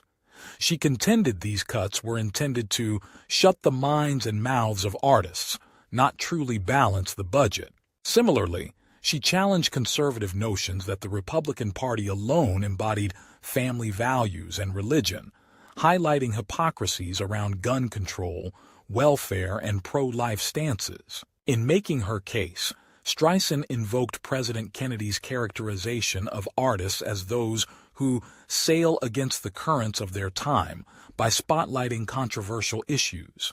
She also referenced Teddy Roosevelt's assertion that criticizing leadership is a patriotic duty in a democracy. In closing, Streisand asserted that artists must continue speaking out passionately on behalf of equal rights and social justice reforms. The speech drew an enthusiastic response, and even included a request that Streisand consider running for office herself in 1996. While she declined to do so, the event clearly emboldened Streisand to keep using her celebrity platform to be an outspoken citizen, advocating for her beliefs through filmmaking, activism, and political engagement. Barbra takes on romantic comedy.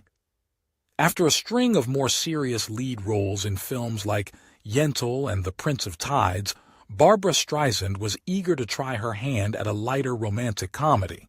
She saw The Mirror Has Two Faces, adapted from a 1958 French film, as an opportunity to explore love and relationships while also having some fun. Streisand collaborated with screenwriter Richard LaGrave to reshape the original melodramatic plot into a character-driven comedy drama. They added depth by expanding the mother-daughter dynamic and delving into themes like the complexity of love, fear of intimacy, and societal perceptions of beauty. Streisand was drawn to the idea that beauty is in the eye of the beholder and wanted to challenge superficial notions of attraction. After initial development stalled in 1992, LaGrave and Streisand reconnect in 1994 with new ideas to strengthen the second half and ending. Attending a performance of the opera Turandot, Streisand found inspiration for the film's exuberant finale featuring Nessun Dorma. This famous Puccini aria would underscore the protagonist realizing they've fallen in love, encapsulating the longing for passion that romantic love can ignite. With a script she was excited about, Streisand made the bold choice to allow just 2 weeks for prep before the planned New York shoot. She wanted to challenge herself to work quickly after the long productions of her previous directorial efforts. Facing early obstacles, shooting began in October 1995, but the production immediately hit obstacles, cinematographer dilemmas, equipment issues, and other daily mishaps added stress during the intense 6-day shooting schedules. Streisand quickly replaced the original cinematographer with her trusted collaborator Andrei Bartkowiak. Streisand assembled an impressive cast, including leading man Jeff Bridges, whose natural charisma and improvisational flair made him a joy to direct. Lauren Bacall brought a captivating blend of vulnerability and blunt honesty to her performance as Rose's mother.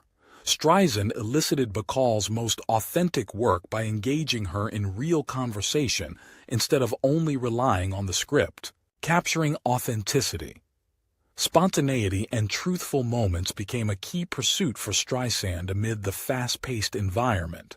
Letting dialogue overlap and planning scenes to use actors' genuine fatigue worked magic.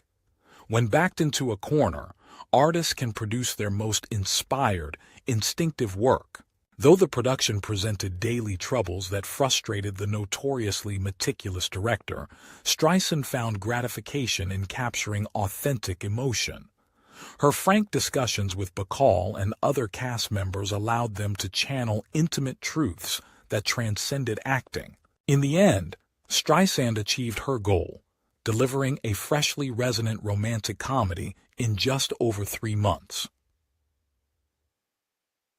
The Mirror Has Two Faces succeeded both critically and commercially, earning over $55 million. It speaks to Barbra's remarkable talents as a director that she could craft such a polished crowd-pleaser under considerable time constraints and adversity. The film shows that even legends still relish new challenges. The making of The Mirror Has Two Faces, an insider's look at Barbra Streisand's passion project. Barbra Streisand's 1996 romantic comedy drama The Mirror Has Two Faces was a deeply personal passion project for the renowned singer and actress. She directed, produced, and starred in the film, which explores themes of inner beauty, self-worth, and finding unexpected love. The genesis of the film was Streisand's own insecurities about growing older and losing her looks. She wanted to examine society's obsession with physical perfection and challenged the notion that you have to be beautiful on the outside to be loved. Streisand cast legendary actress Lauren Bacall to play a supporting role that encapsulated this theme in a poignant scene where Bacall's character laments feeling invisible as she ages. Filming during one of New York's worst winters brought production challenges, but serendipitous moments too. Leading man Jeff Bridges turned out to be a fabulous dancer, which led Streisand to add a playful dance sequence at the end showing the characters finally embracing passion. The song, "I Finally Found Someone," which Streisand co-wrote for the movie, emerged from a spur-of-the-moment melody she hummed in the studio. Critical reception and box office numbers were mixed, which disappointed Streisand. Some reviewers missed the nuanced message about inner-outer beauty. But Lauren Bacall won a Golden Globe and SAG Award for her performance, crediting Streisand's direction in her gracious acceptance speech.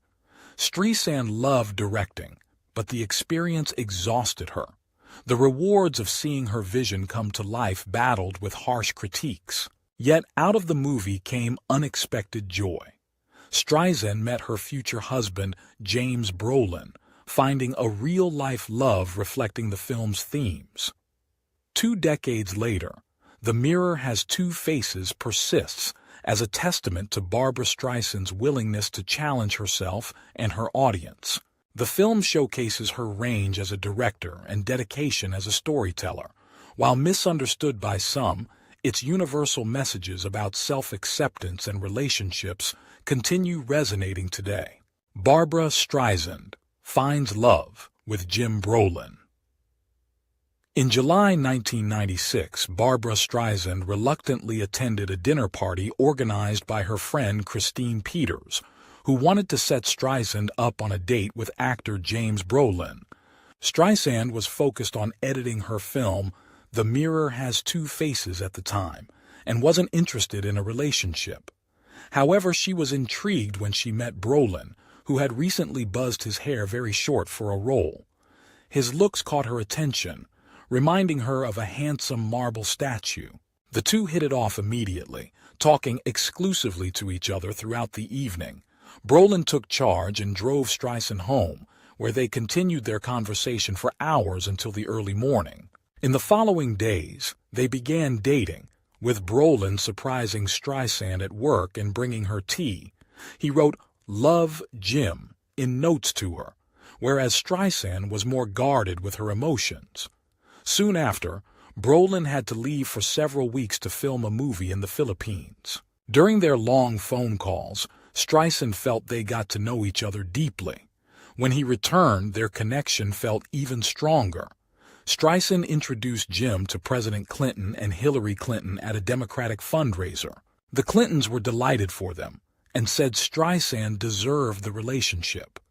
However, Streisand still had some doubts and insecurities.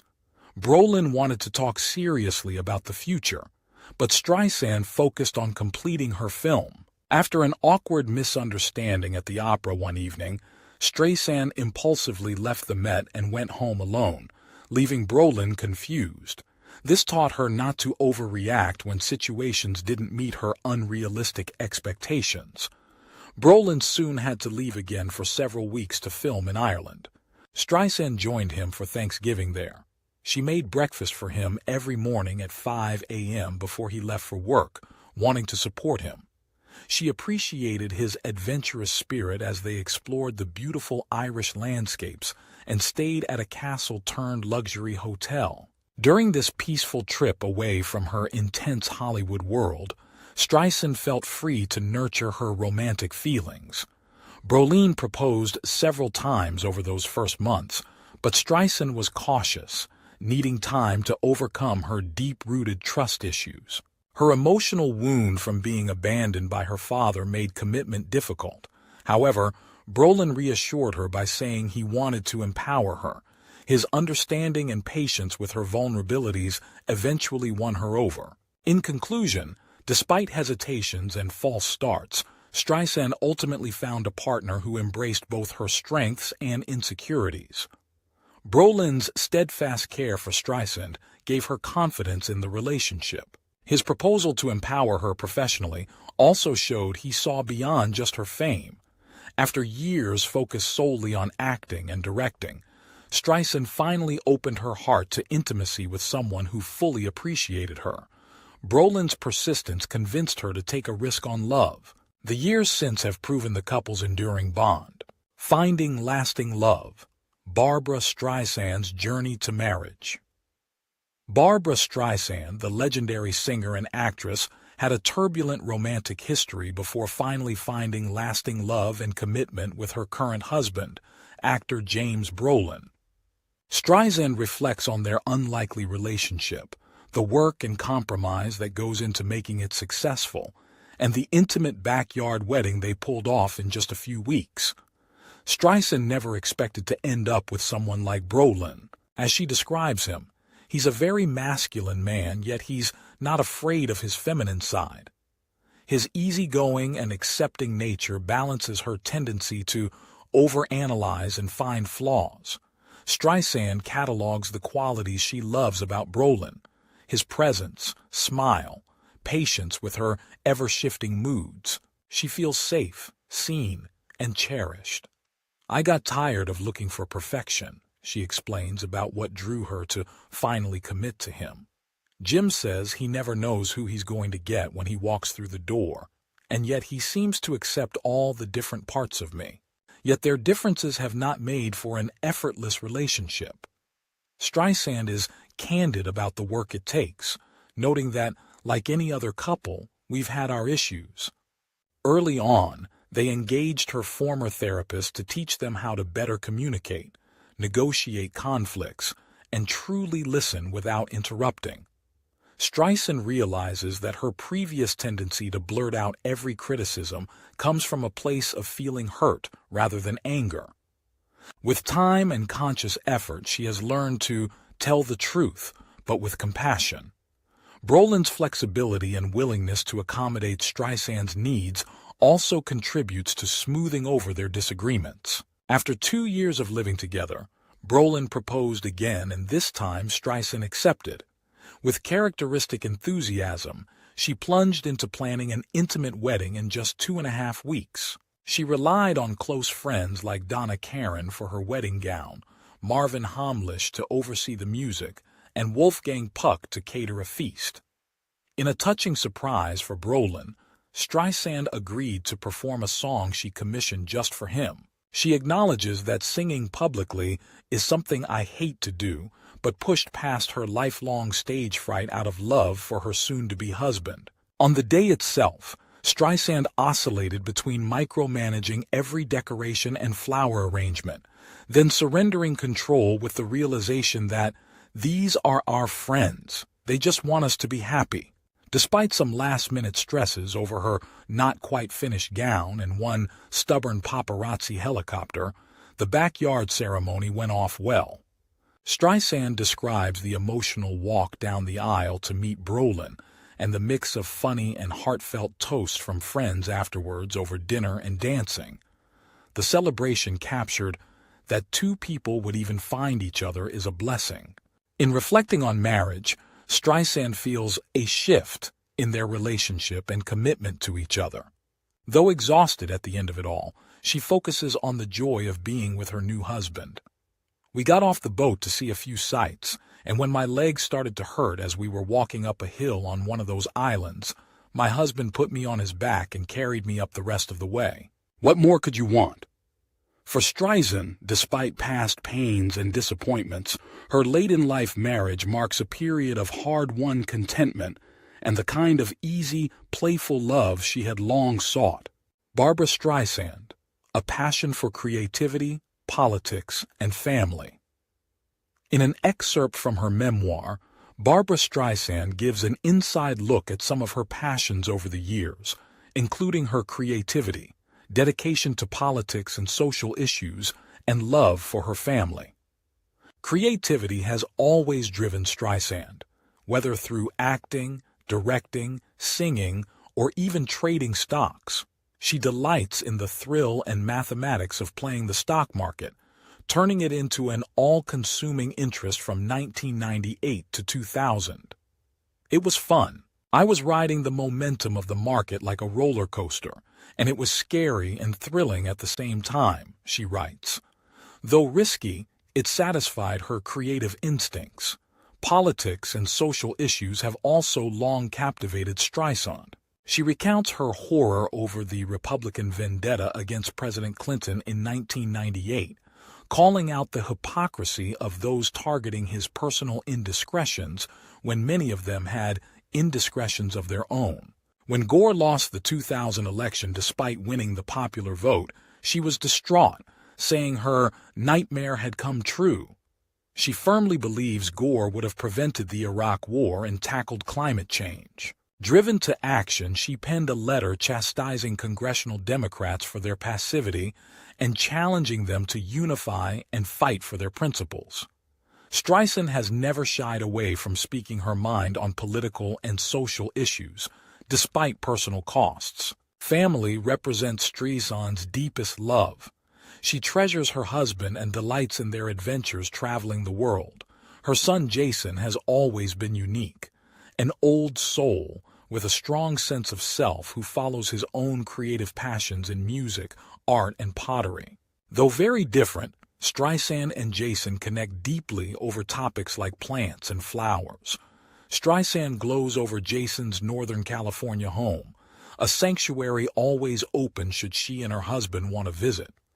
Her family and friends anchor her world. Streisand's memoir provides insight into a creative powerhouse driven by many passions. From directing films to raising her son, championing social issues to playing the stock market, Streisand revels in the thrill of diverse pursuits. Politics, family, and creativity have defined her interests, and she continues to embrace them all fully. Whether on a stage, in Congress, or in her garden, Streisand pours her restless spirit into whatever captures her imagination. The excerpt reflects a woman of dizzying talents and interests who still always makes time for those she loves most. Streisand has lived her life seeking beauty and purpose across every realm that sparks her intellect and passions. Barbra Streisand, an icon who champions women. Barbra Streisand has lived an extraordinary life full of tremendous highs and lows across her storied career as an acclaimed singer, award-winning actress, devoted activist, and passionate creative force. Now in her 9th decade, Streisand continues to speak out on issues close to her heart while reflecting on the winding path that has defined her. Shaped by tragedy, while Giving Back, Streisand gained perspective on what truly matters after the shocking tragedy of 9/11, realizing family, friends, and dogs who love you are most important. She was initially unsure about participating in the rescheduled 2001 Emmy Awards, but ultimately closed the show singing "You'll Never Walk Alone" as a memorial. Despite hesitancy that it could make her a target, Streisand found comfort in the song's potential to provide solace during a very sad time in our history. She has long given back to causes and campaigns she cares about, from democratic politics to nonprofits like the Streisand Foundation, navigating grief and carving inspiration from it. Grieving her mother's declining health and eventual death also caused reflection. Singing together unlocked joyful memories amidst the pain. The Four Agreements book gifted solace, shaping Streisand's outlook just as close friendships did. Creating her dream home out of an elegant barn fueled her creativity during this period. Streisand celebrates more timeless talents who inspire her, like the legendary Sarah Bernhardt playing Juliet at 74. She envisions herself one day portraying the indefatigable Bernhardt on screen, battling bias while breaking barriers. Streisand has never shied away from tackling inequality, calling out ruthless, relentless lies against John Kerry's war record and Bush's avoided service. Truth and integrity matter greatly. She also confronted Hollywood's gender pay gap long before the #Me Too era, shocked to discover co-star Dustin Hoffman earned 3 times as much for Meet the Fockers. Such insight fuels her advocacy, bringing heart and humor back to Hollywood. After years away, Streisand returned to acting for the comedy Meet the Fockers opposite Hoffman and Robert De Niro. She shares funny anecdotes like insisting on giving De Niro's character a massage against his protest for realism. Though admittedly dull, falling into a familiar dynamic with her longtime friend Hoffman brought comfort.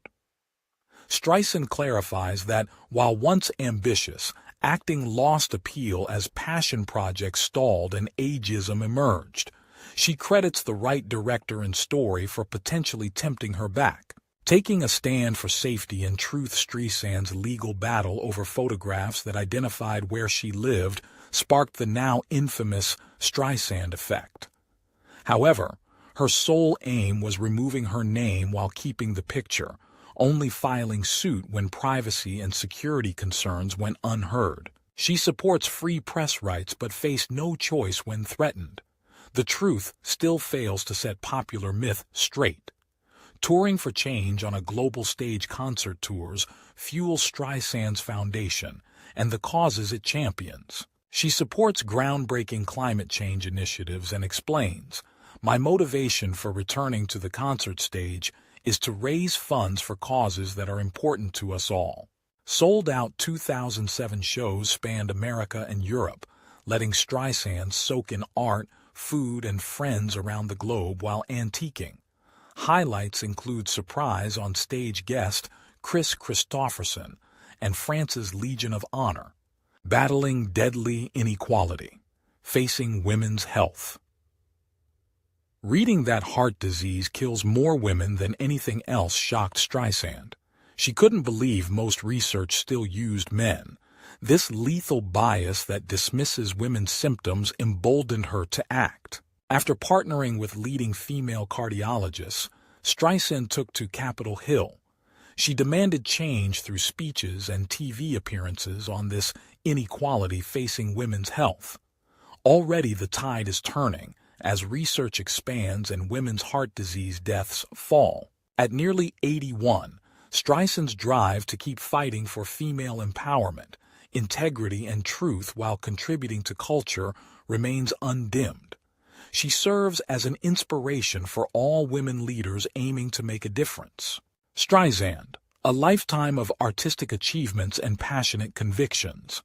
Barbra Streisand's lengthy and illustrious career has embodied both groundbreaking creative accomplishments and unwavering advocacy. From her meteoric rise as an acclaimed singer and actress in the 1960s to her multiple honors in recent years, she continues leaving an indelible mark across artistic mediums. Streisand reminisces on singing at the White House in 2008 during President Bush's final weeks in office. In a humorous interplay, Bush acknowledged her reputation for freely speaking her mind while also showing warmth in their brief interaction. This event preceded Barack Obama's election, which Streisand passionately supported. She discusses Obama's inauguration and how his presidency initially filled her with optimism. In addition to politics, philanthropy has been central in Streisand's life. She describes holding a fundraiser at her home for the Women's Heart Center, aiming to spur gender equity in medical research. Her advocacy led to the center being renamed in her honor in 2012. This recognition from the medical community brought her deeper gratification than seeing her name propelled into fame through acting achievements. Professionally, Streisand continued expanding her artistic range, including directing films that cemented her as a trailblazer.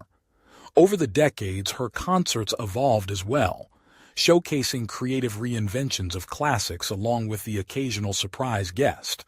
A 2012 birthday party held in her honor featured singer Johnny Mathis serenading her with "The 12th of Never." The most unexpected musical gift emerged closer to home. Streisand recounts hearing her son, Jason, humming through his bedroom door as a teenager. But not until years later did he reveal to her that he was nurturing his singing talent in private. His self-produced cover of "How Deep Is the Ocean" stunned her with its originality and the gorgeous tone of his voice. Their mother-son duet of that song for her Back to Brooklyn concert tour in 2012 marked a culmination of Streisand cavelling over Jason's emergence as a musical artist in his own right. Their familial bond infused an added poignancy to the lyrics asking, "How much do I love you?" From the White House to the Hollywood limelight, Streisand's career has traversed artistic, political, and personal highlights. Her compassion and convictions continue fueling her dedication to activism alongside acting, singing, and directing. As Streisand enters her 9th decade, neither her creative fire nor her political engagement show any signs of diminishing. Streisand reflects on creative passions and political convictions. Barbra Streisand's multifaceted career has spanned acting, directing, producing, and of course, singing. Yet at the core, two driving forces characterize her work: a relentless creative ambition and an outspoken political conscience. These twin passions emerge clearly in reflections Streisand shares in her writing. She describes her deep desire to play iconic lead roles like Fanny Brice and Mama Rose, but facing continual setbacks and rejected proposals. Her vision for directing and starring in a biopic about trailblazing photojournalist Margaret Bourke-White also faced repeated roadblocks, despite Streisand's fervent commitment to the project. Indeed, Streisand admits, "I had a dream about ending her storied career with a triumphant turn as Mama Rose in a remake of Gypsy. But navigating rights issues and clashing with writer Arthur Laurence stalled her plans." Even after Laurence's death, composer Stephen Sondheim insisted Streisand could only act or direct, not both. Though disappointed, her drive to play Mama Rose persisted. She even gave fans a little preview by singing Rose's turn in her Brooklyn concert. Beyond discussing her professional ambitions, Streisand also shares her willingness to speak out on political issues, both in the U.S. and abroad.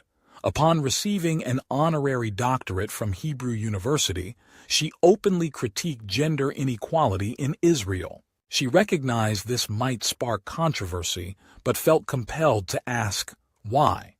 About policies she found distressing. Streisand suggests her father would have been proud of her receiving a degree from such a prestigious university promoting diversity and scholarly debate. She also movingly describes her long-standing admiration of former Israeli President Shimon Peres, a father figure she considered noble and poetic. Indeed, Peres praised Streisand's concert in Israel for displaying the beauty and depth of the Jewish soul and lifting the nation's spirit. Whether pursuing her artistic dreams or following her conscience, Streisand has never been afraid to take risks or challenge convention. Though she's faced criticism at times, she sticks to her principles. And 6 decades into her varied career, Streisand's passions clearly remain undimmed. Barbra Streisand reflects on her life's relationships. In recently published memoirs, iconic singer and actress Barbra Streisand offers candid reflections on the meaningful relationships, both personal and professional, that have shaped her storied career and life. A legendary partnership Streisand fondly recalls her early mentor, renowned cinematographer Harry Stradling, who photographed her on her breakout movie Funny Girl. Their bond was so strong that over 50 years later, Streisand still refers to Stradling as "my dear Harry." She credits Stradling and the best cinematographers in the world she collaborated with over the years for always making me and my work look good. Streisand developed deep admiration for the cinematography craft and what her creative partners brought to the table to support her vision. Reuniting on stage and off throughout Streisand's career, her paths have crossed with entertainment icons like Robert Redford and Stephen Sondheim. She and Redford have playfully kept introducing each other at various events over the years. Most recently in 2015, after Streisand presented Redford with an award, they reconnected backstage at Lincoln Center. Their conversation turned to a shared passion: art. Streisand revealed her deep admiration of painter Amedeo Modigliani and described how she was so distraught over losing a Modigliani painting at auction that she painted her own version. Intrigued, Redford and Streisand agreed to exchange samples of their artwork. Streisand also found herself chatting backstage with Sondheim in 2015, after they both received the Presidential Medal of Freedom. The easy camaraderie between the old friends was capped off by a quip from President Obama to Streisand about her chutzpah, the one who got away. Despite the fondness Streisand and Redford share, she regrets that they never made a sequel to their iconic movie, The Way We Were. For over 20 years, Streisand tenaciously tried to bring her vision of the characters' later lives to fruition. She envisioned a complex love story reuniting Hubble and Katie as they grapple with their activist college-age daughter in 1968. While various writers took stabs at scripts, Streisand felt none completely captured the sequel as she saw it in her mind. She even drafted her own extensive plot treatment to entice a reticent Redford. Though Streisand presented her concept to him in person in hopes of sparking his interest, ultimately, the moment had passed.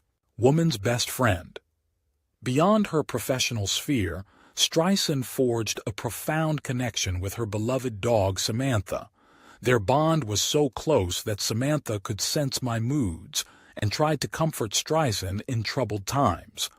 When Samantha fell terminally ill in 2017, a distraught Streisand went to great lengths to try to save her treasured pet. When those efforts failed, she found the passing of her little girl almost too painful to bear. In a moment of deep grief, Streisand had a mystical experience where clouds in the sky miraculously formed images reminiscent of Samantha, as if the dog was reassuring Streisand from heaven. Seeking solace, Streisand eventually adopted a new puppy she named Fanny. Then, to her shock, the cells harvested from Samantha before she passed enabled successful cloning. Now Streisand is mother to additional puppies, Scarlet and Violet, who bear an uncanny resemblance to Samantha. Though the clones evoke fond memories of Streisand's beloved companion, she notes that you can clone the look but not the soul. Each dog has unique quirks and personality, yet all remain treasured. In reflecting on these and other key relationships throughout her legendary performing arts career, Streisand models the insight that meaningful bonds, though fleeting at times, have the power to enrich our lives for decades on end. Even when parted by distance or death, the connections we forge can leave indelible marks on our hearts and memories. Streisand reflects on a tumultuous era and her drive to keep creating. In an exclusive excerpt from her upcoming memoir, acclaimed singer, actress, and director Barbra Streisand offers an intimate look at recent challenging years. From political turmoil to personal losses, she has confronted many difficulties. Yet through it all, Streisand has continued to find solace and purpose in her creative work. The memoir opens with Streisand's acute distress over Donald Trump's presidency. She despaired over his attacks on democratic values and institutions. Writing offered an outlet for her outrage. When it came time to record a new album, she realized music could let her express her feelings about this fraught political moment. Her longtime friends and collaborators, married lyricists Alan and Marilyn Bergman, helped inspire what became her album, Walls. Over a somber dinner, Streisand told them of her concept to capture the divisions rending America. Alan soon sent her an evocative song lyric titled Walls. With the late composer Walter Afanasieff, they turned it into a poignant track about barriers, physical and emotional. Streisand still had the drive to nurture great material. Yet even as her creative passions remained, she suffered the pain of losing her dear friend Marilyn to dementia. Streisand had now seen the disease ravage 3 central women in her life. Still, Marilyn's devoted husband kept writing into his 90s. Streisand took comfort in lasting love. Her memoir chronicles the genesis of several Walls songs influenced by the disturbing news. She turned anger into art. But just after the album's release, brutal wildfires threatened her home. The disorienting evacuation was followed by a lengthy, smoky cleanup. She echoes a common feeling, once firm foundation seeming suddenly unstable. This instability hauntingly encompassed her film work. Streisand had long nurtured a passion project, a screen adaptation of the musical Gypsy. After pouring herself into rewriting the script, her supposed producing partner betrayed her trust and sold the rights without her consent. She is stunned at how people fail to honor their word, and how women like herself don't stand up strongly enough for their work. After this loss, doubting she has the heart for more filmed musicals, she nearly abandons movies. Once more, however, music revives her. An opportunity arises to perform a one-night London concert. What was meant to be a brief gig ultimately spans shows in 3 cities over 2019 to 2020. Streisand caps off the run by singing Enough is Enough with pop superstar Ariana Grande in Chicago. Despite her fame, Streisand admits she still battles the old anxiety over whether the audience will show up. They do, in droves. Interspersed among the singing, she shares her views on the struggles facing democracy worldwide and the need for compassion. Rapt crowds affirm her convictions haven't faded. Theater remains her earliest love, and she manages to catch 2 lauded plays on this trip as well.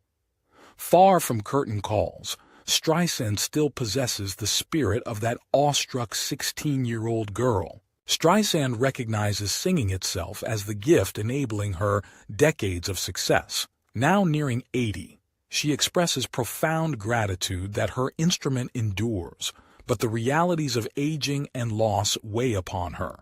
Friends like Stephen Sondheim and Sidney Poitier have recently died. Streisand dreams of the collaboration with Bob Dylan that never transpired. She is creating an archive of her life's work for posterity.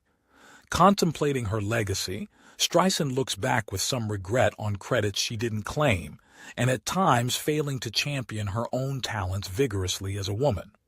But philanthropy has been a parallel life passion. She established her foundation in 1986 to advance progressive ideals. Now she wants to support the rising generation while there is still time to secure them a viable future. Streisand closes by affirming her faith in the power of truth. She has built a legendary career by following her own truth as a creator. Lies have no place in the things that matter most: love, art, democracy. In divisive times, people cling to untruths and vote blindly against their welfare. She hopes her institute can uncover solutions. Progress lies in empowering compassionate youth, safeguarding the planet, and reclaiming facts. For Streisand, age has only strengthened her resolve to keep seeking truth through work and words. That is the legacy this memoir promises to uphold. Looking back. While moving forward, reflections on life, love, and legacy in Barbra Streisand's memoir. As she concludes her long-awaited memoir, Barbra Streisand finds herself in a reflective state, ruminating on the winding path of her storied career and personal life journeys. Now in her 80s, Streisand has decided to step back from the glare of the spotlight after 6 prolific decades in the public eye. As she writes, "It was much more fun to dream of being famous than to actually be famous." The epilogue provides candid insight into the isolation and dehumanization that often accompany celebrity and universal truths about human needs for connection, understanding, and purpose. Streisand ardently values family and relishes her role as Gamma to her growing brood of grandchildren. She moving forward. Reflections on life, love, and legacy in Barbra Streisand's memoir. As she concludes her long-awaited memoir, Barbra Streisand finds herself in a reflective state, ruminating on the winding path of her storied career and personal life journeys. Now in her 80s, Streisand has decided to step back from the glare of the spotlight after 6 prolific decades in the public eye. As she writes, "It was much more fun to dream of being famous than to actually be famous." The epilogue provides candid insight into the isolation and dehumanization that often accompany celebrity and universal truths about human needs for connection, understanding, and purpose. Streisand ardently values family and relishes her role as Gamma to her growing brood of grandchildren.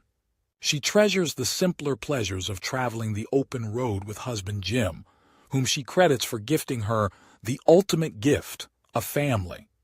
Streisand muses, "Life is a miracle, and I'm ready to relax and enjoy it." After a lifetime devoted to restless striving, she hopes in this next chapter to go where the wind takes me and be light enough to let it bring me where I should go. Interwoven with these gentle musings on hearth and home are still passionate about her craft at 81 years old. Streisand has recently overseen the belated release of her first album, recorded 60 years ago as a 20-year-old ingenue. Though tempted to polish the rough acoustic recording made at the Bonsoir nightclub in 1962, Streisand ultimately opted to keep her voice untouched as a historical document. The album offers listeners a glimpse into the jazz stylings of a youthful Streisand, described fondly as sounding like a bird with tones still pure compared to the richer, fuller resonance of her vocals today. Streisand remains creatively engaged in the studio, envisioning upcoming projects like an album of Songs I Forgot to Sing based on early set lists from her club days. Music continues to be a creative wellspring and means to satisfy her own standards rather than external pressures. Poignantly, the epilogue also reveals a softening regarding Streisand's conflicted relationship with her mother, who passed away in 2002. Streisand was recently gifted an unfinished painting that her mother had commissioned depicting herself and her beloved father. An accompanying letter relayed that her mother had privately harbored feelings of jealousy and inadequacy concerning the special father-daughter bond Streisand enjoyed. For the first time, Streisand felt she understood her mother's emotional limitations and that "my mother did love me" in her way. Combined with vivid word images conjuring the affection of the father she lost at such a young age, a void in her past seems filled at long last.